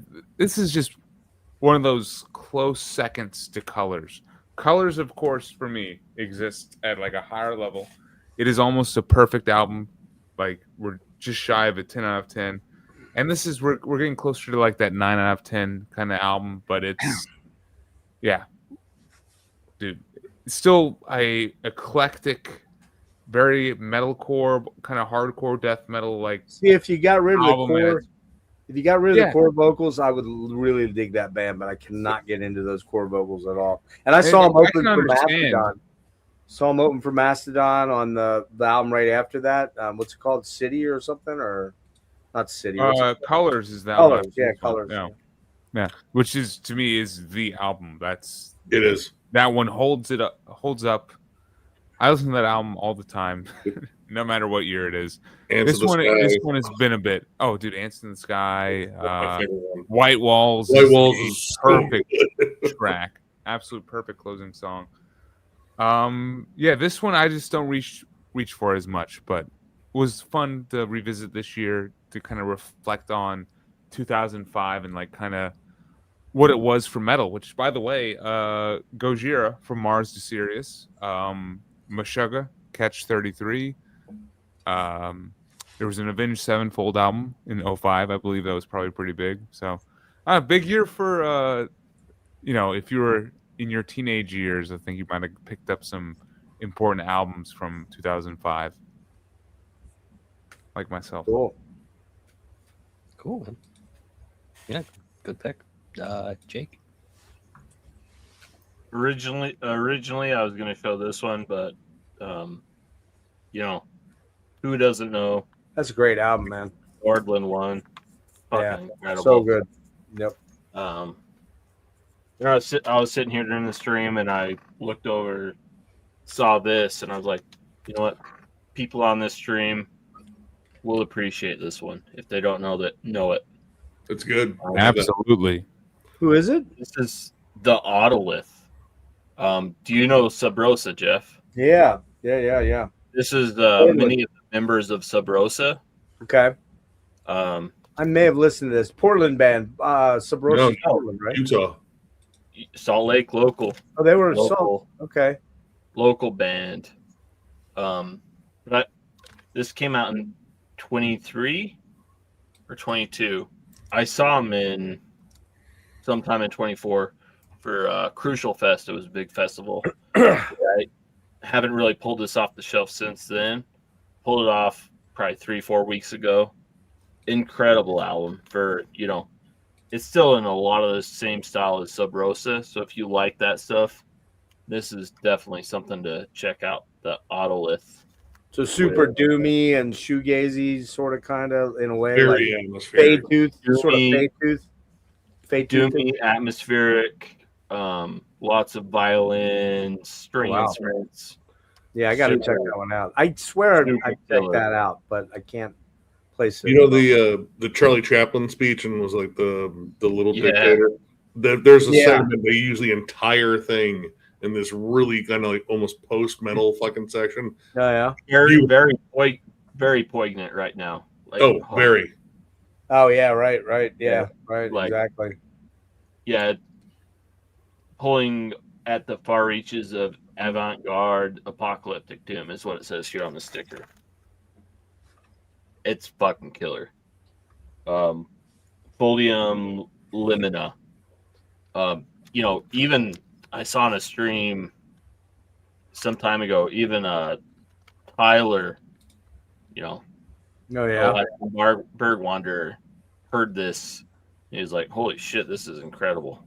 He mentioned it on a stream. So if you haven't heard the Autolith with Folium Limina, check it out. Incredible stuff. That was my Utah Statesman. I bought the album after hearing it. I was like, dude, this is too good. Yeah. Incredible violin work, string work, just great. So this one kind of plays a little bit off of what Logan brought up, Converge. I hadn't listened to No Heroes in a while. In fact, like when it comes out of Converge, of course I go back to Jane Doe a lot because that's what got me into them.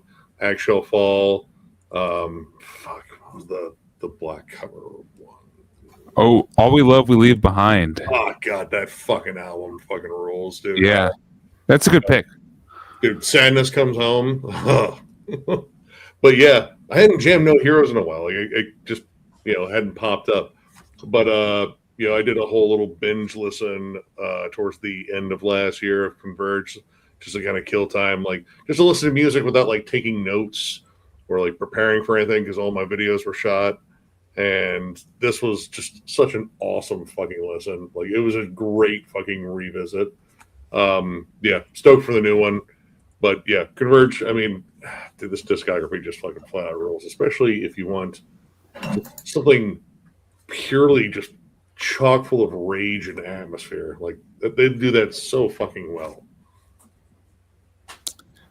Yeah, that's a good pick because honestly, that is the Converge album I think I've listened to the least of all of them, but it's still good. Like, yeah, it looked like, I mean, again, still a worthwhile album, but they had like kind of a point where they're just like they're so fucking consistent, maybe minus Blood Moon. But yeah, they just keep fucking crushing it, and they still just, I don't know, they're still them. Like that's the thing. Like they've evolved within their like identity.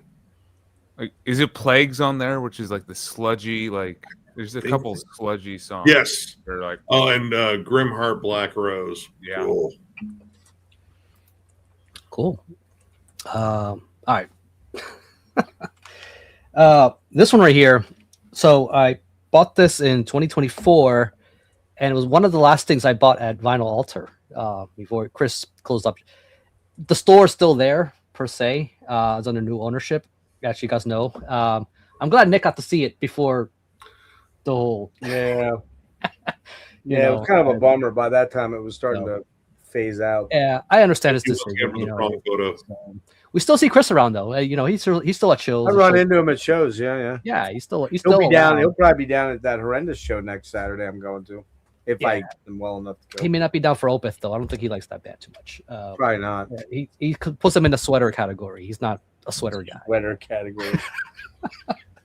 Anyway, so this is one of the ones he had in a glass case. So it's one of those old used CDs that's kind of a little high value because it's a little hard to find.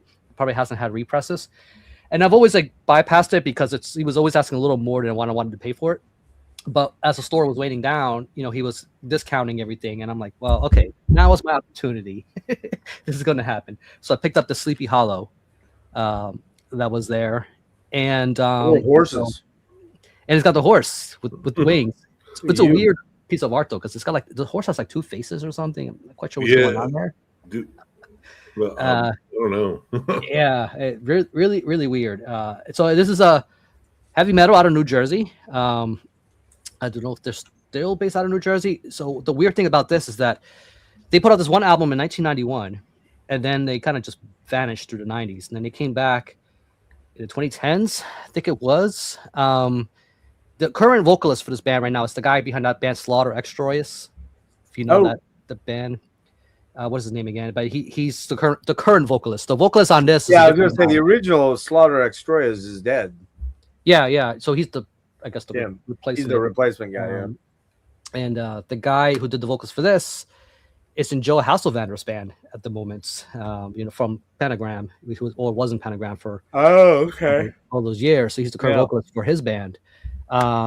Good stuff, man. This is more on the epic side. If you like Hellstar and that kind of stuff, it's kind of meshed in that category. But the thing is, I bought it, and I've been looking at it, and I actually did not play it. I picked it up. It went in the pile with everything else, and I kind of just forgot about it. And then I revisited it a little bit late last year, and I said, you know what? I need to really dive into this and see what the big deal is, And I gotta say, man, this thing, for what it is, man, it's so here are the guys. There you go. Look how modern these guys are. Look at all this. So I think was Ironworks to put this out. Yeah. So like I said, so I gotta dive into their newer stuff. I know it's a different lineup and all that. But it's one of these bands I guess get forgotten about just because they were not as prevalent, back in the day. So unless you were following the scene and were heavily into this stuff, you probably wouldn't have heard of them. And also, given their locale, they were probably not getting much exposure, not under a huge label or anything like that. But it's just really good, classic fucking heavy metal, man. Like, definitely worth a look. My only issue is you're probably gonna have a hard time finding an actual copy of this, and I mean, hopefully they reissue it sometime. So, like I said, unless you want to pay whatever the asking rate for eBay prices, I just happen to get lucky, and so. Under the unfortunate circumstances where you have to wait for a store to close down to get a reasonable rate on something like this, to get a nice piece of history. Cool. So wait, which number are we on? Number 9. You just wrapped up number 9. You know we're on 10, right? We're on 10 now, and Is Jake here? The Joker. Is Jake still here? Jake is here. We can go back to him if you want to. Okay, yeah. So I guess Logan now Pick it for up, number Logan. 10. Okay, the Joker. Show an album with a hilarious album cover. So for me, I'm actually going back to 1985. There's a lot of fun album covers from that year, I'm sure. We know the one you're gonna post. You already posted about it. Yeah, well, I did. It is, and no one's gonna top this. I'm just saying. If you don't follow me on Instagram, guess no one's gonna top That's this. my favorite Terminator right there. Knock knock. Who is it? Who's at the door? It's the rogue It's male. me, the rogue male. I'm the rogue male. It's my first visit. Let me in. Dude, The that is man so, who fell to Mississippi. Which That T is model? so- Which T model is he? That's so silly. That is like he's got the whole mullet going on, like the whole But fucking he's got David Bowie Joe orange Dirt. Yeah, hair. David Bowie, Joe Dirt look there. Yeah. Yeah. It's such a weird hybrid. Let me just complete. I've my- never listened to this. What's it sound like? Oh, dude. Bad? Let me just complete my Instagram post, right? So Alright. this is my beer. Ah, Seductive mullet. seductive mullet. Yeah. It's, That's it, for it's sure. perfect. It was meant to be. This is weird, man. This is like a Motorhead Tank new wave of British heavy metal album with like a bit of No shit. AOR kind of focus on choruses more so, but it's from the United Kingdom. Came out in 1985, and get this. I mean, I learned this like earlier today as I was looking on Metal Archives. Kerrang, when this came out, was like, "This is the next big thing." Are you Guess serious? what? Yeah, It that's wasn't. it was not the next big thing. Yeah, because Well, of the course, reason why you rogue, man. The 1985 T800 Club kicked him out. They're like, no, you're rogue for a reason, dude. Like that mullet. Yeah, Fucking hilarious. well, they totally fucked up, man, with like trying to be in time with what metal was doing, because they sound like they should have been from 1981 or 80. 1985. You're behind the races. Thrash has been kicked into gear. Where like everyone's full-fledged into that. Like even the British bands are probably trying to start to copy that. Like fucking oh god damn it, what's the British thrash band that did Onslaught was doing stuff. Onslaught, Yeah, Onslaught was doing stuff in Britain, and so yeah, guess what, these guys did not have much of a career, but they did make this crazy album cover, which I don't think helped their career either. Like, Dude, even if he didn't have the robot face protruding, like he Yeah. would look like some fucking weird Dude. 5-head fucking the crazy like part is just I don't know, like they future put hillbilly. they The put angle of double. the They put- neck. But look at the angle of the chin and the neck with the Adam's apple. It just looks bizarre. The perspective is bizarre, right? Yeah. it One is. of the things you can't look at it for too long. You're just gonna keep finding shit. Like Yeah, right. There's this weird stubble that's all over the dude. Yeah, stubble, stubble. Yeah, they yeah. put a bunch of weird stubble. It looks like Oh, look He's got how incredibly- How can he get 5 o'clock shadow? Hey, he's put got 5 that o'clock up there. shadow, but he's a robot. Put it up. Yeah, put that. I gotta say though, man, I gotta give this dude credit. He's got really nice teeth. He took care of him. yeah, Man, he took care of his 800 teeth. dental plan. I can't- Honestly, this is not a bad album. I would actually recommend you guys check it out. I mean, like, don't expect the world, but it's catchy. There's some iconic. Alan's been talking about that Like, album for years. I'm There's pretty some sure. like borderline cringy songs on here, but they're borderline cringy.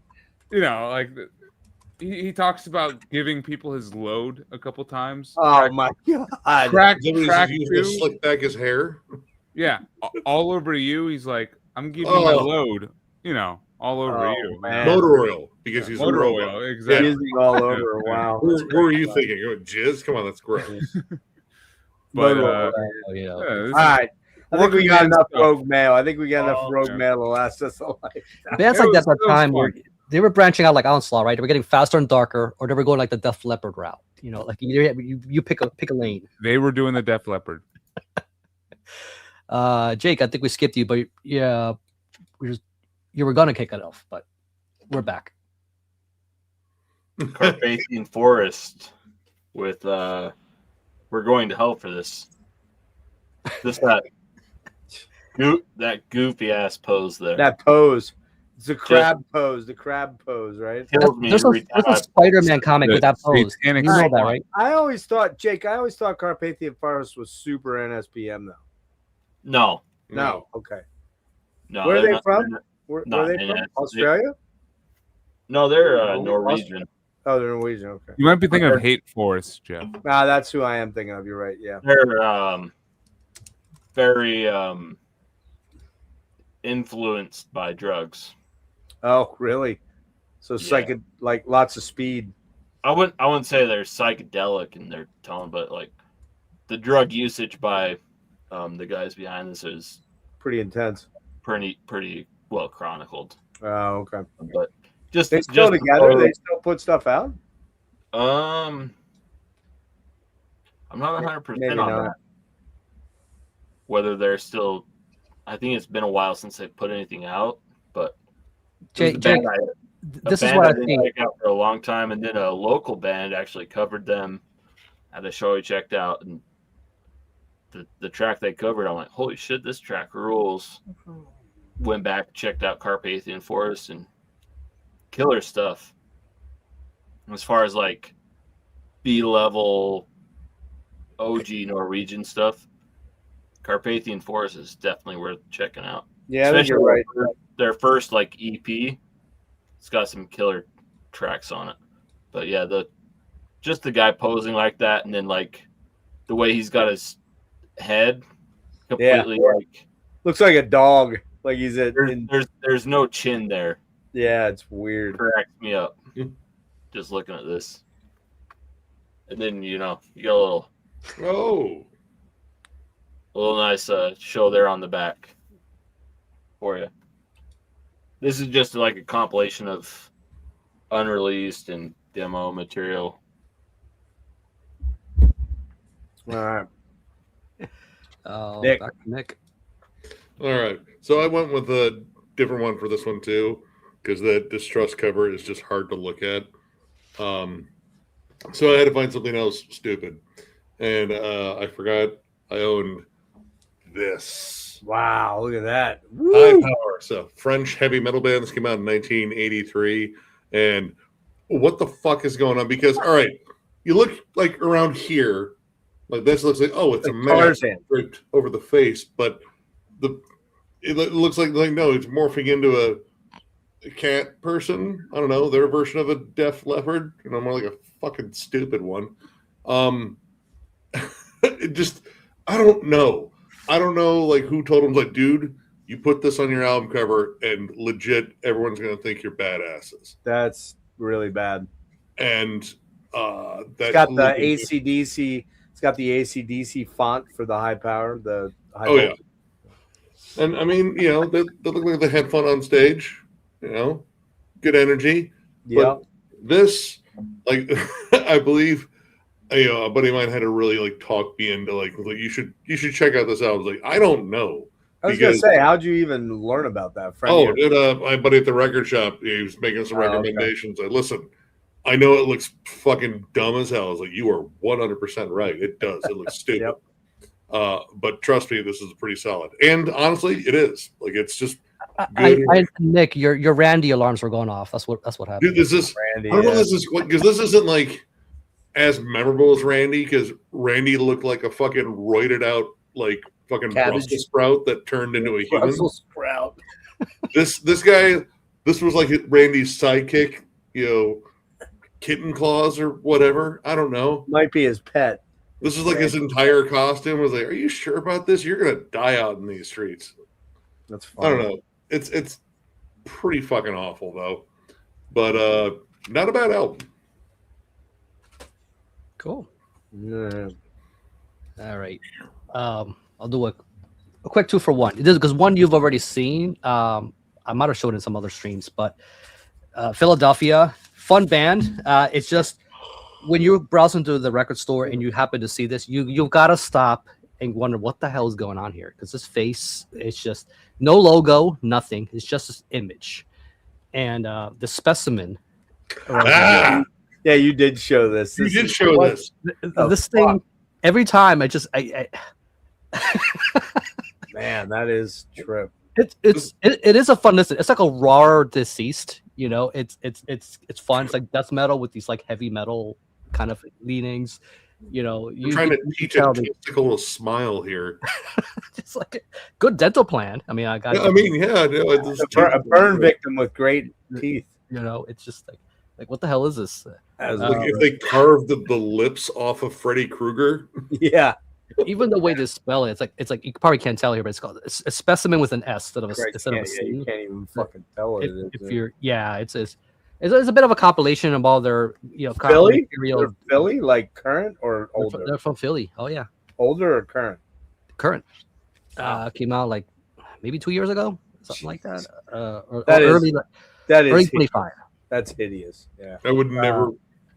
I just wouldn't want that thing ever staring back at me. I know, man. I don't think it has eyelids. The number their dentist, I will be very appreciative. Yeah, right. You know? Right. And the other one here, just for chits and giggles, is this. And I showed it last year on the what stream did I show this in? But it's basically like I put a funny bubble in here just because it's like the pose. It's just the pose in this thing. Like usually when you have a portrayal of the devil, he's either destroying something or doing something vicious, right? And it's just like this Dos Equis guy pose with this thing, you know. And it's just the real glamour. Hello, ladies. Just, you know, you added that on, but that's I did, but it hits the point home. It's like every time I look at this, I'm like, what's that? Odes to the Ritual? What?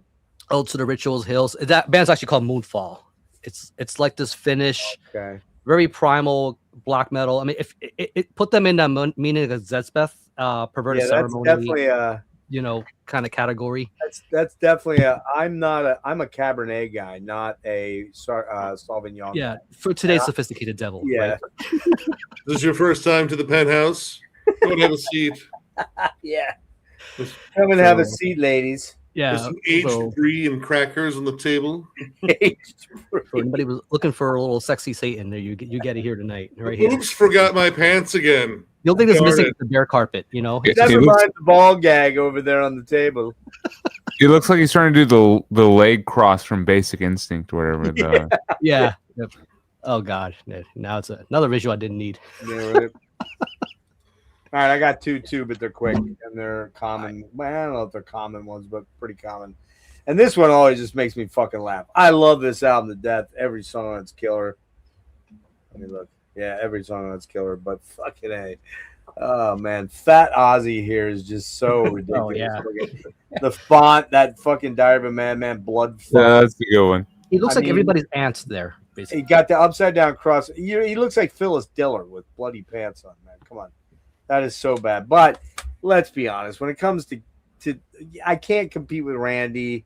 I can't even really compete with Rogue Male, but this is pretty close.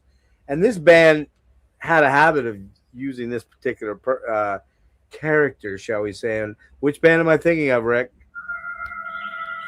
Riot? Of course. Oh, yeah. Rita. That's why I didn't pull it, because I'm like, that's a pretty obvious one. Yeah, pretty obvious. Tior is. I don't see that one around too often, though. Not that one. Yeah, well, I got lucky. That store I wanted to take you to when you came up, but we didn't have time. Had a whole shitload, and this is an OG green label. I don't know what I paid for this. Maybe like 28 or something like that. 25. Pretty good deal, because I've seen it go like high. I don't hate this artwork because it's so weird and bizarre. You got the skull and bones. You got the fucking whatever Why this is that plane is. flying so low? That's dangerous. Yeah. Why is that sumo wrestler so goddamn sunburned? Like he's really bulked It's up. really furry. And he's carrying a fucking. But he's also a SEAL. He's a SEAL, Yeah, a Navy SEAL. I don't think. Hey, but this album is good. You guys know this one, man? It's great. It's not like Fire Down Under, but I actually have not heard that one. I love Riot. I love Riot. I should hang out with Sue Verica. All these skulls were here when I got here. Yeah, but that's a funny one. Narita is funny, but they're all kind of funny until you get to, I think, what's like even the fifth album. Is it the fifth album with the Made in America one, I think it is, where there's two of Yeah, them. that's Squatting. funny. I think that's the last one, but then they brought it back. Dude, Thunder Thundersteel, Steel's a yeah. funny cover. Steel has Teeler on it? Yeah, he's like a fucking robot guy. He's like, Oh, That's shit, I didn't even recognize It's that. not as obvious, yeah. That album is killer. Thunder Steel is fucking awesome. Yeah. All right, there we Wow. go. Looks like we're really moving along now. So we are on number 11. That's Nick starts with that one. Oh yeah. Yeah, Name it so album. potential album release. You're anxiously waiting. My initial answer was Converge. Still kind of is. But now that I've heard this awesome new Immolation track, Yeah, it's good. it's Immolation. yes. That new song fucking whoops ass. People already complain about the drums. You know, like, oh, it sounds too modern. Honestly, it kind of reminds me a bit of Kingdom Conspiracy. Like, it's heavy. It's just punishing as hell. So yeah, it's now Immolation. That's the one I yearn for. That's the one I will get. What do you think about the album cover? Have you Album heard something? looks fucking awesome. Yeah, it's killer. I like the man. album cover. I think Dude, the album that cover is shirt- neat. A That looks shirt like of that- Cantor's work too. Once again, Yeah, Yep. a shirt of that's going to be necessary. That's killer looking, man.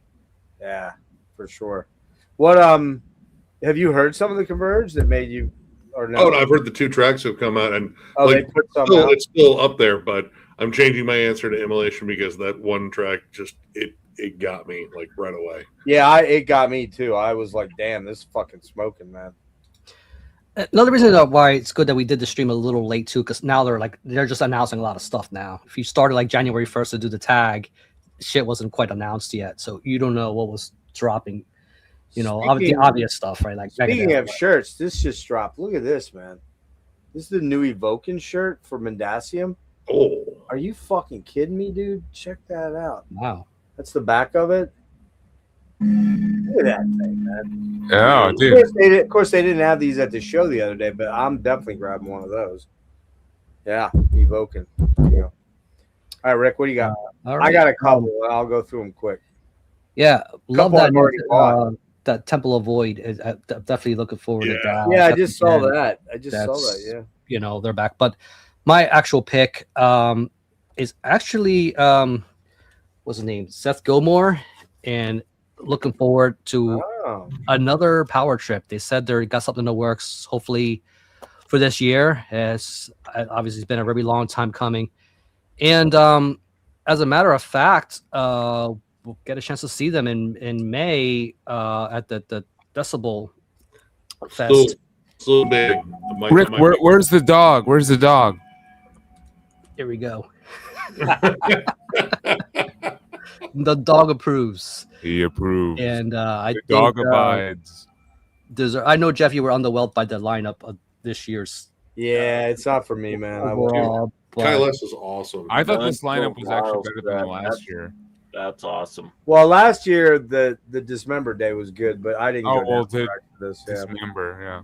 I didn't go down for Well, Exodus. I would love to see this iteration of Power Trip. We got to see Black Dahlia at Decibel, you know, with their comeback, We you did. know, that one They year. were not bad. It's not a band I'd buy anything by. It's not a band. They're not my I'd- favorite band either, but I was very curious to They see were good how, live. They were great. know, how they would be if the spirit was still there and everything. I think they did a very respectable job. Yeah. I still haven't seen him without Trevor. I don't know.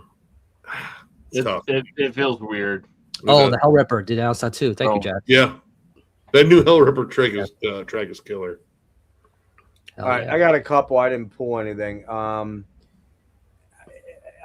I thought, and you know, I have this penchant for hyperbole. Maybe it's a little bit. No.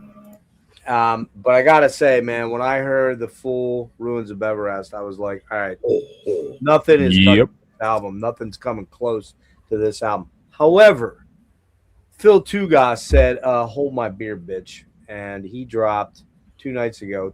Oh yes, I know what you're talking about.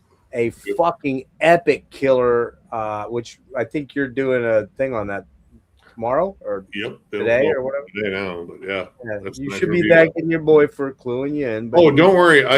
I threw in a shout out for you, Jeff. Yeah, okay, cool. There wasn't a single joke in there about you at all. Wow, fuck, man. No, It I'm wasn't lying. like this thing is epic and giant, unlike Jeff, who's tiny and short. I mean, there might be really fun short joke in there. Of course there is. That Exul, and I don't even know the name of it. Do you remember it, Nick? Sealed into none. Sealed into none or something. Yeah, absolutely mind fucking blowingly good. It's like Crimson Glory, Sabotage, fucking Messiah era of Candlemass with it's and I do not like power metal, as I've made very clear. I'm not a Euro power metal guy. This is US traditional power metal. It's fucking amazing. That vocal, yours is not progressive metal. epic doom, which I kind of like. Yeah, epic progressive doom. If there's a lot of progressive shit going on, so that's another big one. The new Mayhem has kind of been blowing me away so far. I've been really into it, so I'm looking forward to that. I need to order that yet. I did order the Exul. I did not order Ruins yet. Cryptic Shift, man, yeah. I've been waiting on that for a couple years because you guys know I was one of the early guys on Greetings from Enceladus. Yeah, I jumped on that, and as well, Nick, I believe I sent you, and Rick, I went fucking stupid and spent like $73 to get the crazy variant from. Yeah, that's anyway. That album is an hour and 18 minutes long. I know 118 minutes. Yeah. Yeah, so that's kind of nuts. Last one is Worm. Nobody mentioned Worm. I really loved what I've heard from that. Yep. So Phil's been a very busy boy. I need to order that one yet. I need to order the Mayhem yet. But I also saw that Dusk might be putting something out, which I did hear that. Yeah, I did. It was in a blurb somewhere. I'm gonna actually ask Steve about that because love me some Dust, and I don't think it's gonna happen, but maybe it'll happen at the end of the year. Because the last one was in 24, but my favorite Swedish band, Tribulation. Are they going to put anything out? Let's hope. Because, I love them Tribulation Boys. So I don't – that's just a hoping for, but I don't know if that's going to happen. So that's it. Cool. All right. Well, yeah, it's funny you mentioned, we're doing it like a couple weeks in because right after the stream or the metal tag was launched, Ruins of Everest was my first pick. And – I was listening to that album, Temple Schlaf or whatever, earlier today. Man, it gets better every time. Yeah, dude, you clued me in our little thread that me and Kellen had. I'm like, wait, what? It's dropped? Because it doesn't actually come out in physical until the 23rd. Yep. But I also it did. Well, no, but it's been out digitally, though. Digitally, yeah. But 9th, I heard there's something going on with the vinyl, and it may be even later than the 23rd. That's why I held off on doing a pre-order. But, dude, when you told me it was out, Jimmy didn't even know, and he's a massive fanatic. I clued him in, and he was like, I don't know about this. Well, 4 days later, he's like, dude, this is fucking brilliant. It's beyond brilliant. It's amazing, man. Amazing. I'm still like only a couple listens in, which for Ruins does not mean much, but it gets better every time. Yeah, I'm gonna say. And like the last track, it's amazing. Like the textures, like the feel, like the layering. There's so much going on, man. But even like just the immediacy, like it feels a bit more immediate. I said that to Jimmy, and he didn't like that. The first track. The first 3 or 4 tracks have they hit really like. I think I mentioned it. It's almost got a radio-ness to it, but it would never be played on radio. But then it gets into the deep shit. The latter half of the album gets like fucking crazy, man. And that what's the one with the synth thing, the bubbling synth on it? Could be the final one. Could be the one. No, it's in the middle. The C's or whatever. No, it's in the middle. I like the Alpha Fluids one. That's it. Alpha Fluids. That's one of my favorite ones. Dude, that song is fucking killer. Yeah, it's got this like triumphant like parts to it as well. Yeah. Like, and that album is filled with a couple things. I guarantee it's gonna be. I guarantee it's gonna be in the top 3 for me without question. it's cool to have an album like this already in January, you know. Yep. So Ruins of Everest. I mean, they kind of did this with Thule Grimoire. It came out in January of 2021, and I remember it's that year interesting. being like, oh man. It's interesting. Last year, early, and I had it early.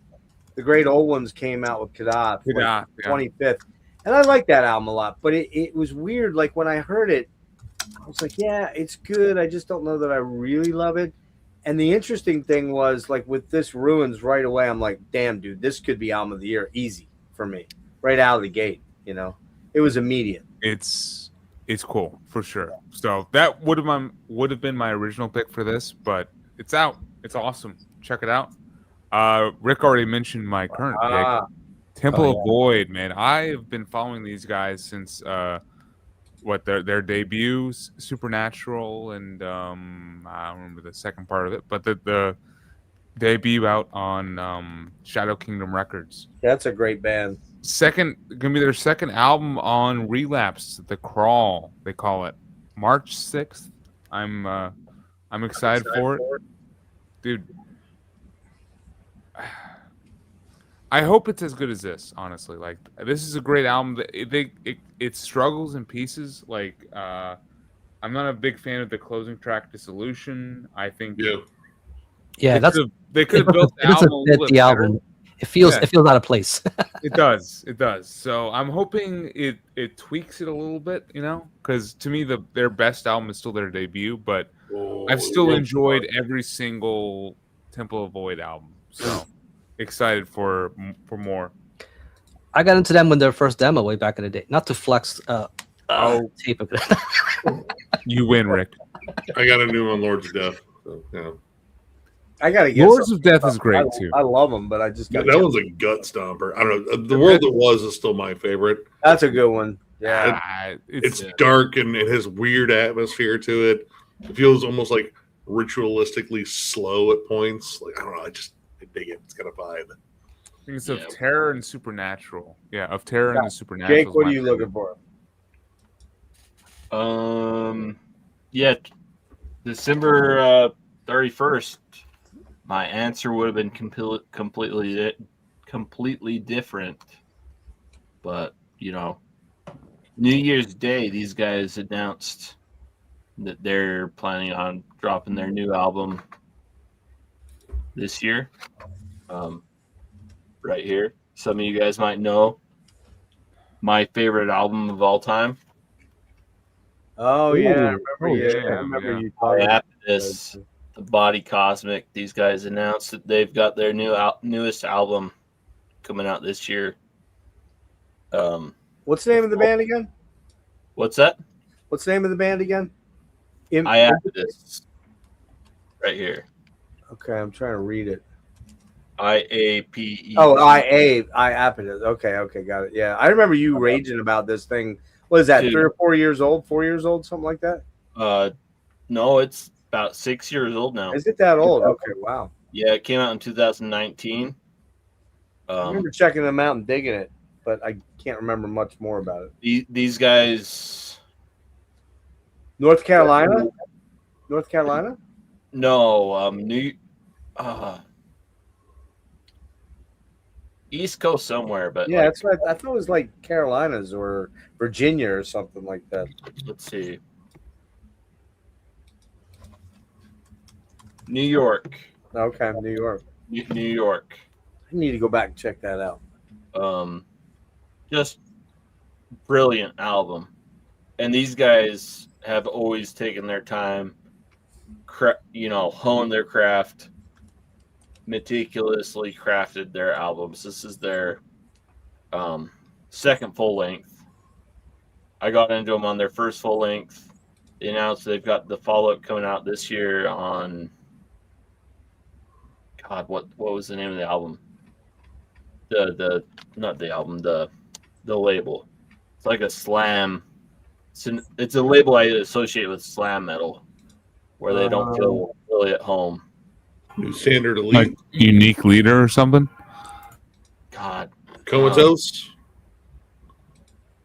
And I might be completely off on Willow Tip. So maybe Willow Tip. Yeah, all those Willow Tip. maybe not Slam, but No, they have a lot of bands like Sluggage and bands like those kind of progressive metal bands, which is kind of surprised me about this when you raged so much about this because I didn't think you were like a big prog metal dude, but yeah. So people who are unfamiliar with Iapetus, it's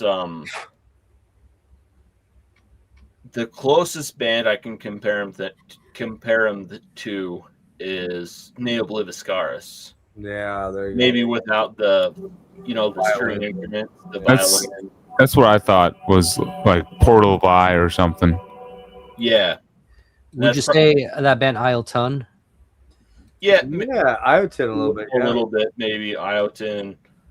They do have Dan Presland, drummer of Neobliviscaris, on this album. As I remember, there's a little bit of Cynic in there too, like Cynic-y vibes.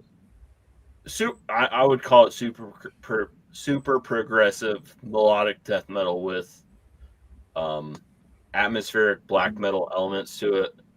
They definitely take influence from bands like Aglock. Wow. Yeah. That artwork's killer too, man. I remember that. One of my favorite album covers ever. It's a little obstructed by the signatures here, but just brilliant album. My favorite album of all time. They announced the follow-up is coming this year. Cool.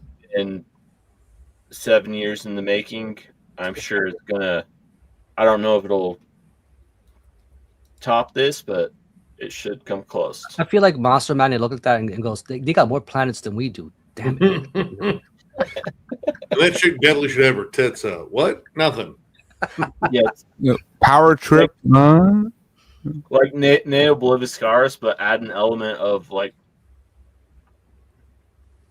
I'm not a smart guy by any means, but they definitely pull from like tons of philosophy in their lyrical content. Carl Sagan, stuff like that. That is where they're pulling from. First track on here is on this one was based off of like Walt Whitman's the Body Electric. Body Electric. Yeah. I remember you talking about this. Yeah, I need to go back to this one and check it out. It's brilliant. Cool. So new album if from anybody doesn't know Iapetus, check them out.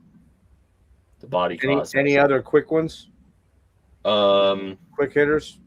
Because we got to move a little quicker because we're already at if Sojourner comes out with an album. Oh shit! Yeah, it's been a little while for them too. They've had a lot of turmoil in that band. That was my answer last year for a similar question. I was expecting an album. What the hell is that? Who's jamming tunes? So hopefully Sojourner. Tunes? Hopefully Sojourner has a new album out this year. Yeah, those are my main two that I'm looking forward to. Sweet. We gotta wait forever for that new Megadeth. Damn it. No, we don't. Gorguts. Oh, that's a good one. Oh, But I don't know for sure it's going to be out in this year. I think it might. It's not even been recorded yet. So Forbidden. Forbidden's coming out. That's definitely going to be later in the year. And I would think Gorguts is too because Poison the Well. Yeah, dude, that new track's awesome. Yeah, they've got a new album. There was another one I thought of, but I lost it. I'll think of it then. Yeah. The new creator is not bad. Most of it's not bad. Most of it's not bad. Some of it is not good. Like, are we back to this cheese fest again? But then Barbarian's kind of on. It's like, all right. I think I heard Psy might be coming out with something later this year too, which would be cool because that Shiki was fucking. Oh, love that album so much. Don't know why I slept on that band as long as I did. Don't understand it. You know who nobody ever says? Haunt. they put out an album every year. Don't they put out an album like every 6 weeks Like- or something? As a matter of fact, take a year break, guys. Like we're good. I do know Diva is going to be working on a new album. They're starting to coalesce. Horrendous is sort of there, which I'm going to see them next Saturday, but I don't know whether they'll have it out by the end of the year. I think every band should have a 2 to 3 year gap between albums. Yeah. I agree, actually. Every band. I don't disagree with you on that. Retire for a bit and bring back Peacemaker. Two minimum. I think there's a range in the beginning where if you want to go back to back, year to year, Yeah. you can pull it off. First Like 3 albums. Your first 3, past 3, you're done. You can't go back to back. 2 Yeah. to 3 I'm albums. not disagreeing with you. Yeah. Yeah, you're gonna burn out. Build the momentum. You gotta fucking start that gap because But you know, as consumers, we can't keep up. but here's the other part of that, though. Like, okay, so take Evoken. It was almost 8 years. Now, granted, they had the pandemic in For there. Funeral Doom, it's kind of a it Funeral Doom, depends on the genre. Esoteric's working on shit. How long has it been for them? Funeral Yeah, Doom can be like well, 5 years, I think. Yeah. 5 years plus Like, for I Funeral can wait a Doom. decade. But, for it but to here's turn the thing. Here's my point about it is that most of these bands, the advances they're getting from these labels, like Seasons, like Debit Morty, all these, they're covering basically buying some new gear and maybe the artwork. They're not making any money. None of these guys are making money, like big money, right? And so, unless they go out and tour and sell T-shirts and CDs and vinyls, then they're making some money because they get an allotment of stuff. But they don't make a whole lot of money. They do it for passion. A good example of that is Nick and my friends in Veilburner, the guy Dave and Chris. They don't make any money, man. They get an allotment of vinyl and CDs that they sell, and they get a little bit of an advance. They don't tour, so they don't make money that way. They do this mainly for the creative outlet of putting something unique and weird, in their case, unique and very weird, usually, out into the sound sphere. And it's like, and you're right, Jake, as consumers, man, I spent fucking way too much money last year, like way too much. I should have been sitting on that money because if my dad dies, There are bands that you just have to stop following because of the sheer amount of shit they're putting out. Yeah. Like that band, I don't know if any of you guys know them. TRHA. Draw. Yeah. Draw. They just put out so much shit. I'm like, I don't care anymore. Yeah. You almost get burned out by it. You're almost like, just, I don't, it's too much. They may or may not make an appearance in this very list. Yeah. The I don't know. No, I agree with you. I agree. We should move on, though. Where are we at? We're at number 12, I think. I think we're on the next one now. And- Collector Scum. Why don't you go first, Rick? Is there a pesky gap in your advanced gap you're hoping to fill? This could have been a really big list, but Yeah. I said, you know what? I'm going to just limit to one to kind of keep things moving. But band I've been following a long time. I actually don't have everything in our Godfrey, but I do want everything because I love this band. And that's Fen. Oh, wow. Out of the UK. This is actually the first EP, Ancient Sorrow, and Northern Silence put this out, and Northern Silence just puts up really good shit. And so I'm still missing actually their last album, the Deadlights, on vinyl. After Winter, that's probably still my favorite one, and I was kind of disappointed that it wasn't as strong as that one. Kind of why, and I just never got back to it. But I will get it at some point. And the Deadlights. There's a few. I think there's like 2 splits I'm still missing. An EP or 2, and other than that, pretty much. That's a band I've heard a lot about and never checked out. They're real quick synopsis of the sound. It's pretty much atmospheric with a lot of post elements. Black metal. Black metal. Man. Yeah, I've heard a lot about them, so I know that's one I probably should check out. Real good, really good winter listen too, man. Like they just have that vibe and just really scratches that itch. But I feel like the last album they put out was just a little too long for the production value that it had.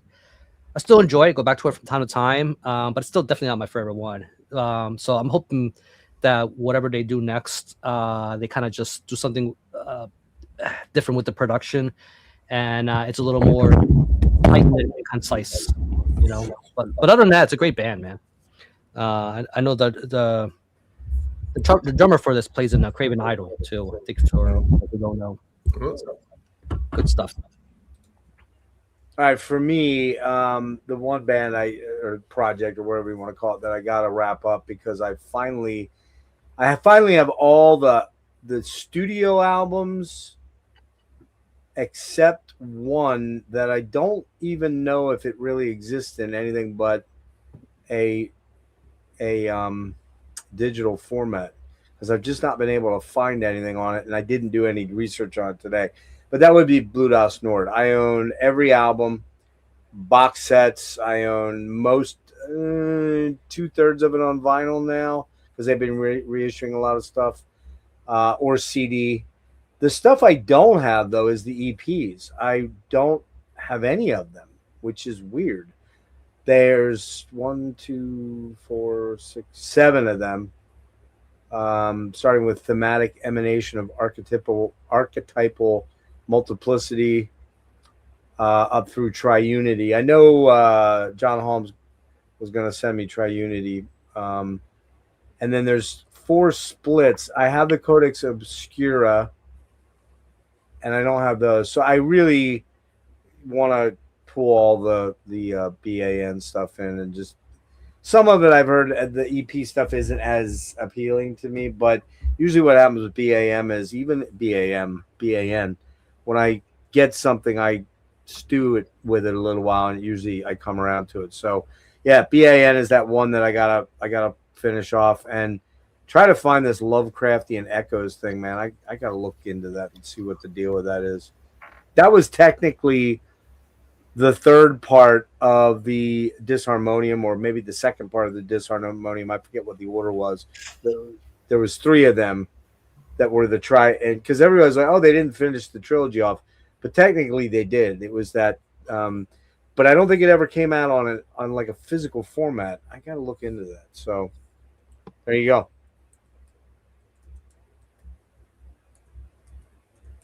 I'm good. Are you there? Then where'd Logan go? But we'll go back. Logan dipped out for a minute. We'll move on to Jake. I've got it on CD, but the Jester Race, I need this on vinyl. Oh yeah. Yes, you They've do. been reissuing everything so far, and this is the one album they haven't reissued yet. So I've got everything that I want on vinyl up to, my tolerance for In Flames goes much further than most people. Up to Siren Charms. I've got everything up to Siren Charms on vinyl. Minus Jester Race. Wow.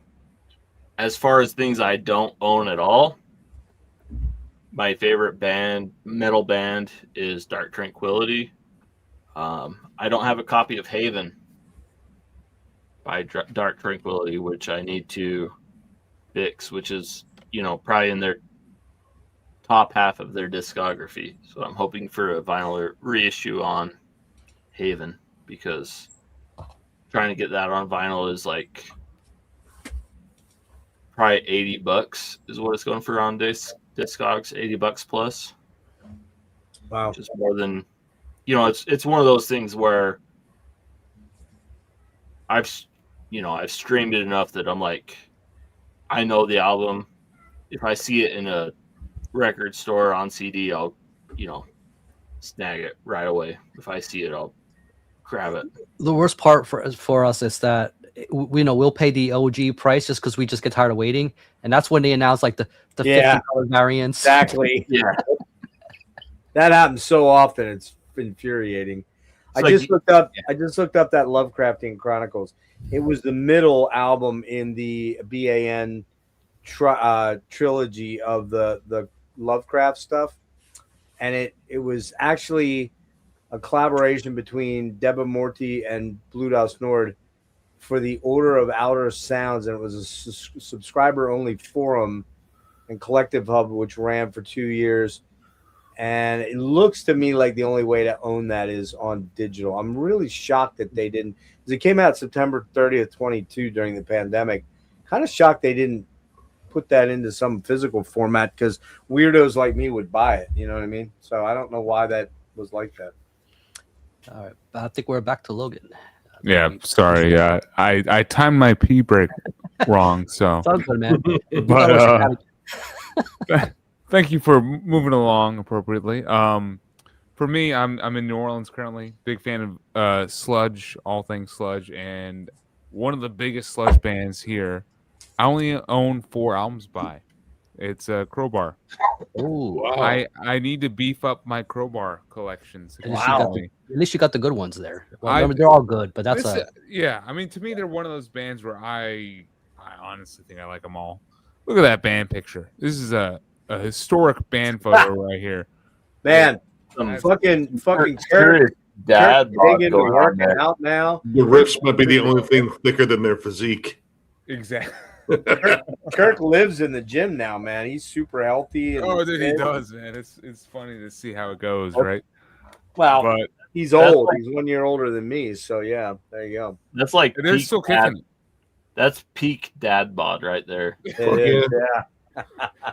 Dude, Like you're 38 and happy, 40, those guys 42 start and like happy. 12 caliber rounds. I mean, if that's what it takes to write the riffs that they do, I'll do it, man. Like, you know, But man, this is a 10 out of 10 album for me. I Oh, would yeah, love. same. I My favorite. would. Yeah, dude, it's perfect. I would love. I do not own Oddfell's Rest. I need to have that one. That's a good one too, man. That is a very good one. There you So might be my favorite actually. I own all of them. probably my second or third after this one. I Gotta don't say- own their self-titled either. I need their self-titled. Self-titled is so fucking good. Oh, dude. I gotta say, Kirk was one of Kicks the so much coolest guys ever to just sit Oh, yeah. there and shoot the shit with for an hour and a half and talk. he's 70s. quite knowledgeable about a lot of Down- bands too, man. down He to worked with Louis and the Sludge Band, but like, and he put out the solo album last year, which nobody It's talked good. about. It's really It good. is.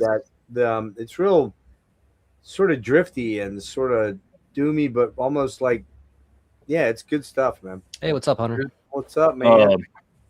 Logan, Shaming you for being employed. watch out for that. They did like that, whatever that vinyl club, whatever it was. They did a variant of the Oddfellows Rest, and I know a lot of those pressings can go for pretty cheap. Ooh, okay. So keep a look at it on Discogs or whatever. Appreciate All it. right, we had number I got 13. mine still. We're Nick. Oh, Give me Nick. metal. That's the name of the fucking club. Give me metal. Oh, give me metal. Yeah. There you Now, go. initially, mine was Satan's second album, which, lo and behold, I didn't know they reissued in 2022, so I got a copy of it now. So I had to change it, and going for an expensive one. I still need a copy of Pig Destroyer's debut album, Explosions in Ward 6, which I was just looking at prices on, and I don't feel like paying $60 for it.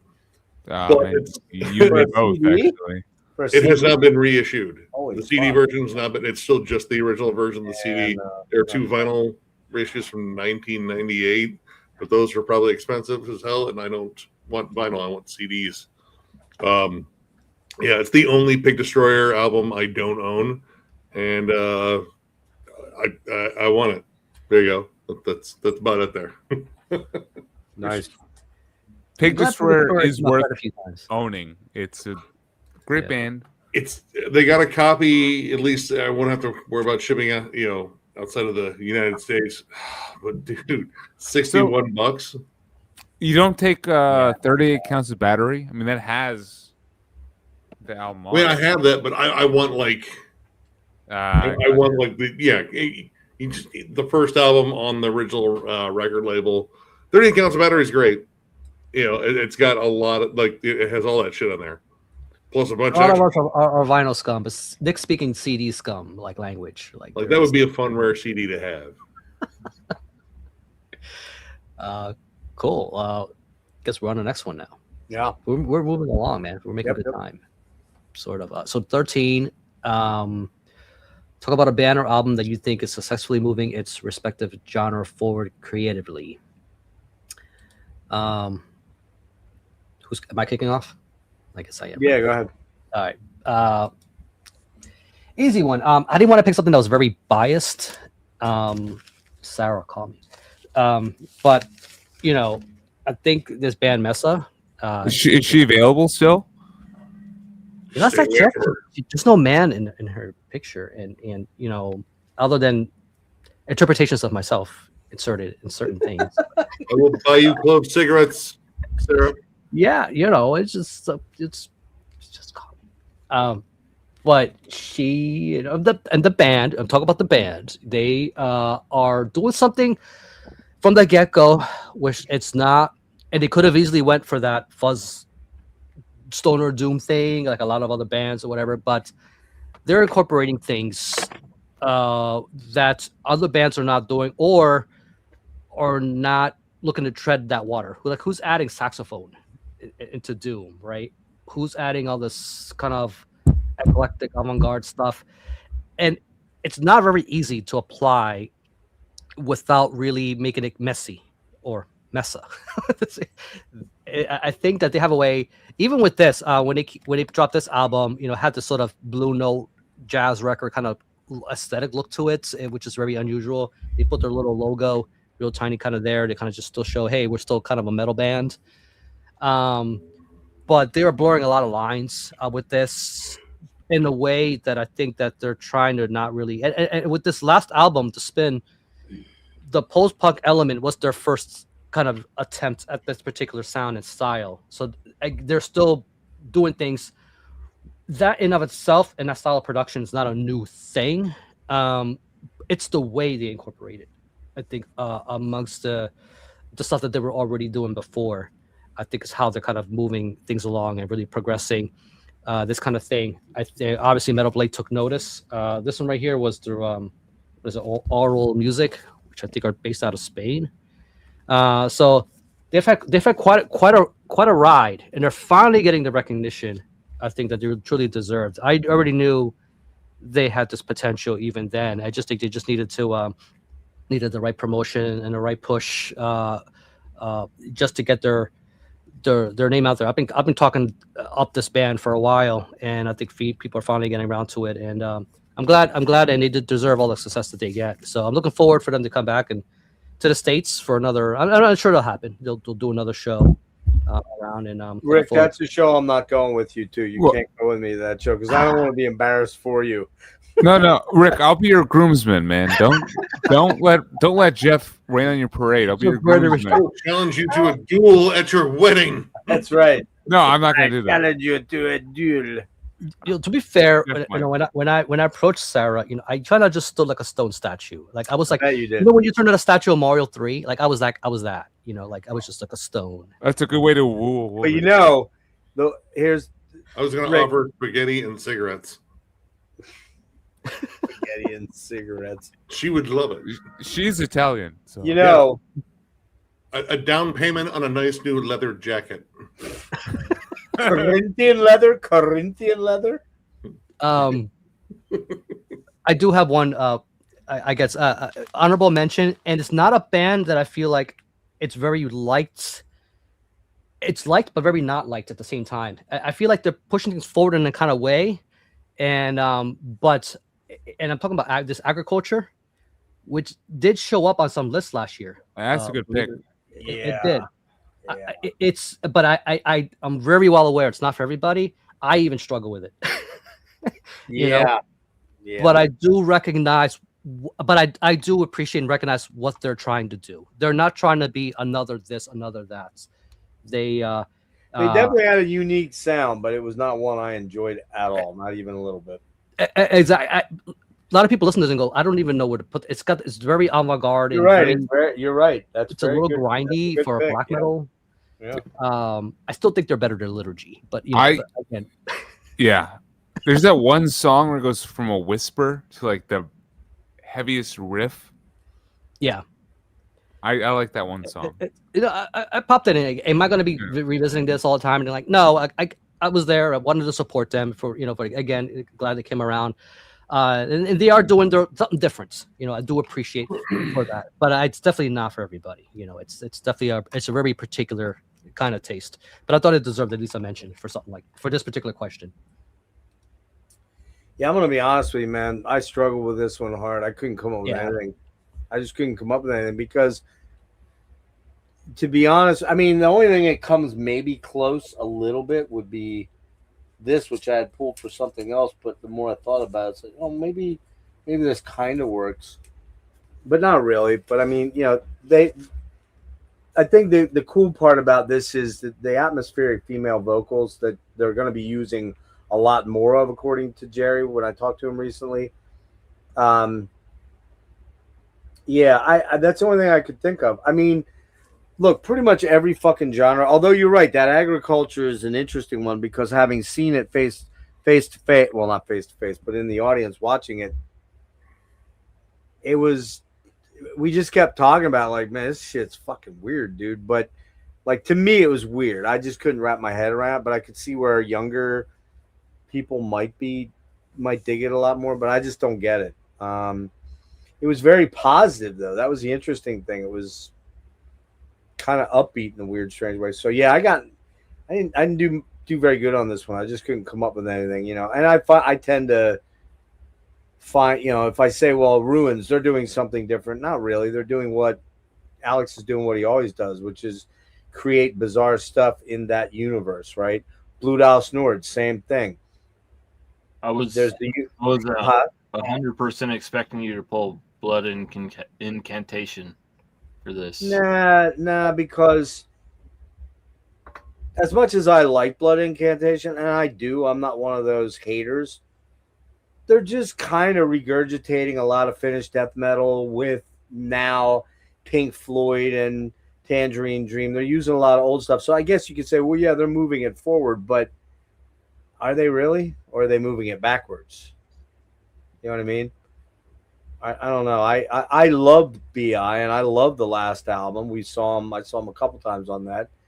Excited to see what they do, but don't really think they're like, reinventing the wheel in any way. So, but yeah, so that's a good proposition there, Jake, but you can bat me out, Rick. I think all of us would that are fans of Blood Incantation would probably say, well, the Morbid Angel riffs are obvious, right?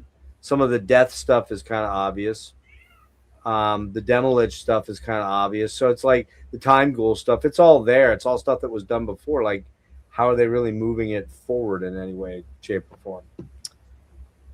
Yeah, they've been getting criticized. If there was any criticism, I think it was that particular. Yeah, I mean, the presentation, the all-in-one. I mean, like, I'm not gonna die on a Blood Incantation hill or anything like that. But I think they're not moving it backwards. Like I've heard that before, and I'm like, I kind of disagree with they're moving it backwards. No, but they're pulling some retro vibes into the death metal thing, which is cool. The progressive thing into the death metal thing, but they're not the only progressive death metal band. I mean, fucking A, Opeth was doing progressive death metal back in 1980, whatever it was, 1992 or whenever. Orchid and the first their first albums, or at least My Arms, Your Hearse. But so it's not like it's a brand new thing, but I'm not going to shit all over Blood Incantation. I think they're a fucking great band. I think the size of the audience and stuff, and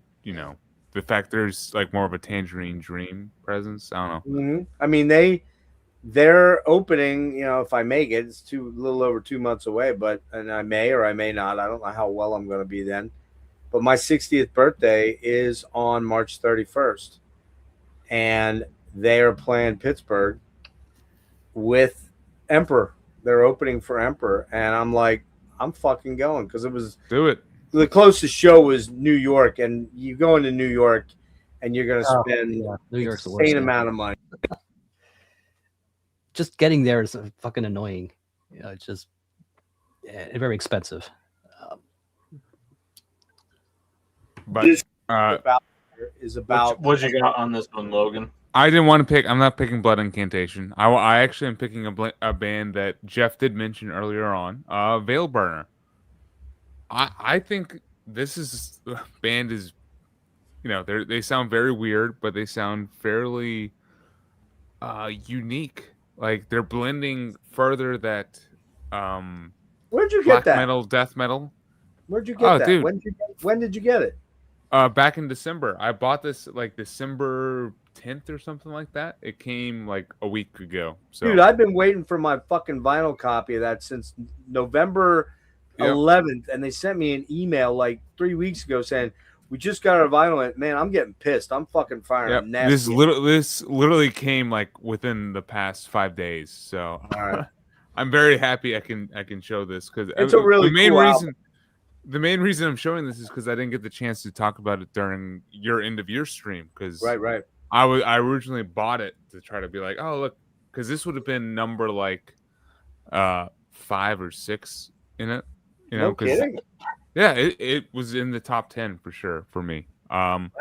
This is my first time really listening to this band, so that could be why. But the abstract approach to black metal, death metal, That's a good pick. psychedelia, It's a real good pick.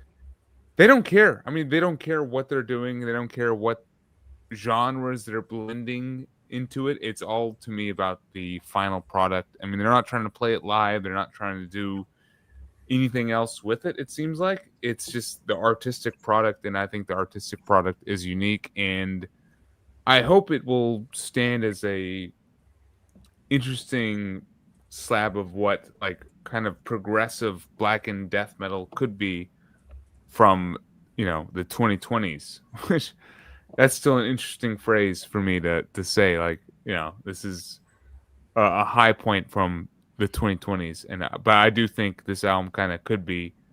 And the opening track, the closing track are trippy as hell, especially because they blend each other. It's like an Ouroboros basically, but then the guitar effects are phenomenal too on tracks like Ouroboreal Whirl and Rigor and Wrath. So yeah, man. Chris's vocals are just at times so fucking unhinged, and you're like, what is he doing? But it's kind of hypnotic to listen to him, right? The vocals are one of the highlights for me. The vocals, the guitars. I kind of wish the drumming was maybe a bit more dynamic. It's a drum machine. It's a drum machine. I can tell. I wish it could jump that, because it's not quite a 9 out of 10 album for me. It's like an 8 point, like almost 9. And I think if the drums could jump into a faster human style like frenzy, I would enjoy it. But it's an interesting album though. Logan kind of diming himself out there that he didn't watch our interviews with them. I did not. Sorry. I still found them somehow. I know. I'm just kidding. Busting your balls. All right. This was one of the questions I struggled the most with, because for me, I'm like, the way it's phrased, successfully moving its respective genre forward. It's like, to me, this has to mean like they're actually influencing other bands in their scene.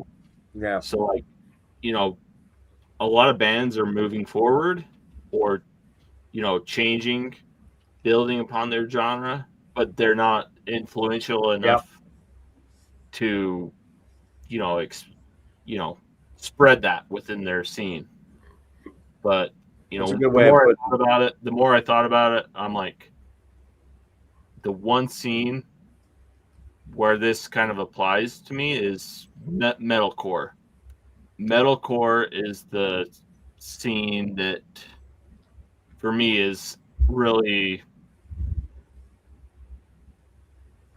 hasn't evolved, hasn't progressed, hasn't had any kind of outside influence infused into it. Like, it's grown stale. To me, there's not a lot of great stuff in it. as far as modern stuff. So I went with Knocked Loose. Oh yeah. As far as a band, like you can see this band influencing others. You know, I mentioned Dying Wish earlier. That band is, you know, clearly pulled from this release from Knocked Loose. Just metalcore as a whole has grown since the mid 2000s. They started pulling from the emo scene. I don't know the phrasing for that here. But it's grown ever since that influence took hold of that genre. It just hasn't been a genre for me. But lately, metalcore has went back to their roots and started evolving from those roots, and Knocked Loose has pulled back a lot of that hardcore influence while evolving on what used to be that metallic hardcore metalcore sound. That's I a almost feel mouth- like that band Waco Jesus is kind of did something kind of similar. We're trying to, you know, with their changing sound and how they're kind of progressing. Waco Jesus. Are they like Brutal Death Act? The Not Waco Jesus. What the hell am I? Jafar Cowboy. Sorry. Oh, very different band. Yeah, yeah. Oh yeah, The beer is finally hitting me. Here's the good news for me. I agree with the Knock Loose pick though. Yeah. like Jake, I absolutely agree with you. they're definitely moving metalcore in a different direction, and they have that reach that is actually affecting other. Like it's actually affecting the scene. The Exploded. fact they played "Suffocate" on Jimmy Fallon with Poppy. Yep. Yeah, Seen They, that? they crushed. That shit is awesome. yeah. The good news for me is I don't like metalcore, so I won't have to worry about any of this. You're boring poopy pants. Of course I am. I'm now the old guy here. Now that Chris, who was really not the old guy, but Chris left and claimed he was the old guy, I'm really the old guy now. You see what I mean? It's convoluted. It's complex. Yeah. All right. Nick, Rick- are you up on this one? I haven't thought about Waco Jesus forever, so I don't know why that came No out. kidding. It was like, wait a minute. I don't think Jafar that's the Cowboy. right band. Isn't it like a porno death band? Dude, or I like, mean, like, fucking, brutal, I don't even own any of this. like, Yeah. like a lot of fucked up song titles, like a lot. I just know the one album cover where it's like a, Yep, 69ing something. I don't know. I believe that's right. Jafar Cowboy. That's what I meant. All right. Yep. All right, I'm going to stick with my answer in the video, and it's more in relation to like thrash metal because I love thrash metal, but I do feel like it's kind of gotten a little stale. Like I feel like we're going to get like a big resurgence with, you know, Enforced, Power Trip, but Power Trip was kind of like that flagship band, and then sadly what happened, and that kind of all got derailed. But like a certain subset of it, you know, the more progressive technical side, I feel like with bands like Species, this new band that, That's actually an interesting one. Yeah. yeah, I think they kind of tapped into something. Like, again, it's kind of retroactive. I will still stand by exactly what I said about their new album. It's Rush if they played metal. But it has enough of that that kind of appeals to, you know, fans of Atheist, Watchtower, Spastic Inc., Blotted Signs, stuff like that, where I think it has enough, you know, difference. It can like kind of move thrash forward because thrash I feel is just kind of like stuck, kind of like just where it's at. Like it's that first step into extremity. Like it's not, you know, known for being like so abrasive and so like harsh that it's competing with death metal and black metal or anything like that, but it can still do something, you know, a little wild. And I really just kind of dig that album and what it did. Like I would like to see more bands kind of get like technical in that way, but also still include like a lot of groove, a lot of good catchy riffs. Like they really tapped into something there, and yeah, I mean, time will tell. We'll see if they actually do kind of catch on a little bit more. But I'm going to keep fucking talking about them as much as I can because those 2 albums I picked up are absolutely amazing. All right. I think Rick's on the slow now. Rick, have you been cheating with the THC drink on us? The fact that he's muted. Yeah, the fact that he's muted tells me he's fucking hammered. Why are you all moving in slow motion? Like, you guys Yeah, that's what I thought. You need to catch up. Listen here, Rick. Something was happening. I noticed Jake was struggling with some of the words too. So. I took one. Jake was doing great, man. He was doing pretty good for what he's been. He was hanging in there. One gummy. When do we have streams where I'm actually the most lucid one? 2026, apparently. I'm more lucid than you. Oh, eat a bag of dicks. Here we go. Eric suggested Party Cannon. Here we go. Party Cannon. All right. Progressive That Cannon. was Party Cannon the band at MDF that was like dressed like commodes and shit? Goodalax. Goodalax, okay. Oh, Goodalax too. Okay. Fit, yeah. We're on the next. That's a band that's evolving metal right there. One number 14, right? More poop. Yep. Hey man, So, I'm hanging in here. You are. Jake's a legend, man. He's Yo, I ain't slurifying no fucking I was words. gonna say there was a little slurriness there in some of it. No. He pulled it in though. He Clear pulled it as in. day. There's a couple times he slurred and he's like, I can pull it in. I got it. I'm as sober as a judge. Yeah, I remember a couple of those too, but it's been a while. 2 months sober We're good here. on everything. We're good here. the night thing might come up in a later question, but we'll cross that bridge. All right, so where are we at? We're at number 14, which is told you so. You want to kick this one off? I'll kick this one off because I fucking spent a lot of money because of you, Rick. And it is going to be that Lichgate because this album blew my goddamn mind. You talked about him before when you were on with me and Greg. Remember when I brought you on the interview, the second interview, I think it was? Oh, yeah. You know, I remember. I'm the one that introduced him to Tribunal because of that stream. You got to check out that Tribunal band. Yeah, I do. But you had mentioned this band a couple of times, and I just never, and being a big ESO fan, I was like, yeah, I got to do that. And you were kind of like, dude, did you check this out?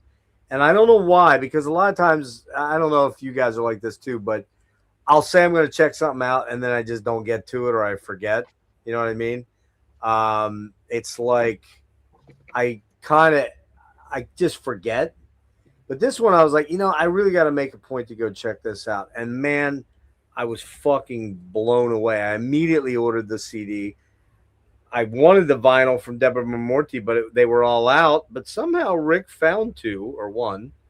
And then he let me know that there was copies of this on Amazon. Well, when I went on Amazon, I also grabbed Contagion, which is the 3rd album, Rick? No. 3rd, yeah. And then I went trolling on Discogs and found the first album.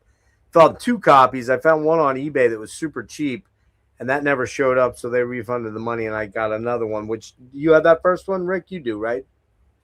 I got all of them at this point. Yeah, okay. That first Lichgate's fucking awesome.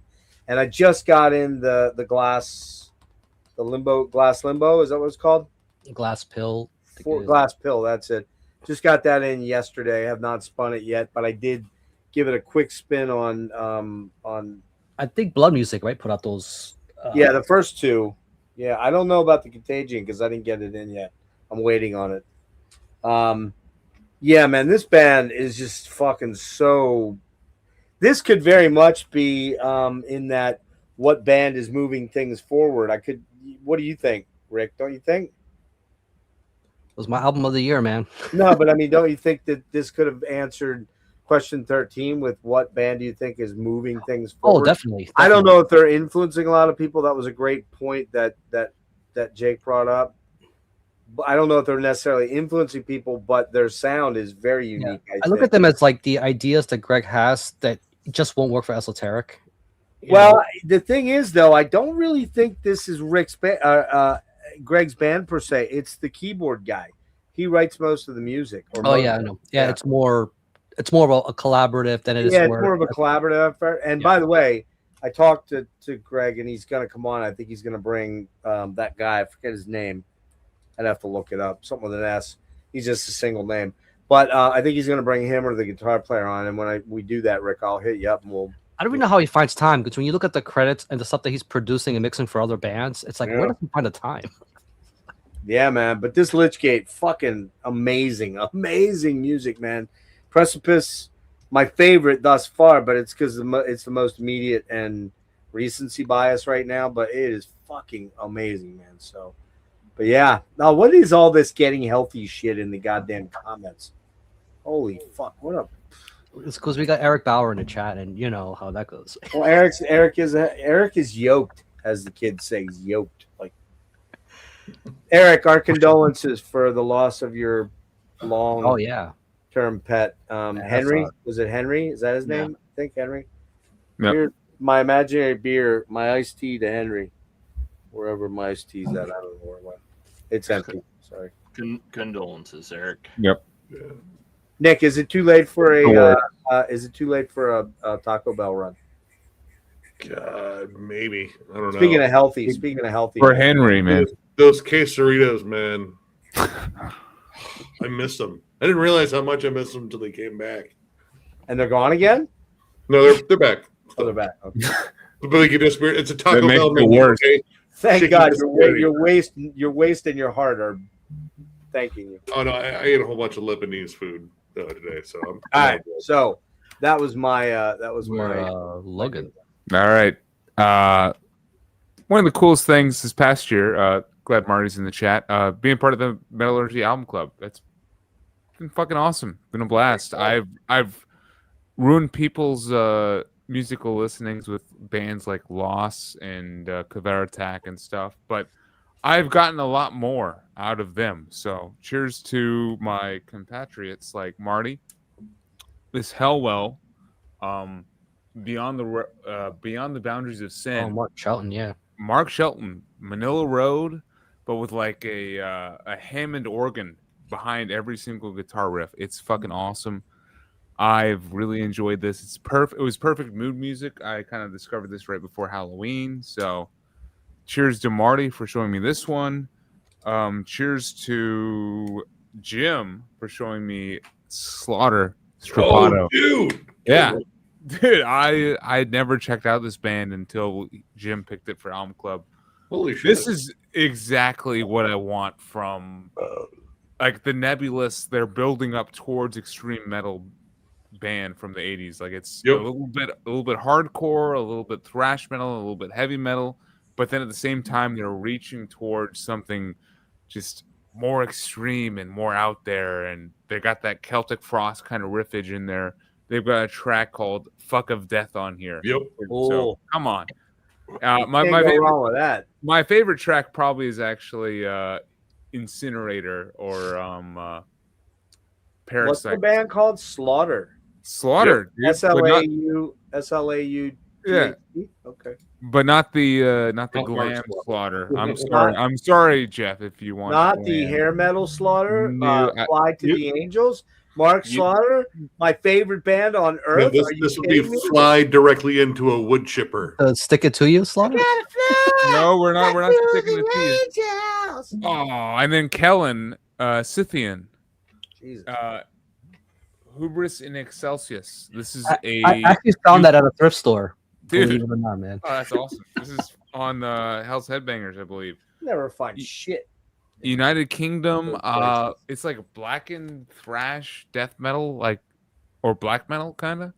Very just cool stuff. It's a bit of Rotting Christ, a bit of Black Anvil, and just like black. Oh wait, is that the Slaughter that fucking Chuck Schuldiner? Yeah. Okay, all right. Schuldiner. Briefly. I never checked them Jeff, out. This album is 23 minutes long. Please check it out. Probably an album I should check out. Proto death metal. Minutes. Thrash metal. But you haven't heard Strapato, Jeff? No, I haven't. I hate to admit. I think that's like the shocker of this whole stream. That I'm that much of a loser. That is like a pretty legendary album. Yeah. I've known of them, but I just never checked them out. It's pretty sad, kind of sad. Wow. Fuck of Death, god damn it. Now check out Fuck of Death, please. Fuck of Yeah. Death. All right, good picks. They weren't mine. This was one I think Jeff sent me. Yeah, hell Check yeah. I think Jimmy got me into that, and then I Jimmy- told you yeah, you gotta Jimmy- check it out. I remember Jimmy mentioned him on the hiking metal stream. You mentioned him. I was like, I eventually ran into it for a really good price. I think that was Jimmy's number one from 24. Killer atmospheric black metal. God, it's amazing. Notruner with Prima. Yeah. And did you ever check out Wolfstuder, the one before that? This is the only one I've. Oh, gotten dude, to you gotta so check far. out Wolfstuder. A little less atmospheric, a little more rawer, but fucking the Still- cover art is exactly what it sounds like. It's got that fucking raw, wintry thing, man. Yeah, Super wintry atmospheric, dude, that album Rima is a masterpiece for me. ambient at times. Like the second half of this is like all ambient, but yeah, killer stuff from Killer, I'm glad you grabbed that. Notruner. It was a band I was aware of, but I'd never dove into, and then you mentioned it to me directly, and then seeing it on Jimmy's stream, I was like, okay, on the radar. I remember initially I checked it out when you sent it my way. I was like, I wasn't in the mood for that kind of stuff Right. initially, and then I saw it in a distro for sale, super cheap. I picked it up, circled back to it. I'm like, yeah, that thing rules. It does. Austrian. I think it's an Austrian duo. I believe. Yeah. Cool. Glad to see you got into that. Yeah. This one. That's one Marty ought to check out if he doesn't know it, because that Marty, you dig that Rima from Notrunar. It's so fucking killer. Sorry, Nick. Oh, that's all right. This one was a recommendation from both Rick and Jacob. They both were all over this album. And I mean, I'll be honest, it was kind of a lob over the plate in terms of a pitch to me, because they just said, hey, this sounds a lot like Victor Records hardcore. Don't you actually stroke that label when you talk about hardcore, metalcore? And the answer is yes. And this, I mean, I guess it's an album. It's like 20 minutes long. I don't care. Punchy, old school metallic hardcore in the vein of like old school Earth Crisis, Shutdown, maybe a little bit of Snapcase in there. If I had heard this as a teenager, this would have been like up there with like Strife and fucking Hatebreed for me. Like this is exactly what I want out of metalcore or metallic hardcore, whatever the fuck you want to call it. I feel like they get the CD fans a shaft with that copy though. They need a proper jewel. Yeah, no kidding, dude. This little thin shit is it feels way too delicate in my hands. I need like the full on jewel case. That is my album of the century so far. Yeah, I love it. Like that's the rules, man. Of the 2020s, that is the best album that's came out. For me, that is my favorite. In terms of an album that album, it was just a nostalgic fucking smack in the face. Like holy shit, dude! Like this brought me back to buying like Victory Records comps, Revolution Records, Bridge 9, like shit like that. None of the like Undying, Archangel, Hate Thousand scene from the 90s. Oh, it's so good. Yeah, this is absolutely fantastic. Thank you guys for introducing me to that one. And was that Jake? Was that Jake? I think that was Jacob and Rick. Both of them were going back to back. Just oh my god, this was fucking amazing. I made my list that year. The song "Inflict My Will."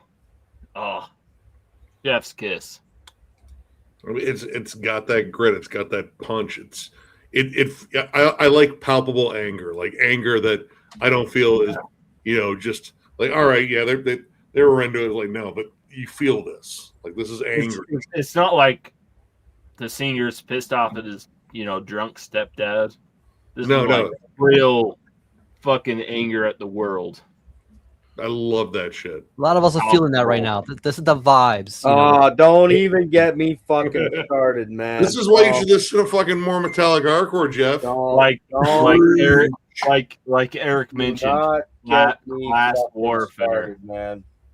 Yeah, because I've never ever wanted to. Yeah, I'm just gonna stop there. Because right now, defiance. Because right now, based upon the stuff I post in my stories on Instagram, I'm 100% sure they're watching me and they are throttling me. Meta is, or someone. 2, I'm very shocked that my door hasn't been knocked on yet, and I fear because I'm seeing it out there in social media that people first of all, I don't have that piece of fucking human garbage Elon Musk's format on any of my devices, and won't. But I do have that other piece of human garbage. What's his name? Zuckerberg. Zuck. I do have Zuck the cuck. He doesn't count. He's not even human. He's some kind of Borg or something. He's a cyborg, yeah. But anyway, long story short, I do use some of his fucking garbage, and I hate myself for it. I feel dirty every minute. But I'm seeing where people are getting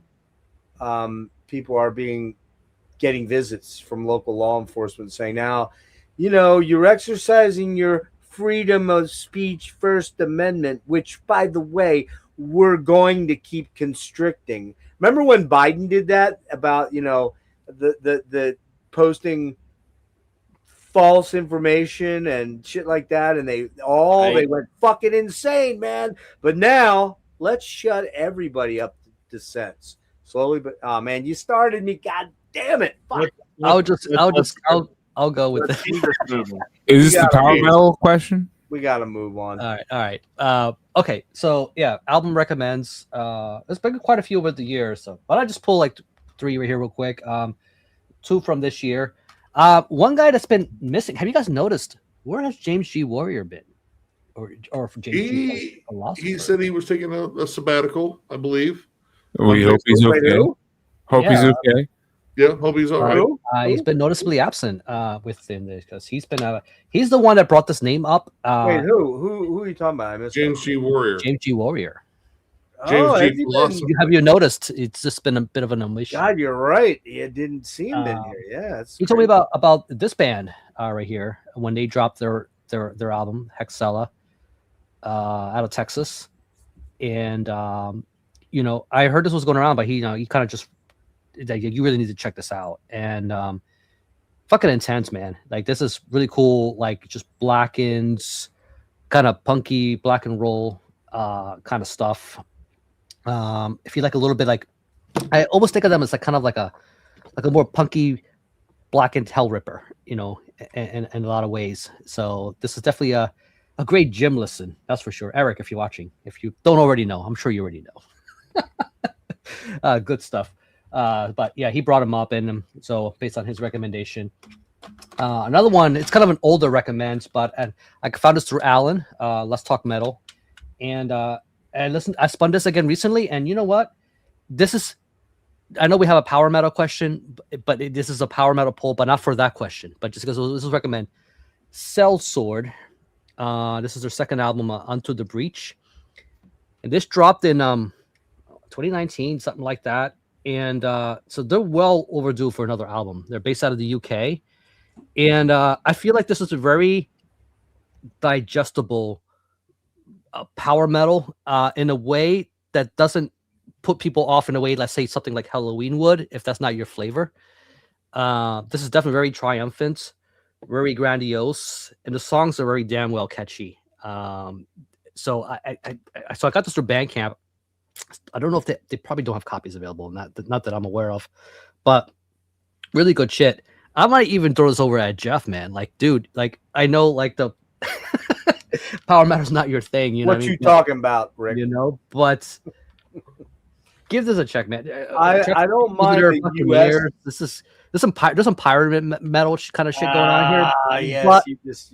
But it's not. But it's not cheesy, man. Like it's okay. Maybe there's a little. There's got to be some cheese but in there. As it's soon as hard you to go mentioned pirate without pirates, cheese. you mentioned pirates. There's got to be cheese. Come on, man. Oh, did they break up, Marty? Is that why they haven't released anything? I think they're still showing as active, but maybe they're I don't know. They broke up, but this is great, man. So thank you, Alan, man. Like you know, so he's got some good recommends, and another one for 2025. Peter, Metal Vault, man. Like he told me onto this band, and I felt like it went a little viral, and I think this landed on Jeff's ears at one point. I'm not sure how, but this Coven, right, which made my list. Good stuff. Brought this up out of Scotland. If you like your stuff a little more with doom, with some gaze, with a gothic edge, think of like King Woman with maybe some frail kind of thrown in. A little bit of typo in there, a little bit of it's a little typo, yeah, with the gothic leanings. Doomy, sort real of good. Doomy Candlemass too, a little bit. What's her name again? The singer, but very catchy, very very good. Nick, I'll even throw this your way, man. That's one that could have been a little longer. They could have gotten rid of the little interlude pieces and they had one or two more substantial tracks. But those rips, man, like those guitar textures, just sticky ribs kind of stuff, man. It really stays with you. So it's right in there. It's right in there with that Fade Tooth Mesa thing, but not quite as good as those two. I don't think. Not quite. I think there's. What I was about to say was I'm looking really forward for their next album. Like the fact that there's a lot more potential. That for a debut, this is amazing. Yeah, they Scottish or UK, right? Scotland. Scotland. That's what it was very high on my list. I was that impressed. Yeah. By this. So thank you, Peter, for the recommends. All right. I think that was. Where are we at? We on 15, right? Yeah. Yeah. That is okay. Here's the power metal. Power metal. We all love this one, right? Get your cheese out, folks. I actually have a different one than my video. I don't know if this qualifies, but Rick, I got a picture you got to Damn it. Hold on. Damn it, Marty. Yeah, let me just say right up front that power metal blows, generally speaking, okay? I'm just laying that out there. But Rick, go ahead. That is a secret outcry thing to say. No, okay, no. Go ahead and pull this one up there, Rick. Oh, I see it. Okay. And I don't know that these guys, they're kind of US. You could almost say they're hair metal to a good degree, but they have way more power medley vibes to them, to me. This is a fucking really good album. I'm not going to lie. It's one of those, you look at the cover and you're like, oh God, this is going to blow. But I've heard various different people. I think Dive Bomb, Scott, I think the guy that put me on this was probably Brian Arkham, because he sources out some of this weird shit that, Viper and Razor made, and maybe Dennis brought this one up. I can't remember, but this is a fucking good album, and it's a US power metal, which I always have to make the distinction that the US power metal is, to me, very noticeably different than the Euro. The Euro power metal is almost always sing-songy. It's all this epic sword and sorcery, like ride the dragon type stuff. In the US, they're talking more about banging chicks or something with the power metal vibe. Ride your mom, full on mom, exactly. So I don't know, Marty. You should, if you don't know Banshee, you probably do, but if you don't know them, you should check them out, because this is, while it looks a bit Dokken-y, it's not. The riffs are fucking great. You like fucking Dokken anyways. You're a little limp-wristed that way too. We know. The two dudes at the end look like a wrestling tandem that no one cared about in the 80s. Yeah, you have heard them. All right, there you go. So that, but that's all I could come up with, because I'm not a power metal guy. So Marty's heard of them. Although, Marty, if you haven't checked out the new Exul from Phil Tugas, EXXUL with the little umlaut thing on it, go fucking check it. Yeah, I know you're a Dokken guy. I'm a Dokken guy. I know somebody that's not a Dokken guy. It's in the chat. that would be Mr. High Def TV. He fucking hates Doc, and he's wrong. Just gonna say that right up front. Yeah, but it's a tough question, man. Those George Lynch riffs, man. Like, I don't Fuck know. yeah, George is the man. He's the dude. There you go, Banshee. All right. Best I could do. You know what? You're not the only one. A lot of people, and if you ever watch any of these viral videos, some people struggle with this, man. Like, Yeah. Yeah. so Yeah. It's, It's not my jam, man. Alan came up with that one, didn't he? are they from Marty? are they all American? That was Alan stroking Marty. That was Alan stroking Marty going. That was Marty stroking Alan. I don't know. It's Well, I it didn't see could that be a video. mutual stroke off. You just don't know, right? You know. I almost want to phrase the question as recommend a power metal album for Marty or a progressive metal album for Alan. Kind of like, I feel like that would have been more, but whatever. I mean, I found one that he didn't know. That was kind of cool. What was it? I almost felt like he Silver owned Talon. we shall see how we do here. Yeah, I mean, power metal is not my strong suit. This was a tough question, but for me, I pulled for the local bands, right? I mean, this is from Atlanta, Georgia, Paladin. You guys know this band? I do. This is a demo, so I actually do not own the full length I'm going to talk about in a second, but the album is called Ascension. Marty, check out Ascension. It came out in 2019. Music you bang your stepsister to. Tim came up with a good one. Power metal is the music you bang your stepsister. Oh, Well, as long as he said step. Woo! Oh, okay. There you go. Nice. well, the reason I like this Paladin band, to bring it back, not from Stepsisters, which they're fine and all, but Paladin, melodic death metal, kind of mixed with power metal. Like they've got a bit of a snarl, a bit more of a bite to it that I can kind of get into, and they do have that American power metal feel, which I do think American power metal is separate from Euro power metal. I know some people who hate that distinction, Huge. that don't think that there is an American power metal scene, but I think They're there is. fucking wrong. And I agree with you, Jeff. There is a American power metal scene, and I enjoy that. It's the European power metal I still have issue with. But here's the thing with the US Paladin. with the US power metal scene, it's way more aligned with traditional metal for me, and that's why I dig it. Exactly. It feels more. It's got those traditional riffs metal, that are more like in line with traditional metal. Yeah. We're not encroaching upon some symphonic metal or Right. like the speed and the classical style. It's a bit more salt of the earth kind of people. Yeah, So I I agree. enjoy the American power metal stuff. This Paladin thing, I would recommend for Marty. As I said, Ascension from 2019. Check out the track Call of the Night or Bury the Light from this band. The full thing's good. I have that one. It is. Nick They owns share it. a member with Sadistic Ritual. Cool. What do you got, Jake? I'm pretty curious about this one. Yeah, I had to dig pretty deep for this one. Went with one Marty probably won't know. Project Roan Wolf with Edge of Saturn. If anybody is familiar with the project Judicator from I think they were based out of Utah, member across the states down to Arizona, whatever project. US power metal. Very this one specifically is very what's the name of the band? Iced Earth. Very Iced Earth influenced power metal. The name of the album is Edge of Saturn. Definitely worth checking out. The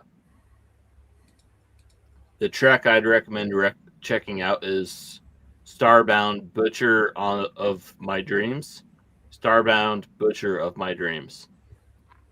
Project Roan Wolf. Super cool power metal. Very it's the guitarist from Judicator. She left due to reasons I don't want to, get into here. But yeah, this is killer stuff. Very, very reminiscent of early, like Matt Barlow, Iced Earth era. Really good album. I spun it the other day. I was like, yeah, it rules. Matt Barlow was good shit, man. Yeah. Burn Offerings whoops ass. Yeah, Iced Earth was a very influential band for me. Sadly, I don't fuck with them anymore. Yep, same. Yeah, that one thing happened. Fuck that guy. There was an event that happened that kind of ruined Iced Earth for me. It is January. Let's just remind people. Yep. So this album. It's safe to listen to say the least. To say the least on why she left Judicator and went to form this short-lived project Roan Wolf.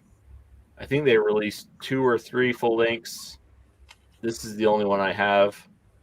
Killer stuff. Edge of Saturn is the name of it. Yeah, Marty's already trolling Discogs right now. Marty, you got to check it out. It's killer. Yeah. If you want Iced Earth, not as libertarian centric lyrical themes, whatever you want to call Iced Earth. This is killer. Great guitar work, super great. Everything on this is killer. All right, Nick, you're a big power metal man. guy. Oh, I'm a huge power metal fan. Like, dude, it's I'm all about like dragons and wizards. You're about to pull that one Halloween he doesn't. You pretty much jack off to. Oh no, you jack off exclusively to power see, metal. I already stumped Marty with my pick in my video, which was Silver Talon, and I do enjoy that album. Dude, Silver Talon rips. They're like Nevermore. No, it sounds just like Nevermore. That was the big thing there. And I was like, you know what? I could just repeat that, but I don't want to because I want to see if I can get another one in. But if Marty doesn't know this one, I don't blame him because this is really fucking stupid. Band called Sonic Pulse, Larger Than Life. And as you can see, this thing is clearly all about dummy, thick riffs. And dude, that artwork could qualify as some of the really worst artwork. She's a little swole. Right. I don't know if those belts are going to hold everything together. It looks like her crotch is already devouring whatever she's got down there holding up stuff. This is just actually this is all about wizard sleeves. If you could see it. But these are kind of scary though. Like she could kegel that thing right off. But yeah, this is just some really dumb, really juvenile, really self-released, thrashy power metal. I just got back. Is this the bosom question? No, is there a bosom question? No, this was dumb power Really metal. a titty question in here? Come on. I like how you already did a video, but still have the question. If that's a question. Well, she's listed on the back as the queen of beers. I mean, she does have the whole welcome traveler, tell me your story sort of vibe. And then you just sit down and then I mean things happen. Who knows? Put up to the screen a minute. Okay, Jeff, don't get too fucking pervy. Listen, man, I've seen her before at MDF. That is J Dog's wife, L-Cat, right there. I like to add those boobs are anatomically. I do not think that's Hellcat. I mean, they look Yeah, I don't know. Ish. You saw L-Cat. There's a small difference. I Probably. think. It's pretty swole.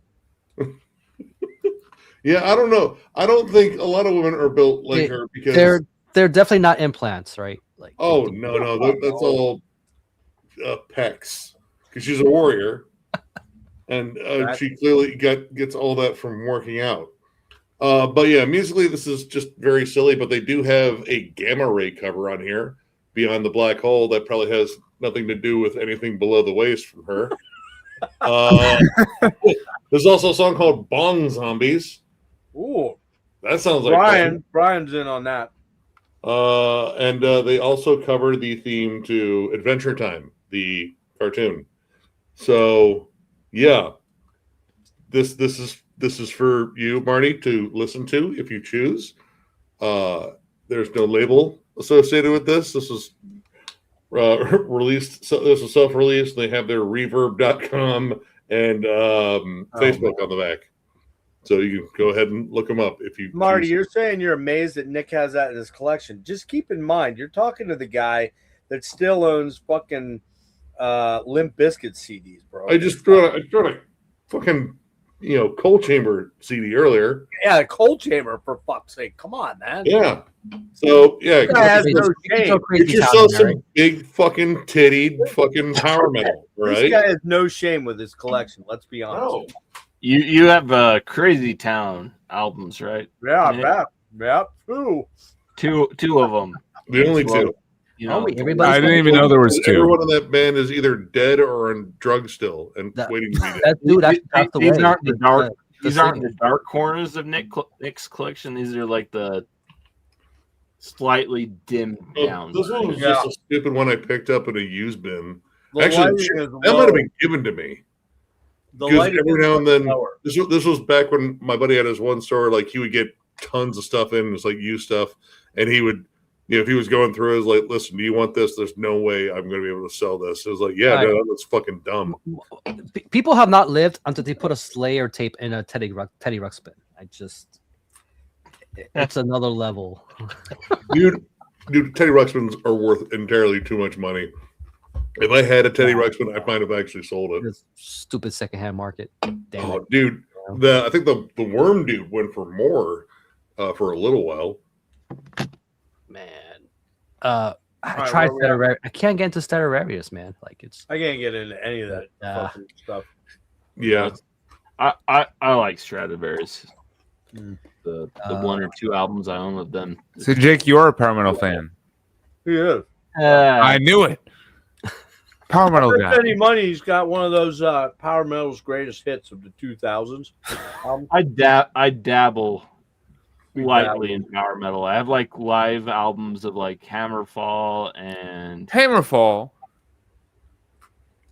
Can we hang out with this guy anymore? Bands that have live All right. albums from. But I don't have like extensive catalogs of power metal. It was a deep pull for me. I do like some Hammerfall, some early Hammerfall, a little Gamma Ray, a little Blind Guardian. I do like. So I'm not anti power metal, like some of you, but I'm very picky. I have one Halloween album, Keeper. That's it. I don't even have The early ones are great. I love Walls of Jericho. The Keeper albums. Walls of Jericho is not bad. I probably will pick that up at some point. The two Keepers, but the rest, nah. For this question though, like, and I'm in a mindset of Marty probably has all the essentials, right? Like all the good ones. And I'm thinking like, okay, there's the US, there's like the German side. So I try to think a little bit outside the box. And what do I have here that's not from those places? And so this is what I pulled. This is one. So I pulled two for this, just to cover bases, because Marty might know these. Of course you did. I mean, I fooled him with mine too. So that's what you got. This is a band from Brazil. Yes, power metal exists in Brazil, believe it or not. And Who knew? This is a band called Wizards, the Kingdom. Of course. Right here. Good Lord, look at that. Just look how glorious that is. Oh man. It's the production's a little rough, a little more. I'm thinking of like the kind of like the Walls of Jericho era. It has a very 80s feel and vibe to it. This could have went into that Legends movie very easily. I mean, you just look at this thing and you kind of get these vibes. Like, it's a fun little listen though. Nothing I would take too seriously. We're talking about power metal here. Right? Do you ever take any of that seriously? Anyway, like this just for what it is. This is not something I would put in the A. None of this is A tier category. Like it's very B or B minus C, I guess. But if you're already ingrained in this genre and you're deep interested in it, again, if you're Marty Worm, this is something that I think you would definitely have to entertain. So I don't know if you've ever heard of these guys at all. So Wizard, they're still around. They're still active. This is from like the early 2000s. So this is a reissue by what is it? Milton Bradley. Encore Records. Milton Bradley. So big, huge label, right? That we all know and love, right? So. I mean, yeah, right. Here's one that's a bit of off the beaten path.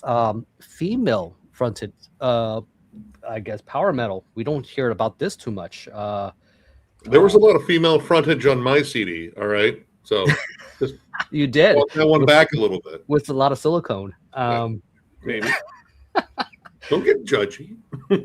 Public Glory, Secret Agony, White Skull, out of Italy. Another early one. What's interesting about this is that was it Radiation Records put this out? Another one that's again not one I expect anybody to really know all too much unless you're really deeply entrenched into this style. But the singer, I don't remember what her name is. But there is what's interesting about this? It's when you look at the CD, you see where the cutoff line is, where that O-ring is. You notice it's not placed a little bit above where it could have been. It's entirely too well placed. Yeah. So like that is no accident. But she sounds a lot like Lita Ford. It's like if Lita Ford was in a power metal band. And I don't know how else to describe it, but it kind of gives me a lot of those kind of vibes. So you get a bit of that gloriousness kind of thrown in there. But I almost feel like if she was involved in a more majestic kind of project, it would sound a little bit like White Skull. So if you're curious, this is definitely one to dive into. If you like that, something a little different, a little off or a lot more off the beaten path, should I put it? But out of Italy. So there you go. I don't know if you know any of this, Marty, but something you might like. Have your kid check it out. I wonder what Parker would think. But I'd be very, very curious. Wow, man. Too much time spent on power metal. All right. What's 16? What's 16? Is that where we're at? 16 is okay. So go ahead. What is the last album you bought in 2025? What I don't understand about this is the last album you pressed purchase buy or did you receive? That hasn't been too. Kind of like purchase. That's how I took it. Like if money disappeared from my account, it is purchased. Yeah, that's what I went with. That's how I took it. Yep. Problem is, there wasn't just like one. I think there was like 20 right before the end of the fucking year. I had one. Maybe 20. 11:59 though. What was the last one? Oh yeah, I think I know. This is not all record store orders. It could be like. Oh, is that returning? What is that? No. This is Oaken. This is returning is a very good reference to this. This is Fauna with their latest album from 2025. I can't remember the name of it. Ochre and Ash. That's the name of it. Fauna was a very influential band for bands like Returning. I first learned of them from Austin from Panopticon. He mentioned them on, I think it was a stream on Heavy Metallurgy. But yeah, Fauna is a very influential band in the Cascadian black metal scene. They're probably, your favorite Cascadian black metal's favorite Cascadian black metal band. Is that the first album they've come out with in a long time, or something like that? Was that recent? This was last year. This album came out last year. Yeah, I checked that out. It's pretty good. Yeah, it's definitely an album that you have to be in the mindset and the mood for. That's why it was a last minute purchase for me. Every time I checked it out, it was digital, at work, and I was like, I have one of their previous albums, and it's one of my favorite albums, but it's very much you have to be in the mindset, the mood, the setting for it type of album. It's very ambient, atmospheric, Cascadian black metal. It's not something you can just put on any time of the day. You have to be in the right mindset, setting, whatever for it. But yeah, this is a killer release. It's not their best album. That would go to this. I think this is only their third full length. I'm spacing on the name of my favorite. The other full length is called The Hunt, but I'm spacing on the other one. That's the one to check out first. But yeah, this is pretty good, pretty solid black metal that you can put on and just zone out to. Don't put it on as like in the background. You have to throw it on in the right. I would give a show of hands for that album cover Settings. Oh, Cave of eternal high fives. Rick finally did it. He opened up the Rush Dam. Yeah, that was on Prophecy. Prophecy put that out. That's why it was the last album.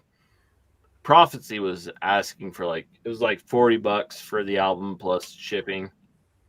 It popped up on Amazon. I was ordering some other stuff into the year for my daughter's birthday. That was super cheap. Threw it in the cart. Last purchase of the year was Fauna. Ochre and Ash. All right, what do you got, Nick? I think we're at Nick. My last pick one was one we reviewed in late November, The Ominous Circle and their new album, Cloven Tongues of Fire. I made this purchase in mid-December, and that was the last thing I actually ordered. And this album is just dark, black hole-ish, distant black and death metal. Kind of on that same wavelength as bands like Portal, but infinitely more listenable, more riffs on it. There's definitely points in here I would say are comparable to Immolation and such. A lot of deep, gnarly, lurching riffs, big, down-tuned guitars, cavernous, twisting, just evil-sounding vocals. It rules. It rules fucking hard, and so is the first album. If you haven't checked this out and you're just looking for something oppressively dark and evil, this good shit. Yeah, because we definitely don't have enough dark and evil metal. No, we don't. We definitely don't. Man. It's all this sissified power metal that is affected to this stream. Pussy power metal, god damn it. I mean, we know in this stream, we figured it out. Jake is a closeted power metal fan. I never thought that would happen. Always knew he was a closeted Alice in Chains fan. But god damn, man. I did pull the most underground power metal album out of all of us. You did, that's true, yeah. You did it a little well hiding the Velveeta. Very sad. All right. But hey, it was US power metal, so it's light cheese. It's still cool. It's American cheese slices. It's processed cheese. My, the mighty have It will fallen. definitely give you diarrhea. All right. Can we get this done in 6.5 hours? I'm wondering. Let's see. Okay. The last actual album I think I remember receiving, as far as what it was, that Lichgate. Mm-hmm. But I got a box. I've been waiting about a month for it. I did a purchase from Gems Label out of Illinois. Because I think Jake knows who they are. Yeah. And they're very underground. And I've never done any reveals, but I got this box. And so I'll just do a quick run through of what was in there. But this was the Jesus last Christ! It'll be fucking 6 a.m. before this is over. not too big of a thing. I got a few things. But I'll just show you what I got in this. What was my last box? All right. 2025. To start off, had this Deceits. This is If There's No Heaven. Never heard of them, but I checked that out. They're from LA. This is post-punk, man. It's if you like The Mission, you like The Cure, you know, a little bit of gothic dark wave, a little bit of Sisters. This is definitely a cool band to check What's the out. name of them again? Deceits. Might check that out. So you find them on Bandcamp. I think it's probably the best place to go. And I got a couple of novelty things. So they had a split with Sedan. Wow. And so I got a 7-inch here. And with Trawl, THRA. So Jake knows what I'm talking about here. This is somebody where don't even attempt to try a discography about this particular project. It's I got it mainly for the Sedan stuff, but yeah, it's a cool little split with both sides. So I think it was a promotional thing for a show that they did, and it was some copies left over for this. So Sedan's cool, some cool black metal. So for those who don't know, and then I got some novelty stuff. The result was cool to show for this question. So that is Sedan's kind of single here, done this kind of 8-bit format, which is why it's very Nintendo. And what's cool about this is that it's a CD. You probably never heard of this kind of format, but this thing, it's a mix of lathe cut, vinyl, not really vinyl, but you can play it on your record player, it's lathe cut. So it's more of an acrylic kind of thing but you can play it in your CD player. So it's a CD like that. It's a CD / hybrid lathe cut thing that you can play in your CD or your record player. It's different, and I don't like it. Do we burn it now? What is this strange voodoo you are showing us, Rick? Get rid of it. This is quirky and unique. Even check this thing out. So this is where you put it in your CD player. It came with a little adapter where you put in for your CD player, and there's your part for your record player. So all in this 8-bit glory. There you go. So that's the actual record part, and here's your CD part for it. We all know Rick's never going to actually play this thing. But if that's not enough to satisfy you all, we also have a cassette version of that here, which is also a record. No, it's a tape. It's just a tape done in sort of this MIDI 8-bit kind of format. So it's their single done in this sort of Nintendo style, which I thought was pretty cool. And last but not least, where did I put that? Gave me this cool drawing in there to go with it. He knows I'm a frequent buyer, so he does some cool shit like this every now and then. What did I do with that? Oh, here it is. So the last thing is this, what I would consider the last thing I got in 2025. Cemetery Trip, Sour Risk. Right here. This is a 2025 release. And fuck, man. This thing right here is... You probably don't want to listen to this while you're on some kind of mushroom or acid. It's very... it's black metal soaked in heavy keyboard psychedelic. Wow. Yeah. It's kind of nightmarish, but also very trippy, kind of at the same time. It's a very interesting listen. So for those who are a little more adventurous, but this is the kind of shit that other kind of cool stuff that you get from the underground. So Gems label is one of those labels where the guy that runs it, he has a lot of very low number stock kind of stuff. But if you're adventurous enough, you can find some really cool shit. Cemetery Trip, super niche. This is the main reason why I went shopping there. It's for this particular release. This is actually pretty cool. But and then there's the other gimmicks on top of it. So why not? By the way, it took like a month to get here. But yeah, by the way, Rick and I have these conversations daily about I'm just not gonna buy as much this year as I did last year.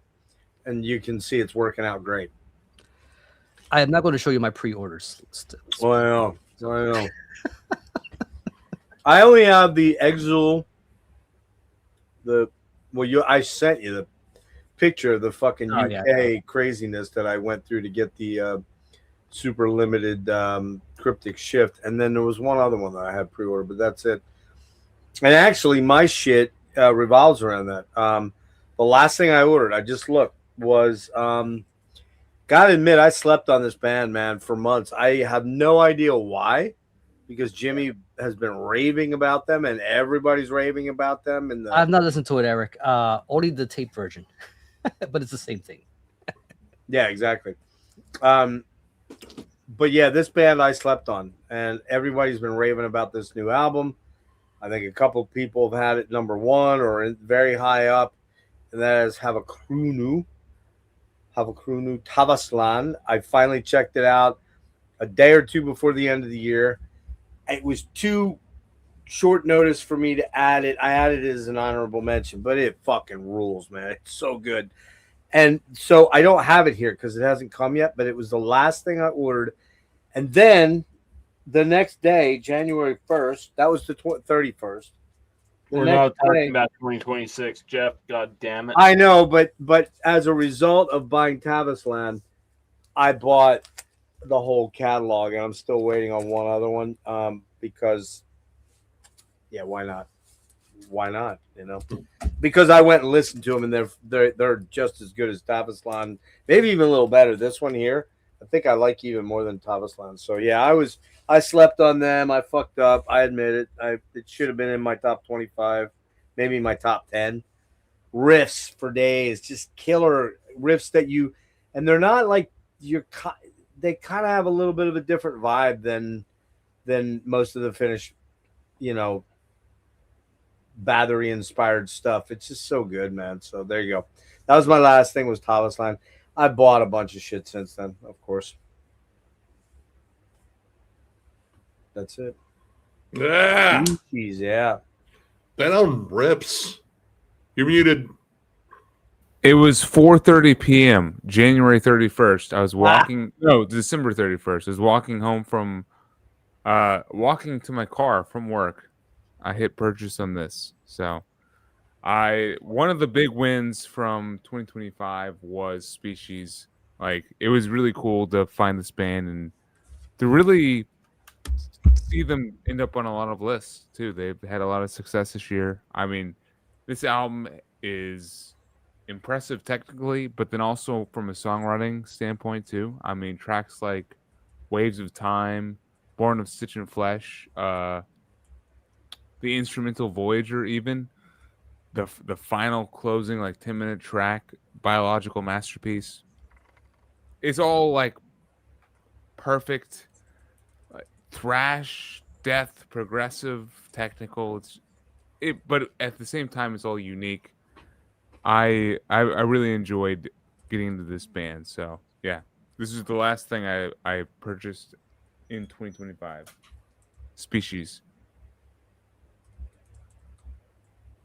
That was on a lot of lists too.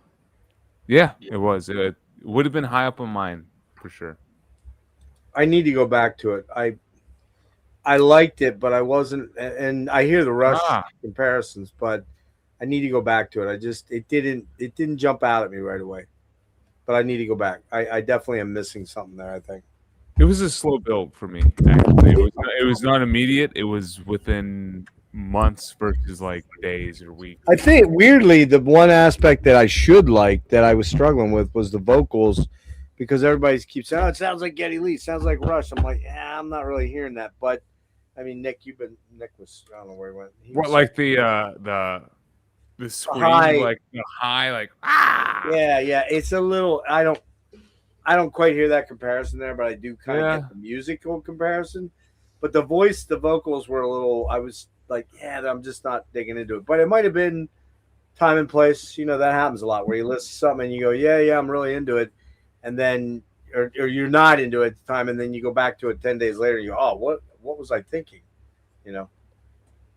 For me, it was the guitar riffs and like kind of the bass also. Yeah. Won me Cool. over. We are at 17.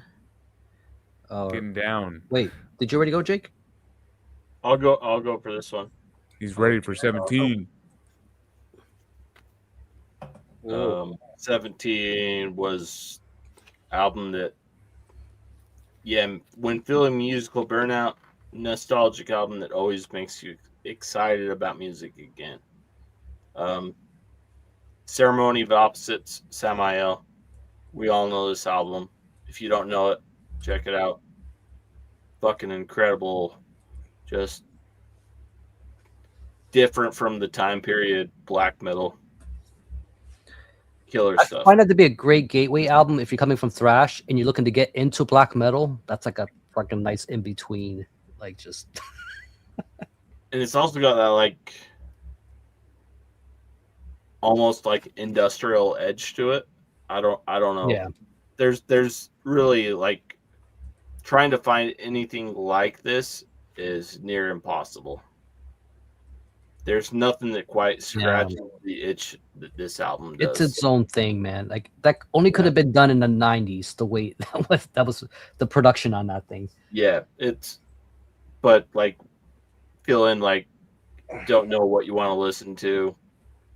This is always, something that scratches the itch. Whatever the itch is, wherever it is on your body, this album will scratch it. Now, see, I read that. I thought it said whenever burn out on metal, but that's still metal. Isn't that what the question said? Oh, when feeling musical burnout. Oh, okay. Yeah, just like burnout in general. Okay, all right, interesting. An album that pulls you back in. I don't know why I read it more that it had something to do with like burnout on metal originally. How did I see that? This album will pull you back in no matter where you're at. Fucking top Good pick. and probably top 10 album all time for me. Yeah, I put hours on that album, man. Just many work days got me through many work days. Yeah. So like I don't know, like just the satanic essence of it, just so evil, so occult sound of that album. The intro to Baphomet's Throne, like just that alone, just like yes. Yes. Nick. Sure. I wanted something that, that's my answer was the video too. Since I listen to so much dark, just malicious, heavy music, I want something that kind of cheers me up, but it's still heavy. And Faith and More. Oh, yeah. A lot of like brighter riffs and catchy songs. Like, I mean, God, I adore this album. It's Zombie Eaters, Falling to Pieces, From Out of Nowhere. I mean, I'll even still listen to Epic, even though I've heard that song entirely too many damn times. Woodpecker from Mars.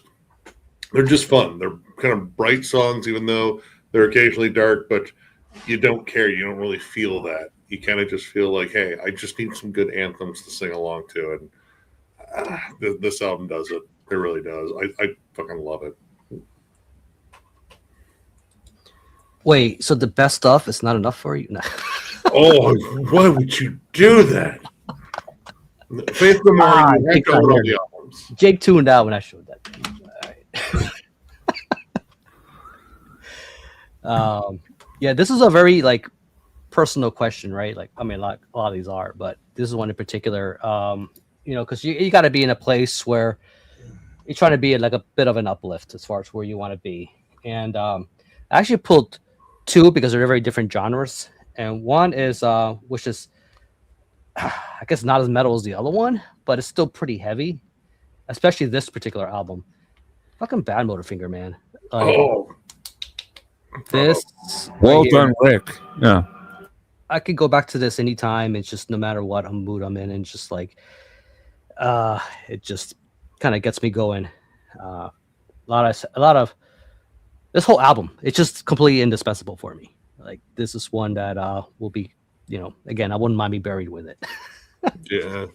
This right here, Bad Motorfinger. Another one is if I'm not, it's just Seventh Son, man. This has got me through so many things, man. I almost did Live After Death, but I think this one is where, in my essential years, getting into metal, this was one that was really important to me, and it's not the nostalgia factor. It's what kind of keeps bringing me back, and I never get tired of it, and just gets me excited about. That's your favorite Maiden album? Oh, At this point, it changes all the time here and there, but this one's usually on the contender, I guess you could say, for this. But it's not, as far as the discography of Maiden. This one's the most personal to me. Because this was one that this was the first one I owned. Okay. Again, I had this was when my first Maiden tape was this. And so I spent a lot of hours into this. And then that's when I, got into, all the other ones, before then. But yeah. What year was that? 88? 87? 88. Something like that. Yeah. Yeah. So you'd have been. yeah, Rick. That's my favorite Maiden album. Yeah, I knew that was yours. I'll claim it. I'll put the flag in that one. It's killer, man. Mine never changes. I'm always. What are you? Are you? Yeah, somewhere in time. That's Always. it. Yeah. Never changes, man. Never changes. yeah. I love So, Rick, Power- what is yours? Are you just flip flop? Wait, what? Which one is yours? You flip flop your You said favorite you Maiden flip-flop. albums? Oh, what's my favorite Maiden album? It's got to be He- Seven. He wants to go Seven seven. Son is Seven the Son. best. Son, I Seventh really Son. like Somewhere in Time though too. Oh, Power Slave. Summertime. Seven Son. It's Seven It's Son. it's so hard. Fucking Maiden, man. It's so hard. It really. Peace of mind. Peace But I of really mind. do like Killer too. Peace of mind was the first album I got. It was the first album I got. Yeah. Yeah, it's too hard. Maiden's too hard, man. Yeah, it is too hard. Anything up to the break, and then afterwards it's kind of easy. You just go with Brave New World, or you go with maybe A Matter of Life and Death, but everything else you kind of. When I can't decide, that's what I was saying earlier. Live After Death. That's Yeah, it's- well, to me, it's a great compilation. The thing about Seven Son is 'cause none of these tracks are on that one, so that's like it's like another split from that. Killers would be my number 2. Nah. That was Right. my first Maiden album. People. I'm some gonna people pull rate Rick. it Too high. Seventh Son is the only right answer. I'm gonna pull Rick. Jake, I didn't know you were on the Seven Son train. That's awesome, dude. Yes. Fuck yeah. There we go. We got Marty's answer here. Marty's closer to my answer. All right, man. When I want to break out, I read this as getting out of the metal box, so I really don't have anything hard rock here at all. And people that know me know that I have a pretty varied collection of stuff.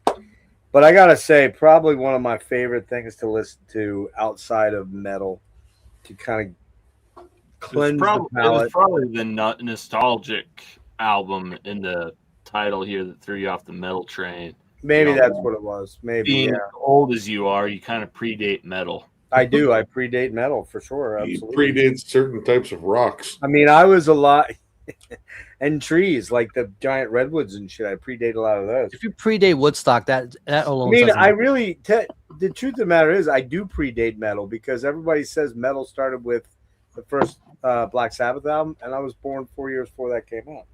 So there you go. But man, dude, and Jake is gonna love me for this. I know he will. Pull me back from it because I gotta see Jake's face when he sees this. He's gonna love this. I love this band. Well, there's only one of them left, but I love this band so much, man. I couldn't find my other box set. It's in here somewhere, but I have 2 major box sets, no singular albums by them. I want to go back and just listen to the Bee Gees all fucking time, man. Like I fucking love this band with every Now get fucked. No, Logan, boot this fucking guy out of here. Get this naysaying Bee The Gees. Bee Gees are fine. I'm just buzzed. I'm sorry. Aren't they just a disco band though? It's a disco band, man. I mean, we're talking. It's a way of life, brother. They're not. The first several albums are fucking amazing, man. We're talking like the first 3 albums, which I have a box set of, and I'm trying. Listens one and Ideas one. I forget the other one, but like my favorite period of Bee Gees is actually the post disco. Yeah, I agree. It's fucking incredible stuff. Man, I already talked about the Bee Gees with, they collaborated with Celine Dion. Yeah, we got to do a Bee Gees deep dive. You know what's crazy about this is the oldest guy is the only one still alive. Yeah, that's true, Barry. Yeah, just thinking about that. And very much in that same vein of that kind of thing. ABBA, man. All the ABBA albums fucking rule. They're just so goddamn amazing, man. Some of the best songwriters ever. Some of the most, this is timeless fucking music right here. You got Marty's attention with I'm on board for ABBA. No. And then I just got this in yesterday, but goddamn, man. Or no, maybe it was today, in fact. I don't know, but so very much recency bias. And what the fuck is this? Hold on. I thought it was, man, it's pretty dirty. I love me some goddamn George Benson, man. Give me the night. Give me the night. Just give me the night. Because there's music everywhere and lots of blah, blah, blah, blah, blah. Whatever, anyways. They don't make music like this anymore, man. They don't make music like this anymore. They don't, man. It's the best. And Breezin', that's another George Benson album I love. And finally, a rock album that, man, it's in my top 10 of all time favorite albums. And what's stunning is it's one of my favorite bands of all time, and I've yet to touch on them or even talk about them. So I'm going to do it real quick here, very quick. And that is 1982 or 80. Hold on. I'm trying to remember what year this came out. Maybe it was 84. Anyways, The Cult, Love. God damn, this album fucking rules. Good album. Oh my God. Every song is a banger track, man. You're talking Nirvana, Big Neon Glitter, Love, Brother Wolf, Sister Moon, Rain, Phoenix, Hollow Man, Revolution, She Sells Sanctuary, Black Angel. Fucking perfect album. This is the pretty hard to find now, I believe, Omnibus 4 CD version with all the bonus tracks, and it's upside down. Whenever I put this thing on, man, I just want to crank it as loud as I can take it. And my new car has a great system in it. Hyundai, you guys knocked it out of the park with that sound system. The engine's real dog, but I like the car overall. But this album fucking rules. I got to do something on The Cult soon before I head out to wherever I'm heading out. So there you go. The Cult. So there's a bunch of them right there on that one. We got 3 left, right? After Logan here. Yeah. I guess after, to reconnect, when I was answering this question initially, it was like January 1st. I was burnt out from 2025 listings. I literally had no idea what to spin. But there's just the riffs. They came to me. The riff of. They were calling you? They were calling me of Weed Eater. Oh, yeah. So. Weed Eater is the palate cleanser. The palate cleanser was Weed Eater. And Dixie was calling, wasn't he? Please tell me to make another album club appearance. Come on. I would love that. I don't know if my fellow album club members would enjoy that, but I hope they will. Maybe. Jason, Marty's making you listen to Morbid Angel. I can do whatever the fuck I want, right? Like, let's go big or go home. He opened the gates. Go big or go home, bitch. Just honestly, Marty, you kind of screwed it up with picking fucking Elude. Dope Smoker for Aluminum Anus. for 87. Anus. Yeah, I guess what I mean. Like, let's just do Dope Smoker now. I mean, This is just the wild, thing. wild west now. yeah, Like, we can do anything. Yep. It's 2026. Anything goes. The give no so. fucks year. The year of Yeah. give no fucks. But no, I reset myself with some Weed Eater. So there we go. Jason the Dragon. The title track is phenomenal. Turkey Warlock, Mancoon. Wait, what's the name of the song? Turkey Warlock? Turkey Warlock. Yes, Listen, man, it's the thing you run into in the Carolinas. they're around every After corner. drinking Every like bin. After drinking like six-fifths of I had to Jack fight one on the way to work. and smoking a fucking quarter ounce of good Acapulco Gold, you hit the turkey. You hit the There's turkey. a Turkey Warlock around the corner. Dude, And then the That's what you buy your Mancoon. weed off of. That we is a go. glorious album, man. I love. man. I got the vinyl, and I fucking love the gigantic dragon and See? everything. And just I get sucked in Fucking there. Yeah. Album Club real soon. Dope Definitely. Smoker. Watch out. Jake. He did it. He started it. Yeah, we can. I can start the next one. Yeah, well, go ahead. Where are we at? Number 18? That is show a classic or older album that somehow overlooked many years that you loved as soon as you heard it. Oh. Ooh, okay. October Tide. Oh, Rain yeah. Without End. That's the one, man. That's the one. Yeah, this is the Missing Catatonia album. Catatonia with balls. Yeah, this is the early Catatonia album that you're missing. It was the early Catatonia album that I was missing, at least. Are they still going? Are they still going? Or Yeah. They put an album not too long ago that was really The good. Norman Brothers still in it? I'm not sure who's Yeah, it was Fred. involved in the project now, but it's It's the bassist I and need the to- main guitar player, Fred Norman, from yeah. Catatonia. I still need to play catch up with these guys. I had one of their more recent albums. Randomly, one of the tracks off of this popped up on Spotify after something else finished. I think it was during prep for Swallow the Sun that this popped up. But yeah, fucking incredible album for it's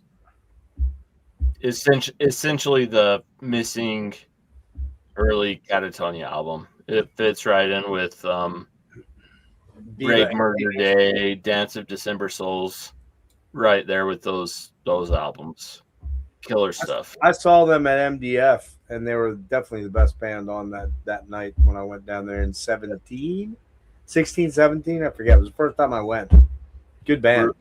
Really cool stuff. And this is when they still had The singer.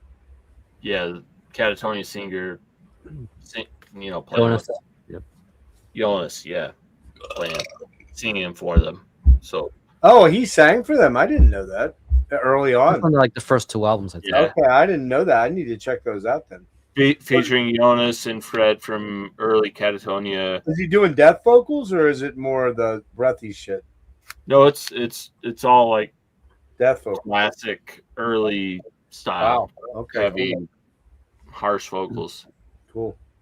Produced, recorded by Dan Swano. Great stuff. I got to check that one out then. Yeah, it's right there with Brave Murder Day, Dance of December Souls. Oh, then I'll love it. I would love that, man, but I don't think Catatonia ever wants to go back. When you go catch Catatonia live, they don't even want to play those old songs. Nah, So- Viva Emptiness rules, man. That album is fucking Yeah, killer, man. Great Cold Distance too. Yeah, I like Great Cold. That was the last album I was like fully on board, man. Then they jumped into the Night is the New Day, which or whatever. Night is the New. Is that what it is? Night is That's the New right. Day. Yeah, I like that album because it is a bit of a change, but then it's been that album ever since. Every album is that album, more or less. All right. Yeah, this one I came across this. Actually, this was given to me again by the same guy that gives me stuff in terms of my record shop. A band that I've been meaning to get into because the only song I've known by them for years is essentially a cover. and that's Budgie. Budgie's awesome, man. I know. I that this is a fucking Russian fucking boot, I think. Dude, they're fucking heavy as balls, man. I really dug this. I had never listened to a full-on Budgie album until this. I was like, dude, this is pretty killer. Except for like one track, I believe it was the ballad on here. I can't remember which one it was, but they're really not cut out for ballads if all their ballads sound like that. But when it came down to like the riffy rockers, like this is like almost like a heavier version of like Thin Lizzy. Like this is it is. Yeah, killer. Like this is honestly exactly what I think of when I think of proto metal. Like this is it. They are the proto metal gods, I think. Them and Captain Beyond a little bit, and maybe Sir Lord Baltimore. Sir Lord Baltimore stuff in there too. But yeah, in terms of like the stuff that would take off into like the new wave of British heavy metal and shit like that. Like the distance between this and like early Judas Priest riff wise is not that far. No, it's not at all. But yeah, I need to get some more Budgie in my collection because this was. There's a. I don't know if you can find it anymore, Nick, but there's a cool box set out there. I think it's. Oh, what would you know about box sets? 3 or 4. Well, nothing really, but I'm not sure where it's at. It's in here somewhere, but it's 3 or 4 CDs, and it's great, man. It's got what's that one called? Bandolier? No, not Bandolier. It is Bandolier, right? Yep. Yeah, that might be the heaviest one, but there's a couple other ones that that are right up there, and I can't remember the damn names of them. Something about surgery, Crash Course in Brain Surgery. I don't know if that's the name of the album, though. I don't think it is. But anyways, that box set, if you can find it, killer pickup, man. All of it's great shit on there. I don't know what happened to my album I was going to show. What the fuck? Oh, there it is. All right, I got it. As far as for me, this is one I've seen around. I've seen it shown in VC quite a number of times. I've even passed by it in the record stores. So, and I actually do like this cover. For some reason, I just kind of don't know why I kept skipping it. But Music of Vinyl reissued it, and this band is Malice. Dude, that album rules. License to Kill. I don't know why I just disregarded it for some reason for so long. Oh my god, that album's great. James Rivera from Hellstar did the last album before they split up, right? Which is interesting. But the vocals on that album, man, the dude sounds like Rob Halford, man. He's amazing. It's fucking great, man. It's kind of like it's got that late '80s production and yeah, but it's riffy as fuck and it's heavy as hell. It is. I kind of this to me sounds like a marriage of like Lizzie Borden with Little Dokken with Judas Priest.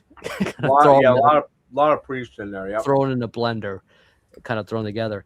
But you wouldn't get that impression with this cover. Like it's so like abstract, you know. Here, like I and maybe that's why that album cover is killer, man. That is such a cool cover. I think it's so weird though. Like it doesn't. You know who the original band? I forget the name of the first album. I think it's.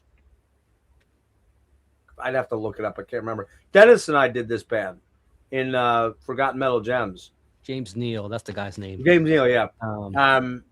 The guitar player just died like 2 years ago. The main guy, which is I think is why they split, right? That was probably the main. No, but what I was going to say is the album before this one right here, Rick, and I have to look up the name of it. I will. Oh, the drummer on it. In the beginning, that's it. Yeah. The drummer was fucking Dean Castronova, who's in, Bad English and Journey, and he's in Journey now. Dean Castronova. All right, good, because Neil Sean's not exactly working out, but I don't know. This shit rules, man. Like it's again, it's a little late, but I'm glad I'm on a train. They don't have a big discography or anything like that. It's between Did you just get it? I just got it like last year. Nice. So it's like, yeah. Again, I've disregarded it for so long. Like, funny back on it. This they basically took a long hiatus, which has probably hurt their, ability to get more recognition, which could have been one of those factors. But I'm glad Music of Vinyl reissued it.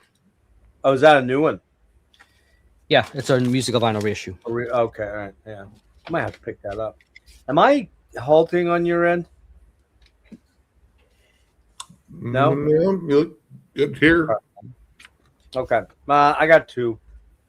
And I already showed them, so it'd be quick. I've been jamming this thing like crazy, man.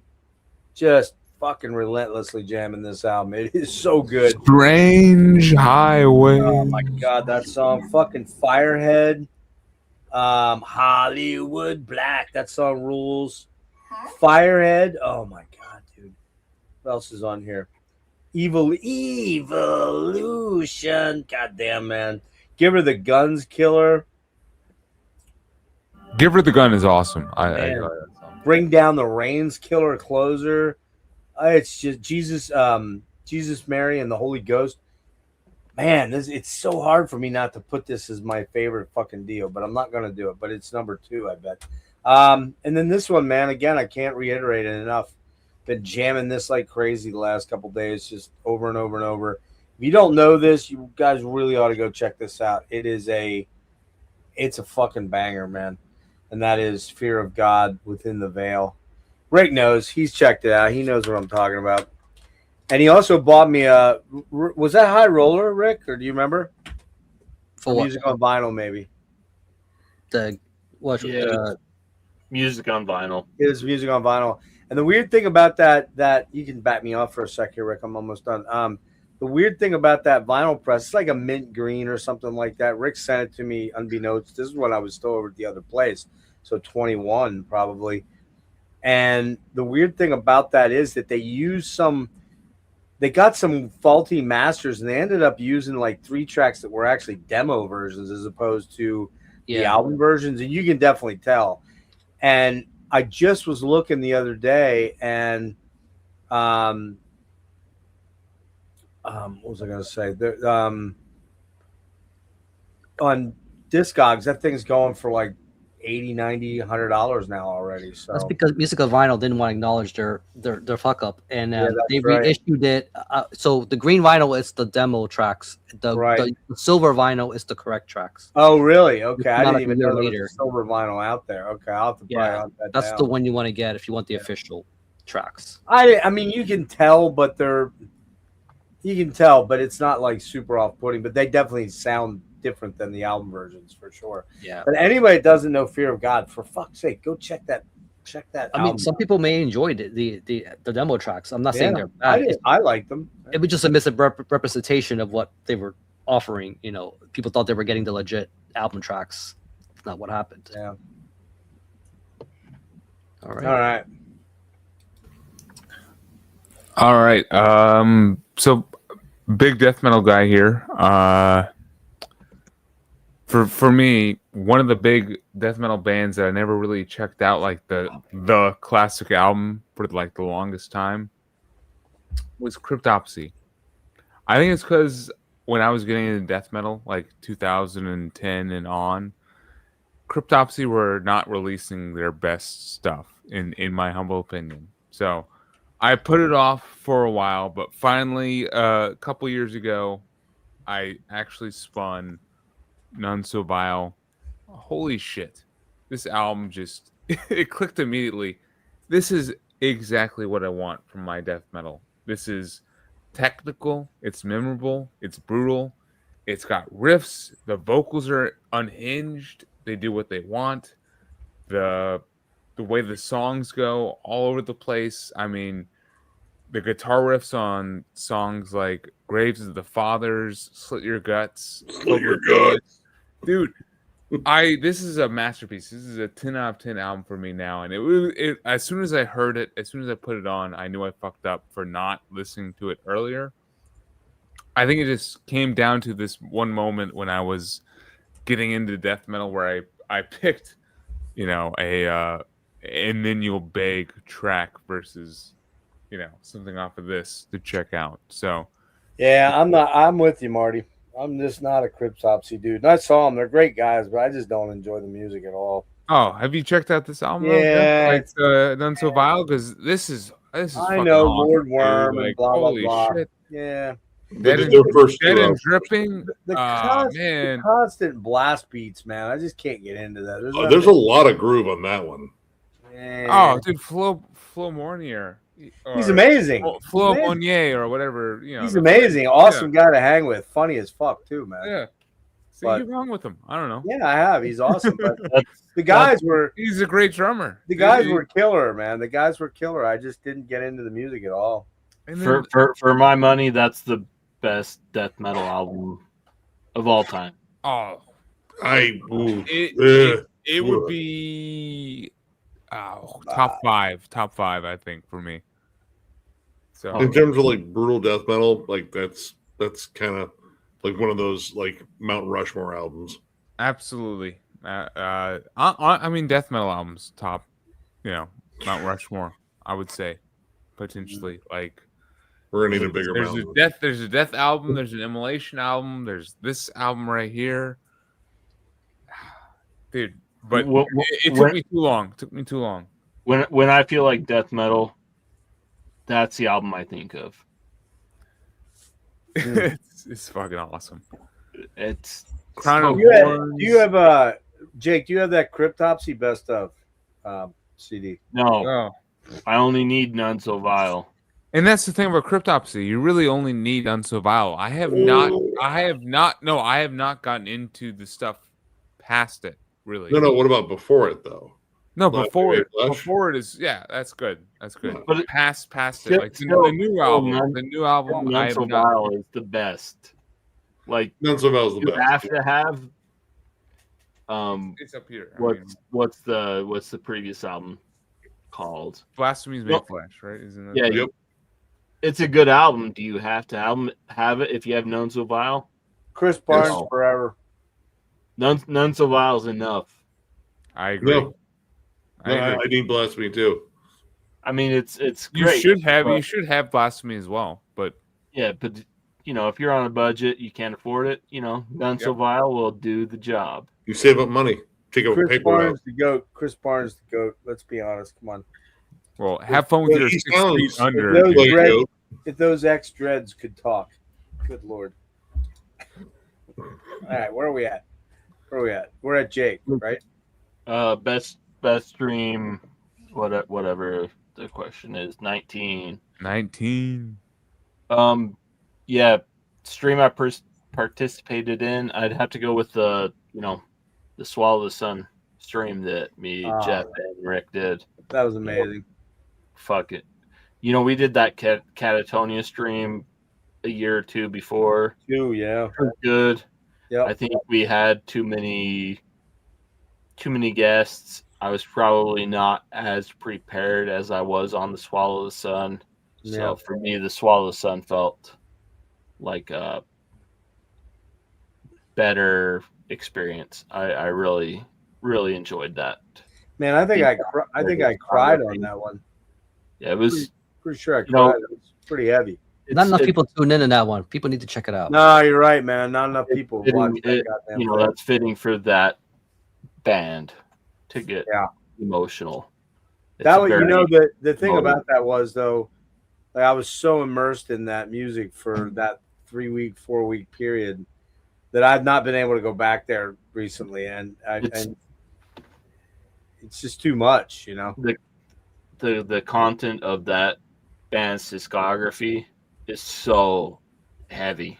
Yeah, Like to Yep. to deep dive into that is, it was an emotional chore. yeah, it really was. Really. Speaking of deep dives, I'm gonna do that part 3 of the church thing to wrap that up on next Tuesday, or not this Tuesday, but the next Tuesday. But also, we're back out for a sec there. Rick, is Logan there, or did he leave? Oh, he left. Okay. Logan and I and Callan are going to attempt to tackle the Ulcerate catalog coming up here. Going to be pretty intense. That's going to be a heavy one too. So. Yeah. And then I actually brought up a Rancy Pazuzu, which I don't know. Any of you guys know Rancy Pazuzu at all? I only recently got into it with the last one, which was pretty cool. That was a I very don't know anything electronic. else. Yeah, I have a few. I don't have them all though. Yeah, I want to do that, and Kellen express them. Maybe it'll just be Kellen and I don't know. But yeah, Jake. Thanks, man. That was Yeah, special. Especially I wouldn't- you guys want- You know, That's what do. It's a two-parter for those who don't know. So fun sounds like the wrong kind of word to describe that, but yeah, I know. it was a special time, you know, a special experience to go through that discography with the two of you. Thanks, man. That was awesome. yeah, it's a band a lot of us were into for quite a while, and you can't be into that band and be a robot. Like it's a very like heartfelt fucking death doom. I know it's a special band for It's an emotional investment. So All right. Where we at? Nick? You got anything? I said the one I did with Heavy Metallurgy about bands with interesting themes and such. Had a lot of fun with that one. In terms of like a themed stream, that was kind of one of the few I did this year. The rest of them were just like fun hangout ones, which, you know, those are hard to pick apart in terms of like they kind of all run together as a blend of let's talk about music and crack dick jokes, which Yeah, those are all, but they're all kind of the same. We have, but they're all fun.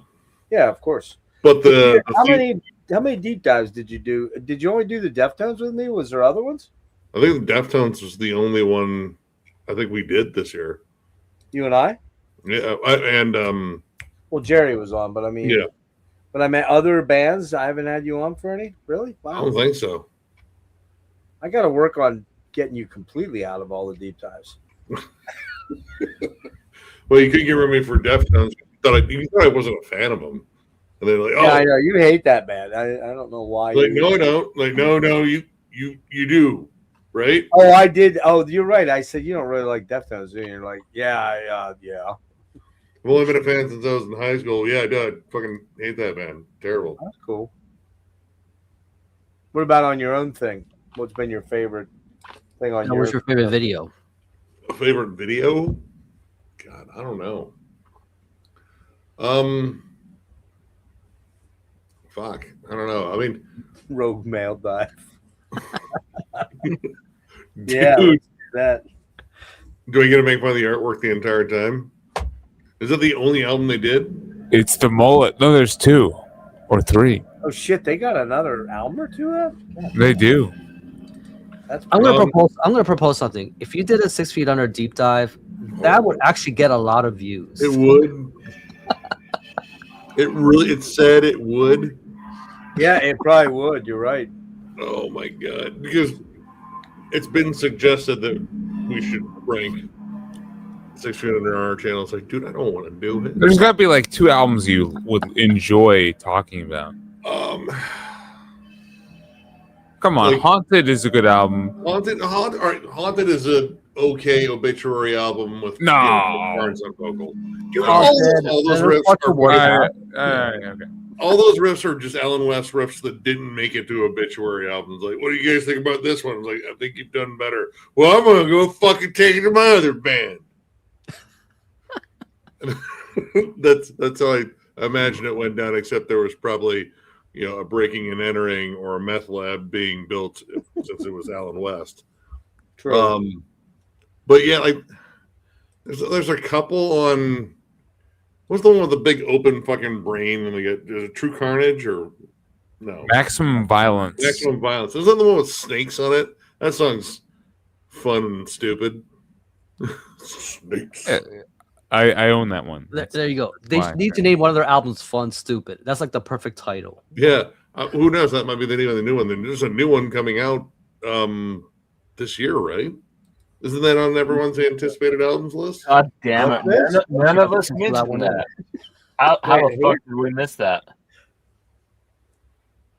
Yeah, Obituary Oh, does oh. kind of put out the I same. love Is that a obituary. hot take, Marty? Is that a hot take? I love Obituary is cool. I think. I still love obituary. Yeah, but they do pretty much put the same album out every time they put it out. It doesn't need to be much. You need that band though. Yeah, of course. Yeah. I mean, like Immolation puts out kind of the same-ish album every time. I'm still gonna buy it. True. Yeah. Yeah. All right. Yeah, I actually have damn, I've done a lot of appearances, and now when I'm forced to sit down and think about it, a lot of fucking live streams. So as Jake pointed out, that Swallow the Sun stream was fucking fun. I think fun in a dreary, sad, emotional way, if that makes any sense. For sure. And also filling in for the week off, Marty and Alan were out, and Chris and Brian and Logan sat down and we did the push to 7,000 subs with the spins, and now they're well over 7,000. And did they make 7,000? They did. I haven't looked at the last number, but I know they're well above it. It was a success. My other one here, so for some weird, strange, unexplained reason, I only remember half the stream, but we did something about 5 years of us doing. Oh my god! Yeah, I remember half the stream that you didn't remember because you like ghosted the entire stream. Yeah, is that your explanation why I don't remember half the stream? Like, yeah, I don't know. But I was hosting this. How could I not remember? There was a drink, I believe. Drink. I don't. You achieved liquid time travel. I don't drink. What do you guys talking about? Liquid time travel.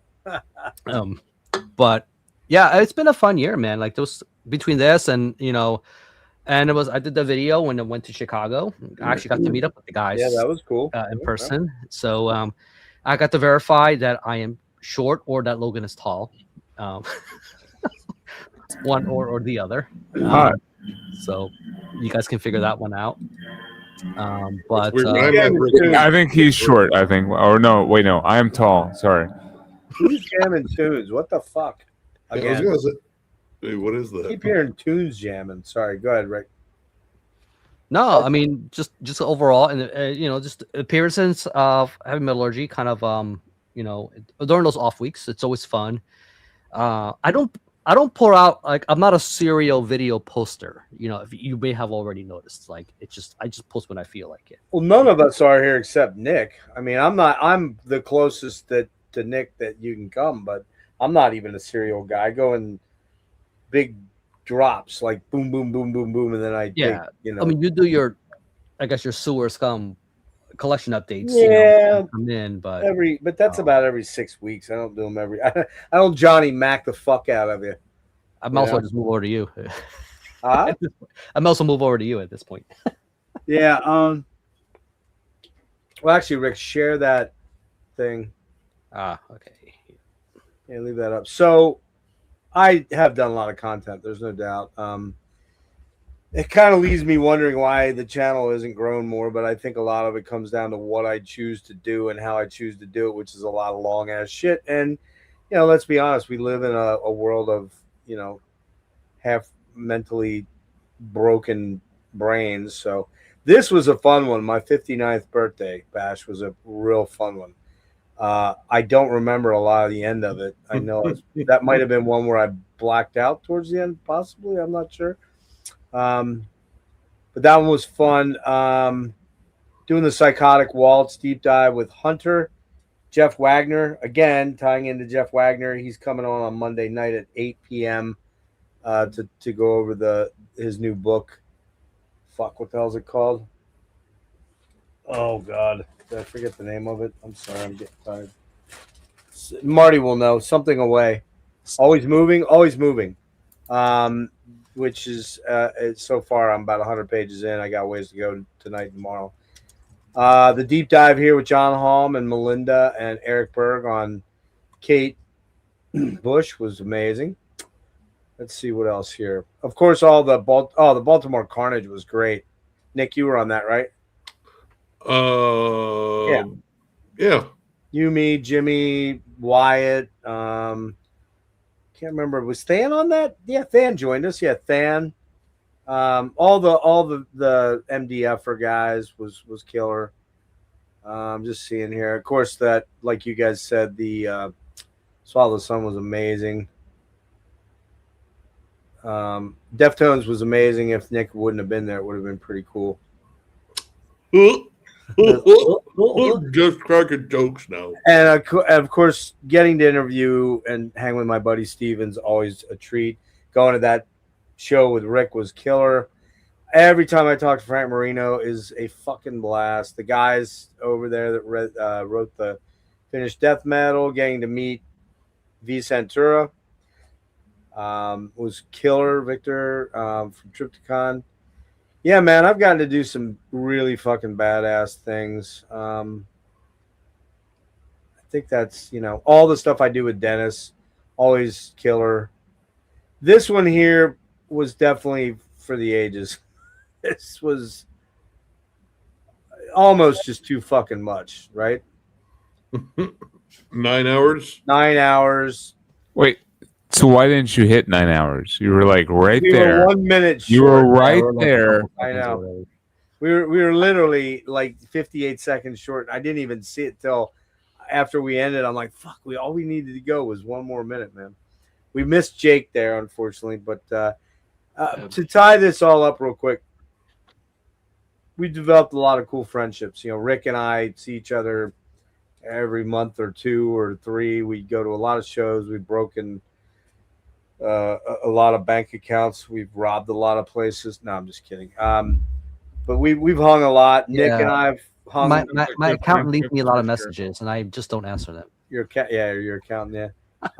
Logan, we haven't met yet. I was hoping in December that Decibel would come through and do us right, and they didn't quite measure up. It just wasn't a good enough fest for me to put the money together. And Jake, we hope one of these days we can connect with you. But it's been, you guys think about it. This goes back to 20. You'd have to come here to catch an Eagles game. Just saying, That's true. Yeah, Next year. But I think what's amazing is you think about it now, Logan, you're a little bit newer to it. But I mean, like Rick and I met in the chat and Marty's in the Friday night thing in 2020. Yeah. And here we are 6+ years later almost. And, I count you guys as some of my best friends. It's fucking wild, man. I mean, it's super cool that we've all we are connected, man. I mean, that's, it's just, time flies. Yeah, like Marty says. it does. Yeah, it really does. I'm getting old, but you know what's crazy? I'm old, but goddamn, I look pretty fucking good for a dying old guy. Like seriously, come on. Come on. The 70-year-old ladies love. Who does your hair? I mean, what are you comparing it to? The guy from the cover of Leprosy? I mean, yeah. Oh. The leper Messiah. Is that what you're saying? Yeah, man. Very, very, very cool community. the better song on that album. Oh. All right, Logan, you got anything you jumped in on there, Logan? Get the fuck out of here. Of course I do. Actually, this ties back into Jeff. Why do we always talk about you, man? I don't know. Why do you what? We always talk about you, dude. The Heavy Metal Island episodes, man. Post Metal Island. I had a blast. That was Was that last year? That was the last one I did, but I think that was last year, wasn't it? No, it was this year. I double checked. It's 20. It's got to be 2025. It's 2025. It's like March. It's probably very early, like January. January. I thought it was 2024. That's why I didn't bring it up. No, it was like March of 2025. So. No, it was early. I snagged it. I don't know. Double check. I mean, it could have been. Wait, no. I pulled it up right here. Let me see. I saw as Rick was scrolling through on your channel. March 22nd. Was it really March? I've got it right here. Way to go, dude. So. And that's the last one I've done. I need to spark that one out. I was trying to talk into an all-time albums island. Yeah, that's true. Oh Nick. my That's god, true. dude, that'd be crazy. We did talk about that. That was Rick's idea. I sent you that idea, Jeff. Pretty good idea. Did. I think I would do Grand Core Island before anything else. I think everyone is losing sight of what matters. What's really important. Yeah. We need to talk about World Downfall by Terrorizer over and over again for like 6 hours. So. We gotta bring Brian on though, because I think we should. It seems fair. But I enjoyed the Post Metal album, Post Metal Island, because this was one of the first metal genres I really, really got into, and right on. I shared it with all you guys. You all had but different experiences with it. It was kind of cool to hear different bands. Like no one picked the the same albums. Like, yeah, I don't think we did. you That know. was pretty varied. Yeah. it was neat for everyone to share different like Cult of Luna and Neurosis albums and Isis albums and stuff. Yeah. Pelican. Well, Nick, you liked what we all come to need. Yep. From Pelican. That Creeper. Oh, that riff. Yeah, that was a fun one. That's a fun Those one. are always pretty fun. And I- I'll have to. Jake, hit me up with that idea privately, and I'll forget off the top of my head. I'm just We- trying to think about it. We don't have to do grindcore, but I I'll want to do another one. That'd be fun. Yeah, I mean, to be honest with you, look, guys, I just don't know what I could add for grindcore. I Just- really I'll just say it right here, Jeff. okay. I won't remember. But Ever, your favorite year in Metal Island. favorite year in Metal Island. God, Yeah, like your year in Metal. Like you pick a year. Your Oh top my 10 God. from So you that like where- year. and then what? Was it 10? Oh, and then top 10 of that year. Yeah. So you can only pick one year, Ah, and you get 10 albums from that year. actually, that's not a bad idea. Jesus Christ. That's, that would be crazy actually. yeah. Could you do like all music maybe like broaden it a little bit more? Oh yeah, you could, whatever genre you want. Well, I yeah, mean, because I never said they were metal islands. I just said they were top 10 islands. So that would be. And Rick had. I guess that's similar to what Rick had. Rick was. Jake needs a reason to pull Celine Dion. Like that's a very good gateway. And I had, Wayne had an album in the year that I would pick. he's probably gonna pull a Michael Bolton album too. I'm pretty sure. I think the Oh. year I would pick. we I know have who has a no- Michael Bolton album. We know who has one. I don't think I have any competition on the year I pick. What year's that? I'm not saying it. All right. Well, that we gotta figure out that part. We'll get that worked out, like the year thing, and Yeah. and we'll go from Okay. there. Cool. It sounds like a plan. Yeah. So I guess.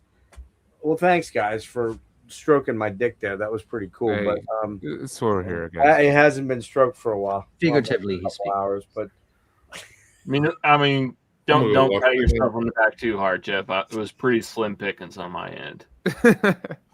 that's true. You got a point there. Yeah, that's true.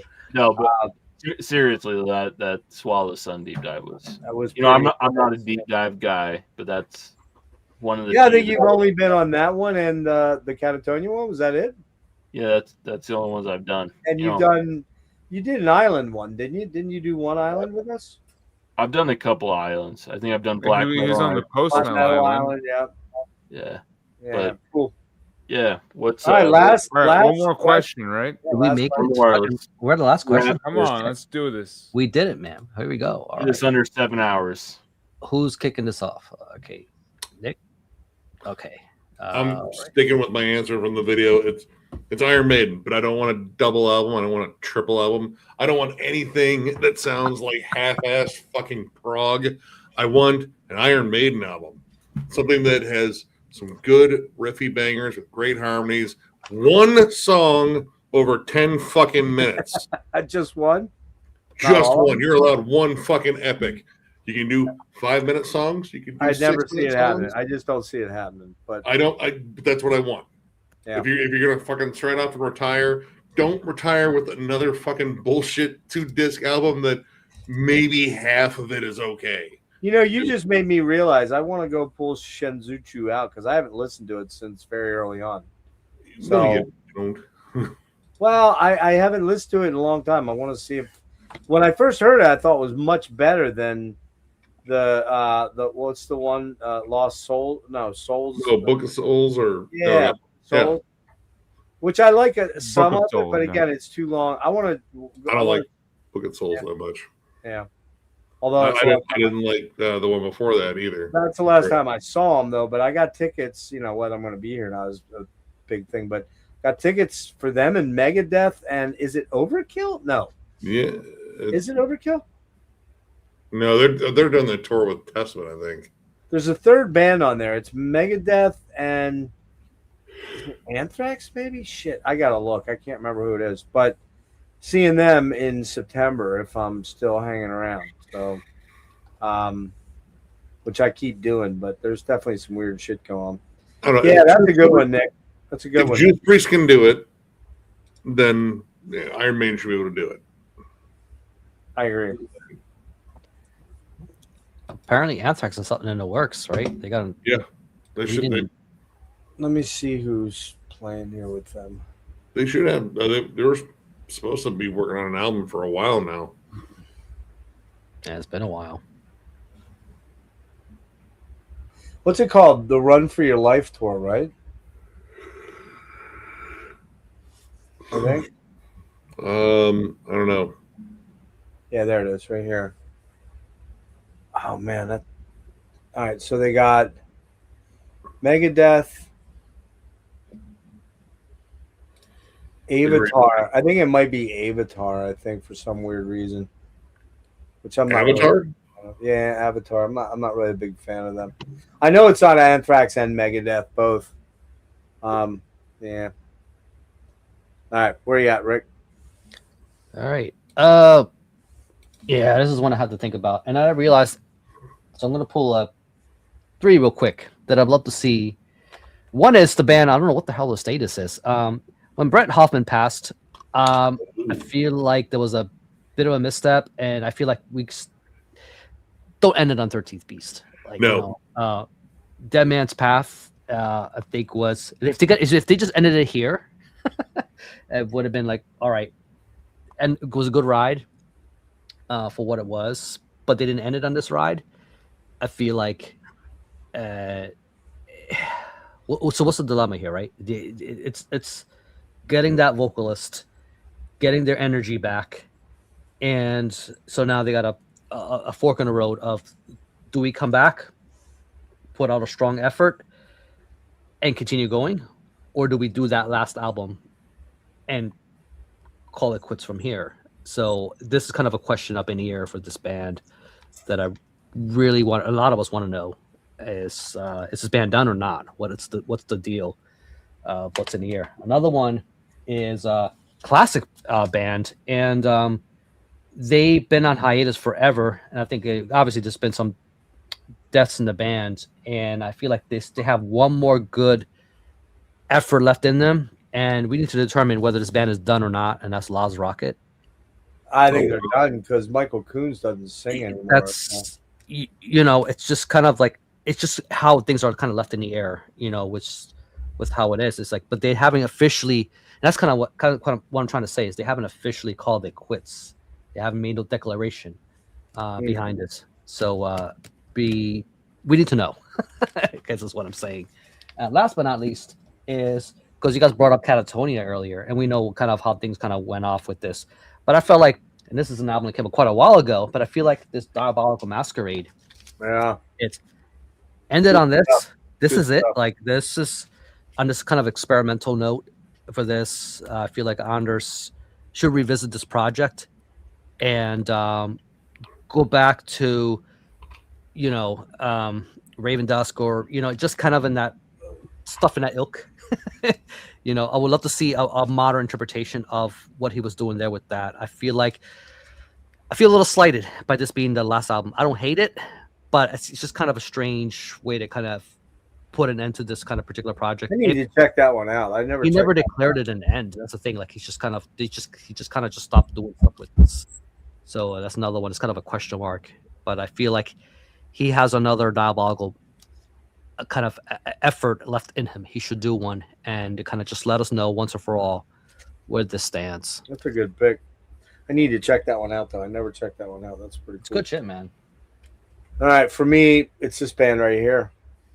They are back. They are touring the States in May and June. They're kind of expanded now. Phil X joined them. When they ended the Edge of Excess, Phil X had replaced Rick Emmett because Rick left on No Surrender, or Surveillance, excuse me. And they were getting kind of weak. The last 2 or 3 Triumph albums were getting kind of twee. There was a lot of keyboards and shit.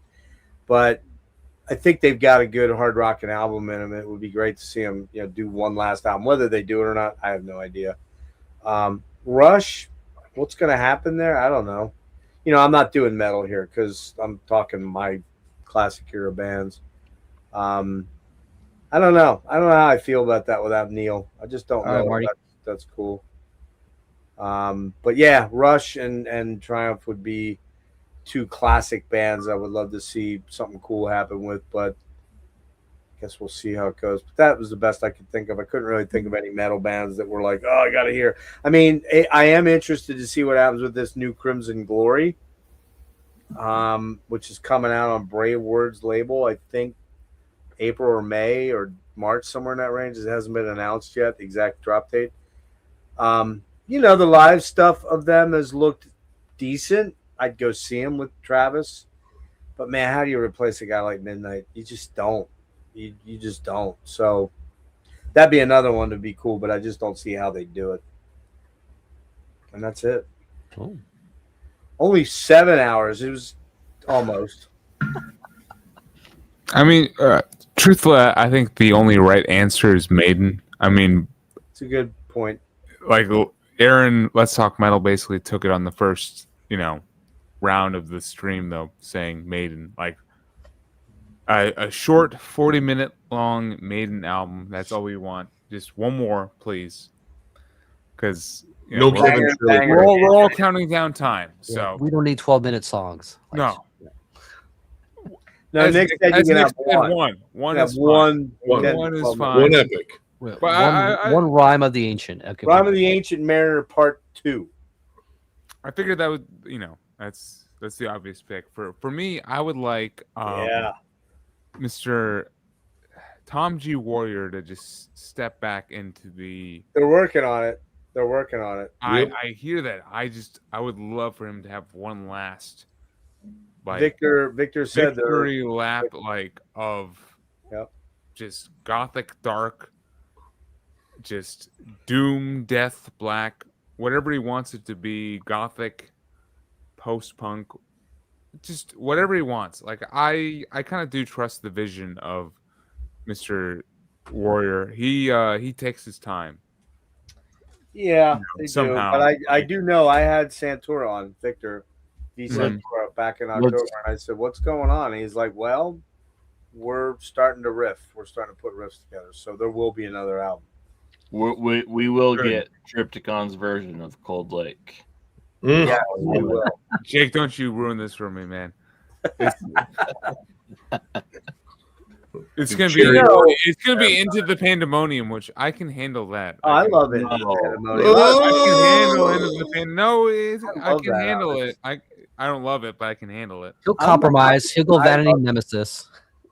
I like that album too, Vanity Nemesis. I like Vanity Nemesis. And I'm not even gonna lie. You're ruining my pick here. I'm not even gonna lie, bitches. I kind of like Cold Lake a little bit. Cherry Orchard. Yes, Cherry Well, Orchard. Triptychon would do that at like half or quarter time, though. True. That could be fun. Wow. I don't Did know. we actually go 6 hours and 52 minutes almost? Only on 20 Wow. questions. By the time we're done, it'll be a little over that. Yeah. We still got a We're little minute. done. What do you got? Well, couple of things to mention. I'm going to do it again. Hold No, on, Deb. It's not- hey, hold on. Put that thing away. Put that thing away. I know what you're going to do. Put it away. What? Go ahead. He's going to answer the last question. I'm gonna answer the question. It's my I thought- fucking turn. Oh, Wait, no. Yeah, it's Jake's turn. Oh, I didn't. I thought Yeah, Jake I'm started it. I thought you started it. I'm sorry. You know, a band I'm Yeah, kind of surprised nobody's mentioned. I'm surprised. Biggest- The biggest band in metal, Metallica. 72 Seasons wasn't your Magnus Opus for Oh, Magnus Anus. it's been 35 years since they've released. Hardwired to self-destruct wasn't your jam, bro. No, it's been 35 years since they've released a Yeah, great album. I agree. Oh, you like Black? I like it. It's okay. It's okay. It's not. I don't I- love it. I'm tired of it. I think for what it is, I think the Black album is a great album. Yeah, It's been 35 years since they released that. You know, let's get. I don't expect it Would I like it? Yes, but I have zero expectation of ever hearing a good Metallica album. But it would be awesome. Could they do it? I don't think they could, honestly. Yeah, I don't think they could. I don't think they have it in It's them. just that the creative Yeah. juice No, ain't there like it used to. They don't. I don't think they have the. I got it. like, Bring the back job. Dave as a guest guitarist. Oh yeah, that's gonna go well. Tell them Dave is covering their whole discography for his final Megadeth album. Here you go. We got to do this. We got it. We used to do this on some of the streams way back when, but we got to do this since Jake brought this up. We got to go through the Black Album track by track real quick. No. Why? Yeah, we got 5. Why? We got We don't 7 have time minutes. for The this. God did We got fail. 7 minutes. Oh no, hold on. It's just a yay or nay thing. It's just a yay or nay thing. All right. It's not a deep analysis, but all right. We got Enter Sandman. I don't ever need to hear this song again. Never but- need to hear it again. It's a good song, so I give it a yay. Yeah, I'm a halfway. I'll give it a yay, honestly. I'm a halfway mainly because the riffs are not bad, but I'm just so sick here. All right, It's Rick? fine. Rick, What are we doing? yay or nay? Thumbs up, thumbs down on Enter Sandman. I don't need to hear it again. I'm good. Yeah. Out. I think I'm thumbs down too on it. Yeah, sad but true. I'm gonna go yay because the riff is just that good. It's a great song. I might I keep am- that one. Huh? Yes. You got to keep it. That's a keeper. Jake, keeper. So I love practicing guitar riffs of that one. That's a fun one. It is a great Dude. riff. Imagine halftime of the Super Bowl. What are you going to What are you gonna do without it? do? Keep drinking. All right. While What that's playing about- in the background. What about Holier Than Thou? I gotta be honest with you. I don't remember this song at all. Oh, it's one of the faster ones. Actually, I'd keep that one because I don't hear it all I the keep that time. one too. Yeah, I Yeah. don't remember it at all. Fuck. That's a good one. All right. The Unforgiven, thumbs down. I'm I'm in. I'm still in on. I'm honestly still in on that one. I think That's my first Metallica song. Did you kiss a girl to that No. song, Jake? No, it was. Well- I illegally downloaded that song. If Oh, you were look at that, you. Call it the Unforgiven. are we that you. old man yet? And we probably will have we need perspective. Yeah, I'm thumbs down on that, man. No thanks. Thumbs up. Wherever I may roam, I'm Done going with it. thumbs up. Oh, I I'm think thumbs that's still up, a dude. killer song. I think it's still I'm done with that one. Oh, you're done with it? Done Yeah. with it? I've heard it way too many times. I've heard that one probably more than I've heard Unforgiven. Shit, really? Nah, I like Yep. Wherever I May Roam. I feel like it was on it's like every arena song or Yeah, but that riff is undeniable. That's one of the best riffs. No, I've ever- That little intro with the twang, it's like it's kind of like the sitar The effect. twang is kind of I cool. love that. That's actually pretty cool. I love that song. What about you, Jake? Oh, I'm thumbs up. Thumbs up. Rick? yeah, I'm okay with it. It's fine. Don't tread on me. Don't tread on me. I think that's a thumbs up. It's got some pretty good galloping, chuggy riffs. Like those are probably some of the most aggressive riffs on there. Anybody else? I'm thumbs up, despite it. Its association with the. I don't know. I guess Yeah, I remember it that well. To me, I thought it was kind of boring. I and feel like that's the like- focal point of the album. I mean, it does have the little snake on the cover. It is about "Don't Tread on Me." I mean, Yeah. that's- Yeah. don't True. tread on me. But see, like the same group of people that love that saying, if they found out, wait, that band's from California, fuck them. Yeah, right. The butt rockers. That's my problem with this album. It brought on butt rock to it. I don't know. I'm gonna go thumbs down on that one. I'm gonna go thumbs down. Ah, Logan. All right, how about Through the Never? I'm a definite thumbs up. Big keeper. Maybe Big my keeper. favorite Probably song. my biggest keeper. Yeah, I do like that one. Probably my second Yeah, favorite. that one's song good. now. Jake? Oh, I'm thumbs up. All right, nothing else matters. Big thumbs down for me. Can't stand Thumbs down. I would say I would say never thumbs got down, that song. Like, what the fuck is? It's up with weak. that? but there's a Fuck. big but for me. It was Van and I's song. Oh man, okay. I love that Then song. You I gotta can't keep I can't say no to That's that. different, I Jake. can't. I you gotta gotta keep it for Rick. Then. All right. slow dance chubby. You can Oh, take your Wolf. girlfriend to it, man. I'm That's I'm the up girlfriend on song. that one. Of Wolf and Man. That's a pretty good ripper, man. That's a pretty Honestly, good. that was not bad. Ripper. That one's not get talked about a lot, actually. Doesn't never gets played either. Yeah. And then probably It's my fun. favorite song on the album, "The God That Failed." That song. I don't remember what that one sounds like. Shit. Now I'll give it a thumbs up, I guess. you're catching me off guard. That's my favorite song. I can't That's remember. my how it favorite goes. one there. Yeah. Nick, how's it go? I don't actually remember either, but See? because I don't hear it all the time, Hold on. thumbs up. It's a thumbs up. Yeah. Hold on. Hold on. I mean, there's only like 2 or 3 thumbs downs I would give on the album, truthfully. Hang on one it's a second. good Hang on album. one second. Hold on. But a thumbs down is like a 6 or a 5 out of 10. Can you hear that? Dude, Jeff, don't like copyright your stream at the I final don't think they minute. copyright that because it just sounded like he opened up a 2-liter of fucking pop. Yeah, It's the well, one that starts true. out with. It's the one that starts out with a down, down, down, down, down, down, down, down, down, down, down. That's probably the coolest, heaviest track on the album. We got a couple more. We got Oh, see, My we're not Friend of done. Misery, which I don't remember. My friend. Thumbs down. That's probably my least favorite on the album. It's That's not a lot. bad, but I never feel like compelled to revisit it. It's just Yeah. And then The Struggle Within. I don't even remember that one either. I Thumbs don't really down. remember that. Yeah. Thumbs So, up. couple songs there. Yeah, I mean, remember we used to do these like way back when we'd pull albums when we were really fucking drunk and we'd be like banger or not or whatever. I don't know. We did Certified mega banger. That's Yeah, a super Sega banger. Supersonic mega black hole banger, bitches. All right. Well, that was We got fun. 30 seconds. We got 30 seconds. You guys are Organized. we got Love the 20 you, dude. questions. Thank you, Heavy Metallurgy. We got Yeah. through it.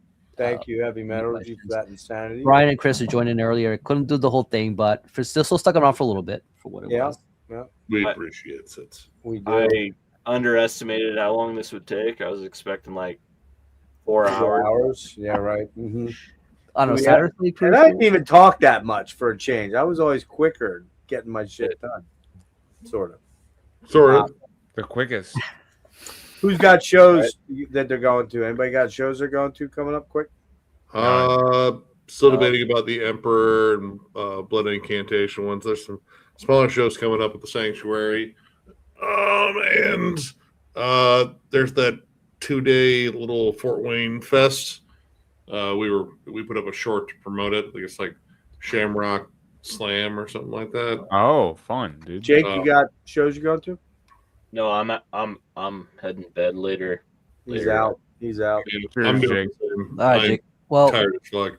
Jake brainchild did this, so cool idea. Thank you, man. Jake. We did this, Thank I'll you, be out Jake. too. man. Good to see We'll you, see man. you guys on the next one. Cheers, guys. Peace out.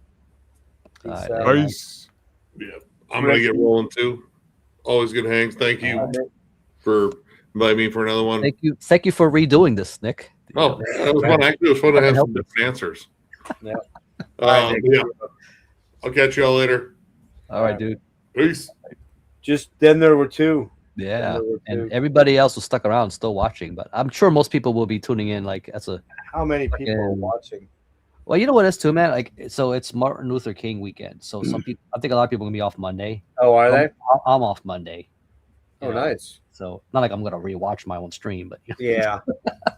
you know, I virtually never do that unless I don't think I ever I'm do. researching something that I'm like, oh, I got to know something about something that I did in that stream or whatever. I never watch them again. I don't really want to. I did that stream with Morian on Thursday. Yeah. And I thought I had charged my laptop, but I'd forgotten to, or else it wasn't plugged in properly and I didn't realize it. So I got in there and I've got the light, I pulled the light thing because I couldn't be in my room because it was so I cold. tuned into that. Yeah, I You were there, that's right. Yeah, Yeah, it was so you cold were back in my filming in room. your non-usual location too. Yeah, I was out in the living room and there was actually plants and things. And I'm sitting there and suddenly I look up and I got 9% on the Yeah. battery. And I'm like, fuck, I know that we're going to talk for at least another half hour. It turned out to be more like 45 minutes. Real cool guy. But I ran to get, and I need to go in and edit this out, but I just didn't do it yet. But I ran to go get the plug, and then I couldn't find a fucking plug in the front room because I don't go up there often. So I was like hunting for a receptacle to plug into. I plugged it in, and the cord was so stretched out that it yanked right out of the computer, almost yanked the computer down. I'm like, oh, this is not my day here, because I was dealing with all that shit. Yeah. You got a MacBook, right? I got a MacBook, yeah, but I was waiting for the fucking dude to show up and do and look at my heating thing. And so it was kind of like he didn't. Luckily, he showed up. Let me think. No, that was yesterday, Friday. He didn't end up showing up. He was supposed to show up and he didn't. And then he called me at like 2:30, and I had to take my dad to the doctor at 4. He's like, yeah, I'm gonna swing by around 4. I'm like, no, you're not, dude. I was told you were coming in the morning. You didn't show up. So I was stressing he was gonna show up during the interview. So it was just one of those. It's like the schedule of the cable companies. Like when you call it cable, like we could be anywhere between 9 and like exactly. 8. Exactly. Yeah, exactly. That's what it was. But they did come over. They put a new front door lock on our front of the house, which is cool because that's where there's a hallway in there that I use as a storage place. I put my bike in there and the wheelchairs in there that you gave me and some boxes and odds and ends, things that we just don't have a place to store here. And that was nice because I had asked my landlord like two months ago. I'm like, do you have any keys to these door locks in the front door that nobody uses? Oh, man, we could. And then when he came over, he's like, hey, I got you a new door lock. I'm going to have him put that on. That way you'll have keys to that door. It's a new one.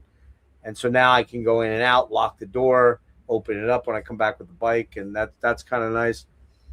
They do have to come back on Monday to fix the plumbing issue, but they got after it, man. I have heat that doesn't blast all night. Like, dude, I turn the heat up or down to 78 or 80. And I'd wake up often and it would be 95, 96 degrees in here, just drenched in sweat, struggling to breathe. And I'm like, what the fuck is going on with this? Well, here I came to find out when I pulled the other day, it wasn't working at all. Thursday afternoon, I noticed the heat wasn't on. It was getting really cold in the room. And you know how I can't take super hot, and super cold. If I got to take one over the other, I'd probably go with the heat over the cold just because. But they make me feel sick either way. Either way, it aggravates my autonomic. Yeah, well, makes me feel not having your temperature regulated, man. That's right. What that is. Yeah, exactly. And you kind of know you went through that too. So, I got up and I pulled the thermostat off the wall, and all of a sudden I'm hearing electrical arcing and zzz, and there's shit flashing out the back of the thing. I'm like, what the fuck? Here it turns out it was double wired. It was double wired into a fucking 440 amp junction box, and that was like overloading the thing. I'm shocked it didn't burn it out. He's like, my landlord came and did the wiring himself. He's like, man, dude, I'm glad you found this because this could have caught fire and killed everyone in the building. I owe you thanks for getting on me about this. Yeah. Like, yeah. That's the kind of shit they'll find if you ever have to sell the house and you gotta fucking inspect all that shit. Well, it's an old house. It was built in 1909 or something. It's been around for over 100 years. Yeah. So I know it doesn't have knob and tube. They did replace the knob and tube with, sheathed electrical wire. But you go in the basement, you can see the foundation. It's just an old stone foundation that they've filled with all kind of concrete to fill it so it doesn't fall apart. It's kind of, and then my room, which you didn't come up to the place, but if you had, you'd see what I mean. My room was added on at some point because when you go into the front, well, it's the back, the rear of the house. I'm in the rear of the house. You go back there, you can see the stairs that go out to the concrete pad out back that they blocked off with this. They laid beams over it, and that's where I'm at. So it's kind of, I wouldn't say it's like really great construction. It's probably a lot of houses in Philly are like that because it's such an old city that it's like they'll tear down parts of the house but not the whole house, and then you see little bits and pieces where there used to be windows and doors, like they brick them up. Brick them up, yeah. So All right. Well, we got 7 hours plus in, and yeah, it's 4:30, 4:45. Yeah. So I should 4:45. I should probably read for an hour before I try to crash. Get some of this Voivod book done, and I'm starving. I'm just gonna crash. Yeah, brother. Always good to see you. Are you gonna go to Opeth, or you just got to see? Yeah, man. I'll reach back around and we'll go into that. And I think Serge is gonna go. I think. oh, cool. But he had to sort of see what the lay of the land was with his Ellie is her name. I always want to call her Emma, but her name's Ellie. With her schedule with the kid, and he said he'll probably come down to meet us for that one. So it's a Saturday, which is nice. All right. I mean, it's cool. It's a band he's into. I know. So it's just, Oh yeah. so yeah, Last Will and Testament, right? I'm sure they'll be playing tracks off that. Well, I saw. When's the last time you've seen them, or have you never seen them? I only saw them once, and that was back at fuck, man. I think it was the Troc, man. That was back when they could still play those kind of venues. Yeah, the Troc. Yeah. So that would have been. Can't anymore. Was that Blackwater Park, or was it? Because I know they played the TLA for. I think they just released Watershed around that time. Watershed. Yeah. Okay. I thought Watershed they jumped up to the TLA, but they did the Troc and the TLA, so there was two different. Because we didn't have the union transfer. It was a weird period when they were. And they weren't quite big enough to play something like that. Well, actually, they were. Okay, hold on. When they jumped up to Pale Communion, that's when they jumped up to the Ben Franklin. I never saw them during that era. Okay, like when they moved on to after like Heritage and that era, I've never, caught their act. So only during their quote metal years. So you only saw them once. Once, yep. Fuck, dude. This will probably be my 15, 16. All right, Tim. See you, man. See you, Tim. Thank you, man. Appreciate your help tonight very much. Yeah, I think I've seen them anywhere between 15 and 17 times. So, wow. I'm looking forward to. I feel like even if I like a band, like if I've seen them before and they're not have like anything crazy new to add to the tour, like I don't feel as pressured, I guess, to be like I get that. I used to go to a lot of shows where I'd catch multiple shows of a band, but now I get what you're saying. It's, but I did go to 2 last year. Remember, Serge and I went to Brooklyn, and then we went down. I went down by myself to the place in DC where I saw them with Tribulation twice. So I don't, and I think it was. I'm pretty sure it was the same set list. I think the nice thing about seeing Opeth is Mike's such a comedian, though. Like the monologue's always going to be. Yeah.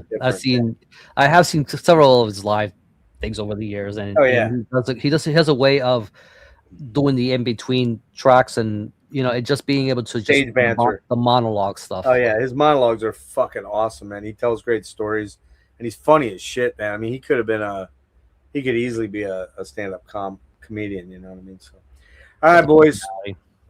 All right, dude. Thanks everybody for being here tonight. Fun, man, and another year of metal tag in the books. This is the only one I've done. Yeah, I guess I never did them before, so yeah, so that's cool. All right, man. Catch you later. All right. Peace out, out, everybody. Later. Balloons.